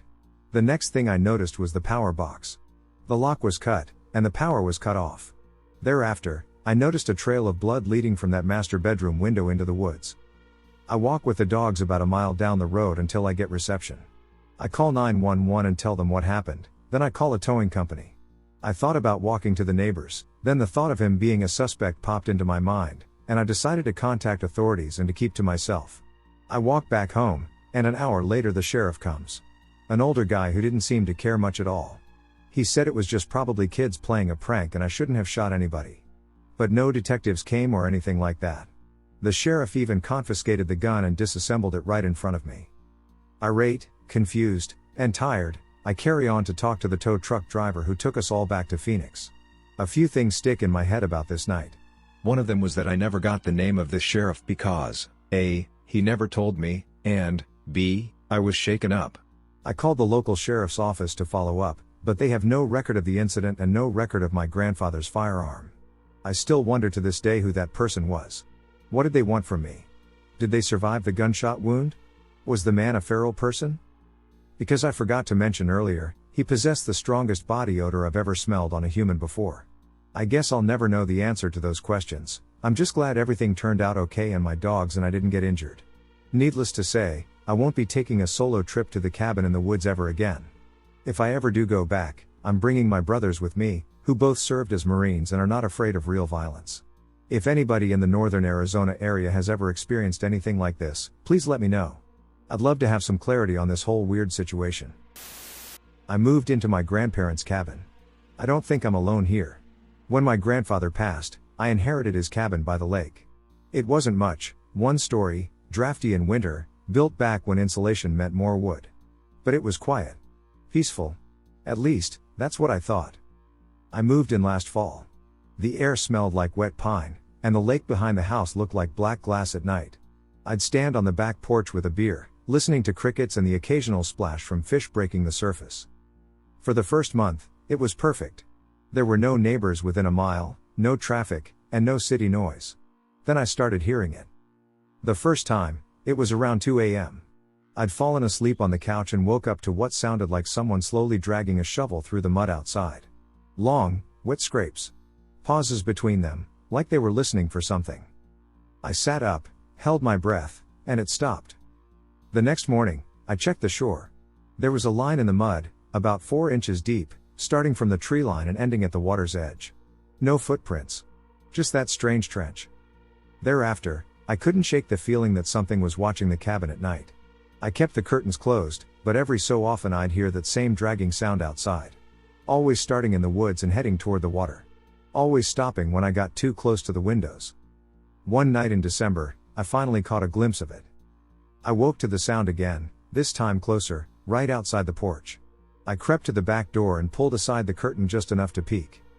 There was something standing in the frost-covered yard, backlit by the moon. It was tall, at least 7 feet, with limbs too long for its body. Its skin hung in loose folds, like it had been stretched over the wrong frame. It was holding something in one hand that looked like a stick at first, but then I realized it was not a stick. Not a stick. It was a long, pale spine. The sound I'd heard was it dragging the tip of it through the frozen dirt. Its head. God, its head. It didn't have a face. Not in the way we do. Just a long vertical slit, opening and closing like gills, flexing in the cold air. I must have made some noise, because its head snapped toward me, that slit opening wide enough to show rows of needle-thin teeth inside. Then it turned and walked into the lake. Not into the shallows, straight in, until the water swallowed it whole. I tried to convince myself I was dreaming. But over the next week, I found more of those trenches in the mud. Always leading to the water. Always starting closer to the cabin. Last night, it changed. I woke to the sound again, dragging, slow, but this time it didn't stop. It moved around the cabin, circling it. Once. Twice. Then it stopped at the front door. The porch creaked. And then I heard it tapping. Something sharp rapping on the wood in slow, steady beats. 3 taps. Pause. 3 taps. Like it was waiting. I didn't open the door. I waited with a kitchen knife in my hand until dawn. When I finally got the nerve to check outside, the porch was covered in frost except for where it had stood. The boards there were slick with something that wasn't ice. It was thick, almost gelatinous, and smelled faintly like blood. It's almost midnight now. The cabin feels smaller, somehow. The lake's black surface is perfectly still. And somewhere out there, I can hear it dragging that spine again, this time coming from the shoreline toward me. I think it's getting bolder. I double-checked every lock in the cabin. Front door. Back door. Windows. Even the crawlspace hatch under the kitchen. Every latch slid into place with a soft click that felt far too quiet against the sound outside. The dragging had stopped. That was worse. I stood in the living room, knife in one hand, flashlight in the other, listening. The only sound was my own breathing, quick, uneven. Then, from somewhere behind the cabin, I heard it, a slow, deliberate creak of wood under weight. The back porch. I forced myself to keep still, every muscle in my body rigid. The sound came again, closer this time, and then there was a new one, the faint rasp of nails, or claws, tracing the length of the siding. It was walking the perimeter. The scratching moved from the back to the side, dragging low near the foundation, then high up by the windows. Testing the walls. Measuring me. I considered turning on the floodlight outside. Then I thought about the possibility of seeing it. My hands shook so badly I nearly dropped the flashlight. When it reached the front of the cabin, it stopped. Silence again.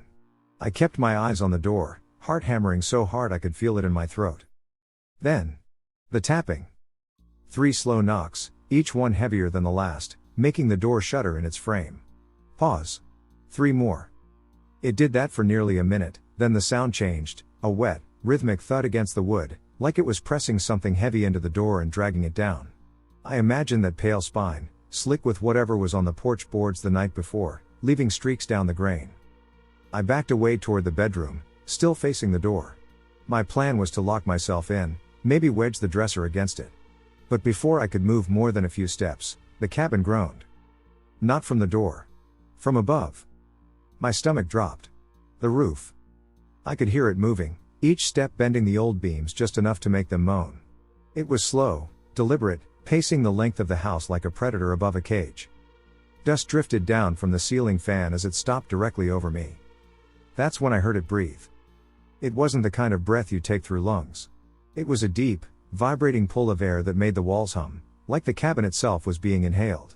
And mixed into it was a faint, wet clicking, like teeth snapping together in some private rhythm. I didn't move. Didn't blink. My legs felt hollow, barely able to hold me up. Then something fell from the ceiling. It landed right in front of me, a piece of wood no bigger than my thumb, splintered and dark with moisture. I looked up, and for the briefest second, I saw it between the slats, that slit where its face should be, teeth flexing inside, wet with strands of something that clung like spider silk. It slid out of view again. That was it. I bolted for the bedroom and locked the door. I shoved the dresser in front of it, then sat on the floor with my back against the wall, knife pointed at the door like I'd be able to do anything if it came in. It paced the roof for what felt like hours. Every so often, it would stop, and I'd hear that long, deep inhale again, only this time, I realized it wasn't drawing in the cabin. It was smelling me. At some point, the pacing stopped entirely. The silence that followed was somehow worse. I strained to hear anything, footsteps, scratching, the drag of the spine, but there was nothing.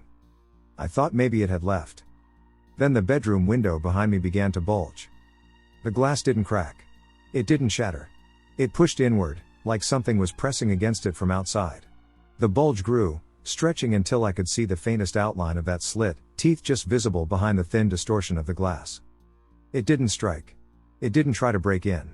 It just stayed there, breathing against the window until the pain was fogged over from the inside. And then, so slowly I almost missed it, the fog began to pull back, like it was drawing my air out with it. When the sun finally rose, the window was clear. The roof was empty. The porch was bare. But in the frost at the end of the driveway, I found a single mark, a trench in the dirt, starting at the road and ending at my front steps. It's almost midnight again now. And I can hear it coming back. I've been awake all day. No naps. No dozing on the couch. I wanted to be alert for tonight. Didn't matter. When darkness settled over the lake, the exhaustion hit me like a drug. My eyelids felt weighted, my head thick and heavy. It wasn't just lack of sleep, it felt imposed, like the air was laced with something pulling me under. I fought it by pacing the cabin, flashlight sweeping every corner. The walls creaked in the cold, but beneath that, I could hear the lake, a soft, constant lap lap lap of water on the shore. Faintly, I heard that dragging sound again over the soft lap lap lap of water. I killed every light inside. If it wanted to see me, it would have to look through the dark.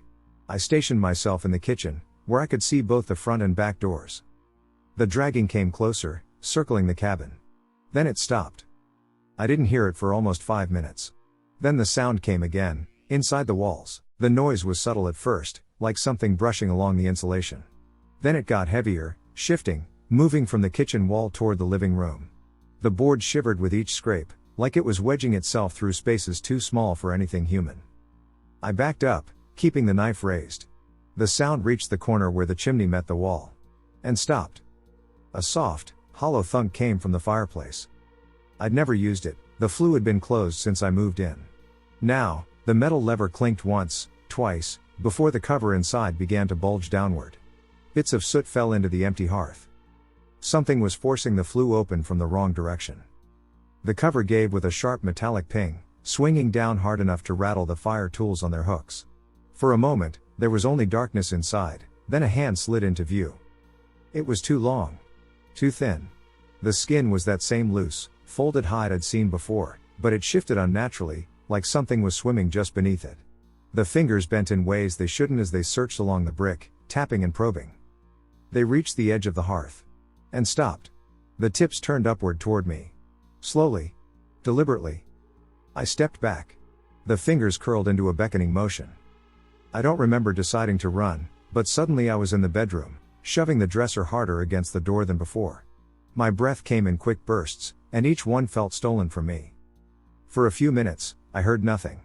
Then, faint, nearly inaudible, came a tapping from the other side of the bedroom wall. It started near the floor. Rose higher. Then higher still, until it was right over my head. That's when I remembered the attic. The cabin didn't have a proper attic, just a low crawl space above the ceiling, accessible from a panel in the hallway. I could hear the sound moving across it now, the boards flexing with each crawl. The panel creaked. It didn't fall open. Instead, I saw one corner press downward slightly, like something was testing it. A single, hairline crack appeared in the wood. Then another. Dust fell in thin streams. And in the dust were little wet spots. Like condensation from breath. I held the knife so tight my hand went numb. I was ready for the panel to drop, ready for it to pour through. But it didn't. Instead, the sound moved back across the ceiling toward the living room. And then came the worst part, silence. I sat there for nearly an hour before I worked up the courage to check. I slid the dresser away in small jerks, every creak loud enough to make my chest ache. When I stepped into the hall, the panel was flush again, with no sign it had moved. The living room was empty. The kitchen was empty. Even the hearth looked untouched. I started to think maybe it had given up. Then I saw the front door. The deadbolt was still locked. The chain was still in place. But the entire doorframe was subtly warped, bowed inward like it had been under immense pressure from the outside. And in the center of the door, pressed into the wood, was the shape of a handprint, too large, too thin, with fingers that tapered into points. It hadn't been trying to get in through one way. It had been testing all of them. I'm writing this now as the sun comes up, but I don't know how much longer I can stay here. It's learning the cabin. Learning me. Last night, it tried the roof, the walls, the fireplace, the attic, and the door. Tonight, it might not even try. Tonight, it might succeed. I didn't sleep at all today. Not that it matters anymore. I nailed the windows shut. Wedge-locked the doors. Stuffed blankets in the fireplace and duct-taped them in place. I even put a chair under the attic panel so I'd hear it fall. The cabin feels like a coffin I've built for myself. The lake is wrong tonight. It's too still, like the water itself is holding its breath. Even the crickets have gone silent. The air feels thicker, almost humid, but cold enough to make my teeth ache. I'm sitting at the kitchen table with the knife and flashlight in front of me. I keep telling myself I'm ready. If the moment comes, I'll know where to strike. But there's no plan here. No strategy. Just waiting. The first sound isn't dragging. It's knocking. Not at the door, from inside the walls.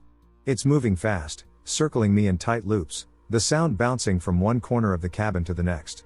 The boards are trembling, dust falling in little showers. Then the knocks stop. From somewhere above, the roof bows inward, creaking under weight. I glance at the attic panel. Still closed. Still pinned under the chair. something drips onto the kitchen table. I look up. The ceiling above me is damp, water stains spreading outward in a slow bloom. But it's not water, it's that same gelatinous, faintly bloody stuff I found on the porch weeks ago. Another drop lands on my hand. It's warm. The attic panel doesn't open. It bursts, knocking the chair aside, wood splintering as something unfolds itself through the gap. I see limbs first, too many to count in the moment, sliding down the wall, folding over the counter, bracing against the floor. And then the head. That slit where its face should be flexes wide, and I hear it, not a roar, not a hiss, but a deep inhalation that makes the lights flicker. The air feels thinner instantly, my chest tightening as it pulls at something deeper than breath. I run. I don't remember making the choice, but suddenly I'm at the back door, kicking the chair away from the handle, fumbling with the locks. Behind me, the thing's limbs slap against the floor in uneven rhythms, scraping, reaching. I slam the door open and bolt into the night. The cold bites through me immediately, the air wet and sharp.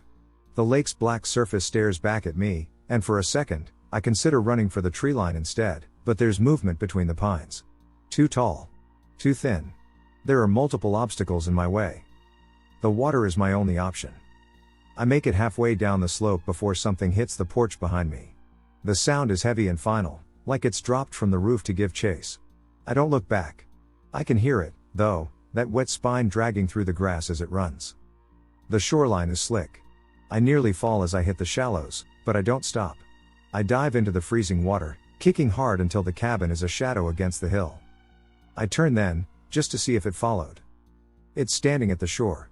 Perfectly still. Watching. The slit in its head opens wide, teeth flashing in the moonlight, and then it does something I haven't heard before. It laughs. Not a human laugh. Not even close. But the rhythm is there, the rise and fall, like it's mocking me for thinking the lake could save me. Then it steps forward in the water. I don't remember swimming to the far side. I don't remember climbing out. I remember waking up at dawn on the gravel road, barefoot, shivering so hard I couldn't speak. The sheriff drove me into town. I didn't tell him what happened. I just said someone broke in. He offered to send someone to check the property, but I told him to let it go. Because I know what they'll find. Nothing. I'm writing this from a motel 20 miles away, but I can't stop looking at the bathroom door. It's shut, but every now and then, I hear a faint dripping sound behind it. If you're anywhere near the lake east of Miller's Crossing, if you hear dragging in the night, don't look out the window. It doesn't matter how well you lock the doors. It's already inside. The Night Whisperer. This past summer, my girlfriend and I joined my family in Cape Cod for a week-long vacation. If you've ever been to Cape Cod, you might know how thickly wooded and thickly settled it is. There are either trees or houses lining every portion of the roads. And the roads, they're narrow enough to make you want to drive a carriage rather than a car. Altogether, this gave you the feeling that you were very isolated from the nearby town. By the time we noticed that we arrived at the Airbnb, we almost drove past it. It's a simple, older full family home. The front of the house was plain, with a small front yard and a gravel driveway. Although the Airbnb was on the expensive side, we split the cost and the house with 6 couples/siblings, making it affordable for everyone. When my girlfriend and I arrived at the house, we immediately explored it. The original structure of the house was from the early 1800s but had a modern extension to it. In the modern extension, there were 2 floors, with a living room, bedroom, bathroom, and kitchen on the first floor, and 3 bedrooms and a bathroom on the second floor. Through a sliding glass door in the kitchen was a sunroom with huge, beautiful, slanted windows facing the backyard and a dining table that was perfect for eating breakfast and playing games. On the other side of the sunroom was another sliding glass door that led into the 1800s portion of the house. This portion was 1 floor with a bathroom, 2 bedrooms, and a small living area. The best part of the house was the backyard. We specifically chose this house so that our dog could run around the backyard without anyone needing to watch him constantly. There was a short fence that encompassed the backyard, with a gate facing our driveway and a second gate facing the neighbor's long driveway, as their house was set far back from ours. There was also a huge tree, which must have been decades old, providing nice shade. A nice-sized patio stretched out from the back kitchen door and in front of the sunroom, with a small sitting area. Finally, there was a fire pit with some stumps to be used as seats. Overall, this house was a great place for the whole family to spend time at, gathering from their respective rentals for the week to spend time together. Being the first to arrive at the house, my girlfriend and I selected the nicest room for my parents, the large bedroom on the second floor of the modern portion of the house, and the second nicest room for ourselves, the bedroom on the first floor of the modern portion of the house. My brothers and their girlfriends stayed in the other 2 rooms on the second floor of the modern portion of the house, and my aunt and uncle and their 2 children took the 2 bedrooms on the first floor in the older portion of the house. We noticed that it felt a bit stuffy, so we went through the house and opened all the windows to let it air out. Being on the Cape, we left the windows cracked during the evenings and overnight to feel the cool Cape breeze while we slept. On the first evening around 9 p.m., my brother and his girlfriend were relaxing in their room. My brother suddenly heard whispers coming from outside the window, but his girlfriend didn't hear anything. These whispers persisted for the next several nights, always around the same time. Each time, my brother heard it, but his girlfriend hadn't. One morning he shared what he heard with the family, but none of us had heard anything. On our second to last night at the Cape, the entire family, about 30 people, gathered at the house for a campfire and s'mores. We started telling family stories while my brother and his girlfriend took their regular evening walk. Suddenly, my brother's girlfriend came running to the backyard and told me that my brother needed me. I immediately followed her, afraid that something was wrong. I followed her through the house to the main road and back to where they had stopped in their walk. Just up the road, past the neighbor's driveway, I found my brother eagerly waiting for me. He said, "I finally found the guy who has been whispering. He's just up the road. You can see him shuffling back and forth down the road." I peered down the road but could barely make him out with the lack of streetlights and the pitch dark of night. As the time went by, I could clearly see the unknown being when he stepped under a street lamp, but then he would fade back to the darkness as he continued shuffling. I could hear very faint, but constant, whispering coming from his direction. At this point, my brother wanted to confront him, but I talked him down because we didn't know who this unknown being was or what he might do if confronted. As I spoke, the unknown being shuffled out from under the last street lamp on a dead-end road and retreated into the darkness. The only thing at the end of the road was a small forest, so he would need to come back towards us at some point. I looked at my brother and said, "He's going to come back this way." No sooner did I finish my sentence than he reappeared, still slowly shuffling back and forth towards us. I told my brother, "We need to get back to the house now." The 3 of us, me, my brother, and his girlfriend, briskly walked back to the house, where we could still see the family gathered around the campfire. Still alarmed, we walked quickly through the house and directly to the side of the fence that ran past the neighbor's driveway to look at the person who would come shuffling by soon. Unbeknownst to us, the family had now started sharing ghost stories around the fire, and our sudden disappearance, reappearance, and alarmed state truly terrified them. At this point, the only lighting we had came from the fire, about 30 feet from the neighbor's driveway. The pitch black and proximity of my entire family to this man I can only describe as the night whisperer set me on edge. My brother and I were still standing near the fence, staring in the direction where the night whisperer should appear and allowing our eyes to adjust to the darkness to see him better. My girlfriend got worried when she saw me staring off into the darkness and came to ask if I was okay, but my focus remained on the direction that the night whisperer might be coming from. Suddenly, I could see the night whisperer's silhouette, shuffling back and forth down the neighbor's long driveway, not 10 feet from us. My brother and I quickly turned on the flashlights on our phones and pointed them in the night whisperer's direction. Seeing that our lights went on, my family suddenly became quiet and stood up, ready to find out what was wrong. Our phone flashlights fully illuminated the night whisperer's silhouette and the path. He appeared to be wearing a large, dark hoodie and dark pants, but the hood was pulled up so that we couldn't see his face. The combination of the bright flashlights and the once talkative but now silent family would surely startle any normal person on a nightly walk. However, the night whisperer just continued to whisper and shuffle back and forth, seemingly not noticing our silence or bright lights. One of us called out, "Hello?" But I was too focused on the night whisperer to remember who called out. Dead silence, save for the sounds of mumbling and whispering from the night whisperer as he continued to shuffle down the path, unfazed by our presence and actions. The rest of the family quickly put out the campfire and hurried inside the house while my brother and I followed his path with our flashlights. Little was said as we said our goodbyes, though we all knew that we experienced something not quite right. For the rest of our stay, we made sure that all of the doors and windows were closed and locked before going to sleep. I'm going to start the story by saying that you should always be careful when running, even if it is in a popular place, or even if you have run the trail a dozen times. It's always important to be aware of your surroundings. When I was in high school, I was an active runner. I would run every day after school, which allowed me to clear my head or just to get some clarity on things I had to decide. I had run track on and off since middle school, so I could keep a good pace while running distance and could even run a pretty decent mile. This story takes place around the time I was a senior in high school, so there was a lot on my mind.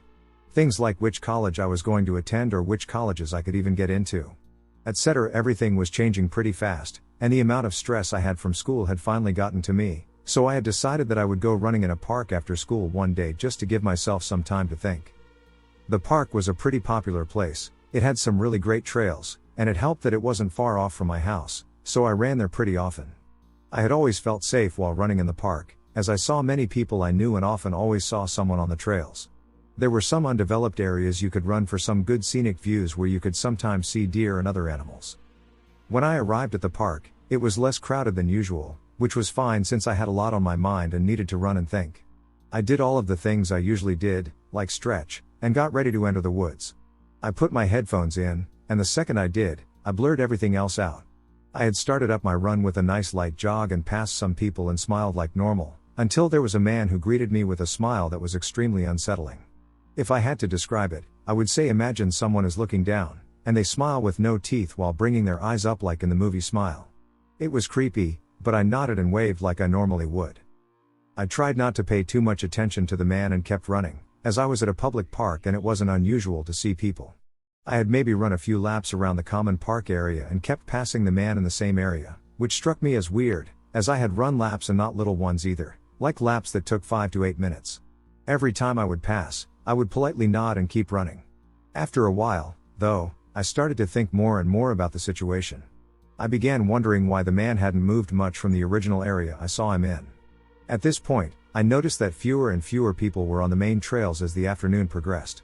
The sun was covered in the clouds, and although it hadn't set, it was getting darker and gloomier as if a storm were coming. It was late April, so it was hot and rainy pretty frequently, and I decided that I would run a little bit longer until it started to rain, and then I would head back to my car. I ran past the main parking lot and noticed that my car was the only car parked in the lot, so I knew I was alone and figured everyone knew the rain was coming and decided to leave. I ran toward the entrance and re-entered the running paths, passing the original place I had seen the man, and he was gone. I slowed down, catching my breath, and walked slightly for a few minutes deeper and deeper in the trail. I was gathering my thoughts when I felt the feeling of being watched. I took my headphones out, and when I did, the park was silent, scary silent. You couldn't hear trees blowing in the wind or cars from the main road, you could only hear the sound of my breath and the music blasting from my headphones. I looked around and didn't notice anything, so I kept walking, this time remaining vigilant, as I couldn't shake the feeling that I was being watched. As I was walking, I had my head down, and when I mentioned it, I noticed the man from earlier walking in my direction, except this time he wasn't smiling. He looked agitated, so I didn't even bother to smile or wave.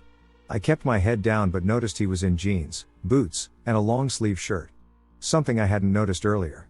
It wasn't unusual for someone to be wearing that, but it was in the low 80s and humid from rain days prior, so I knew he had to be hot. I kept walking for a minute, hoping that I was in the clear, and when I made it probably 20 feet away, I turned around to see where he had gone, and to my surprise, he turned around also, walking in my direction. I picked up my pace a little and started jogging, leaving my headphones out this time. Every step I took, I heard more behind me. I glanced back and noticed the man jogging as well. I thought to myself, jogging in jeans, boots, and a long sleeve? I was so deep into the trail, though, that I was equidistant to both the start and finish, and if I kept going, I would loop around to my car without having to turn around, but every step took me deeper and deeper into the woods, further away from the main road, and although it seems dumb, I knew I could not have run past the man if he was planning on doing something I didn't want to find out. I had close to a mile left on the trail, but every time I would pick up the pace, so would he. I kept hoping that he would stop to take a breath, but he never did. I tried to rationalize it, but I couldn't, especially since every time I picked up the pace, he was quick to as well. The area was much darker now, and the rain had started pouring. I was now drenched, and as I took a look back, the man was even closer than before. He was gaining on me, and I knew that I had to make a fast decision, so I went for it in hopes that if he was following me, he wouldn't calculate my next move. I was approaching a scenic dip off the trail that had been overgrown and covered by leaves and sticks, leading downward on a slope like a tall hill. People had stopped running down it because of how steep it was, but it cut right down the main loop, saving probably 1/3 of the remainder. At this point the only people who really knew about it were the people who had run it before it became overgrown. I picked up my pace as fast as I could, running straight forward on the main path, and covered my face with my arms, cutting a sharp left and running through the twigs, vines, and leaves. I heard an audible gasp followed by the sound of heavy footsteps. I ran down the hill as fast as I could, hoping that I had made the right decision, too afraid to look back until I reached the bottom of the hill. I had put a good distance between us, and when I turned around for the last time, there he was, standing at the top of the hill looking down at me, breathing heavily, looking annoyed and angry, like he was on the verge of a psychotic break. He was breathing heavily, covered in rain, and just staring at me with such anger. I didn't stick around and ran as fast as I could toward my car, hoping that when I got to my car, the story would end there, but when I approached my car, I quickly jumped into it, pulling out of the parking lot as fast as I could. I looked in the rear view, noticing the man on the edge of the woods staring, and it immediately sent chills down my spine, as there were no other cars in the parking lot. I was shaking the whole car ride home and was too afraid to tell my parents because if they knew, they wouldn't let me run again, and that was my only form of solitude. I lay in bed all night in fear, thinking about his unsettling smile and how creepy he was. I thought about how I should have known something was wrong sooner. I finally fell asleep after replaying all of the scenarios in my head and was woken up at 3 a.m. by my stepdad, who had just gotten home from work. I heard him enter the house in a panic, screaming for me, and when I sat up, he came into my room asking if I was okay, and when I asked why, he pointed outside. I quickly went outside to see my car door opened and my car had been gone through, the seat slashed, and the back window busted. I was confused, as nothing had been stolen, but just to destroy my car was strange. I started thinking about who would do something like that or why. We lived in a secluded area with only 2 neighbors, who lived far enough from us to allow us to be loud and have gatherings but close enough to run to in case of an emergency, so nobody had heard anything.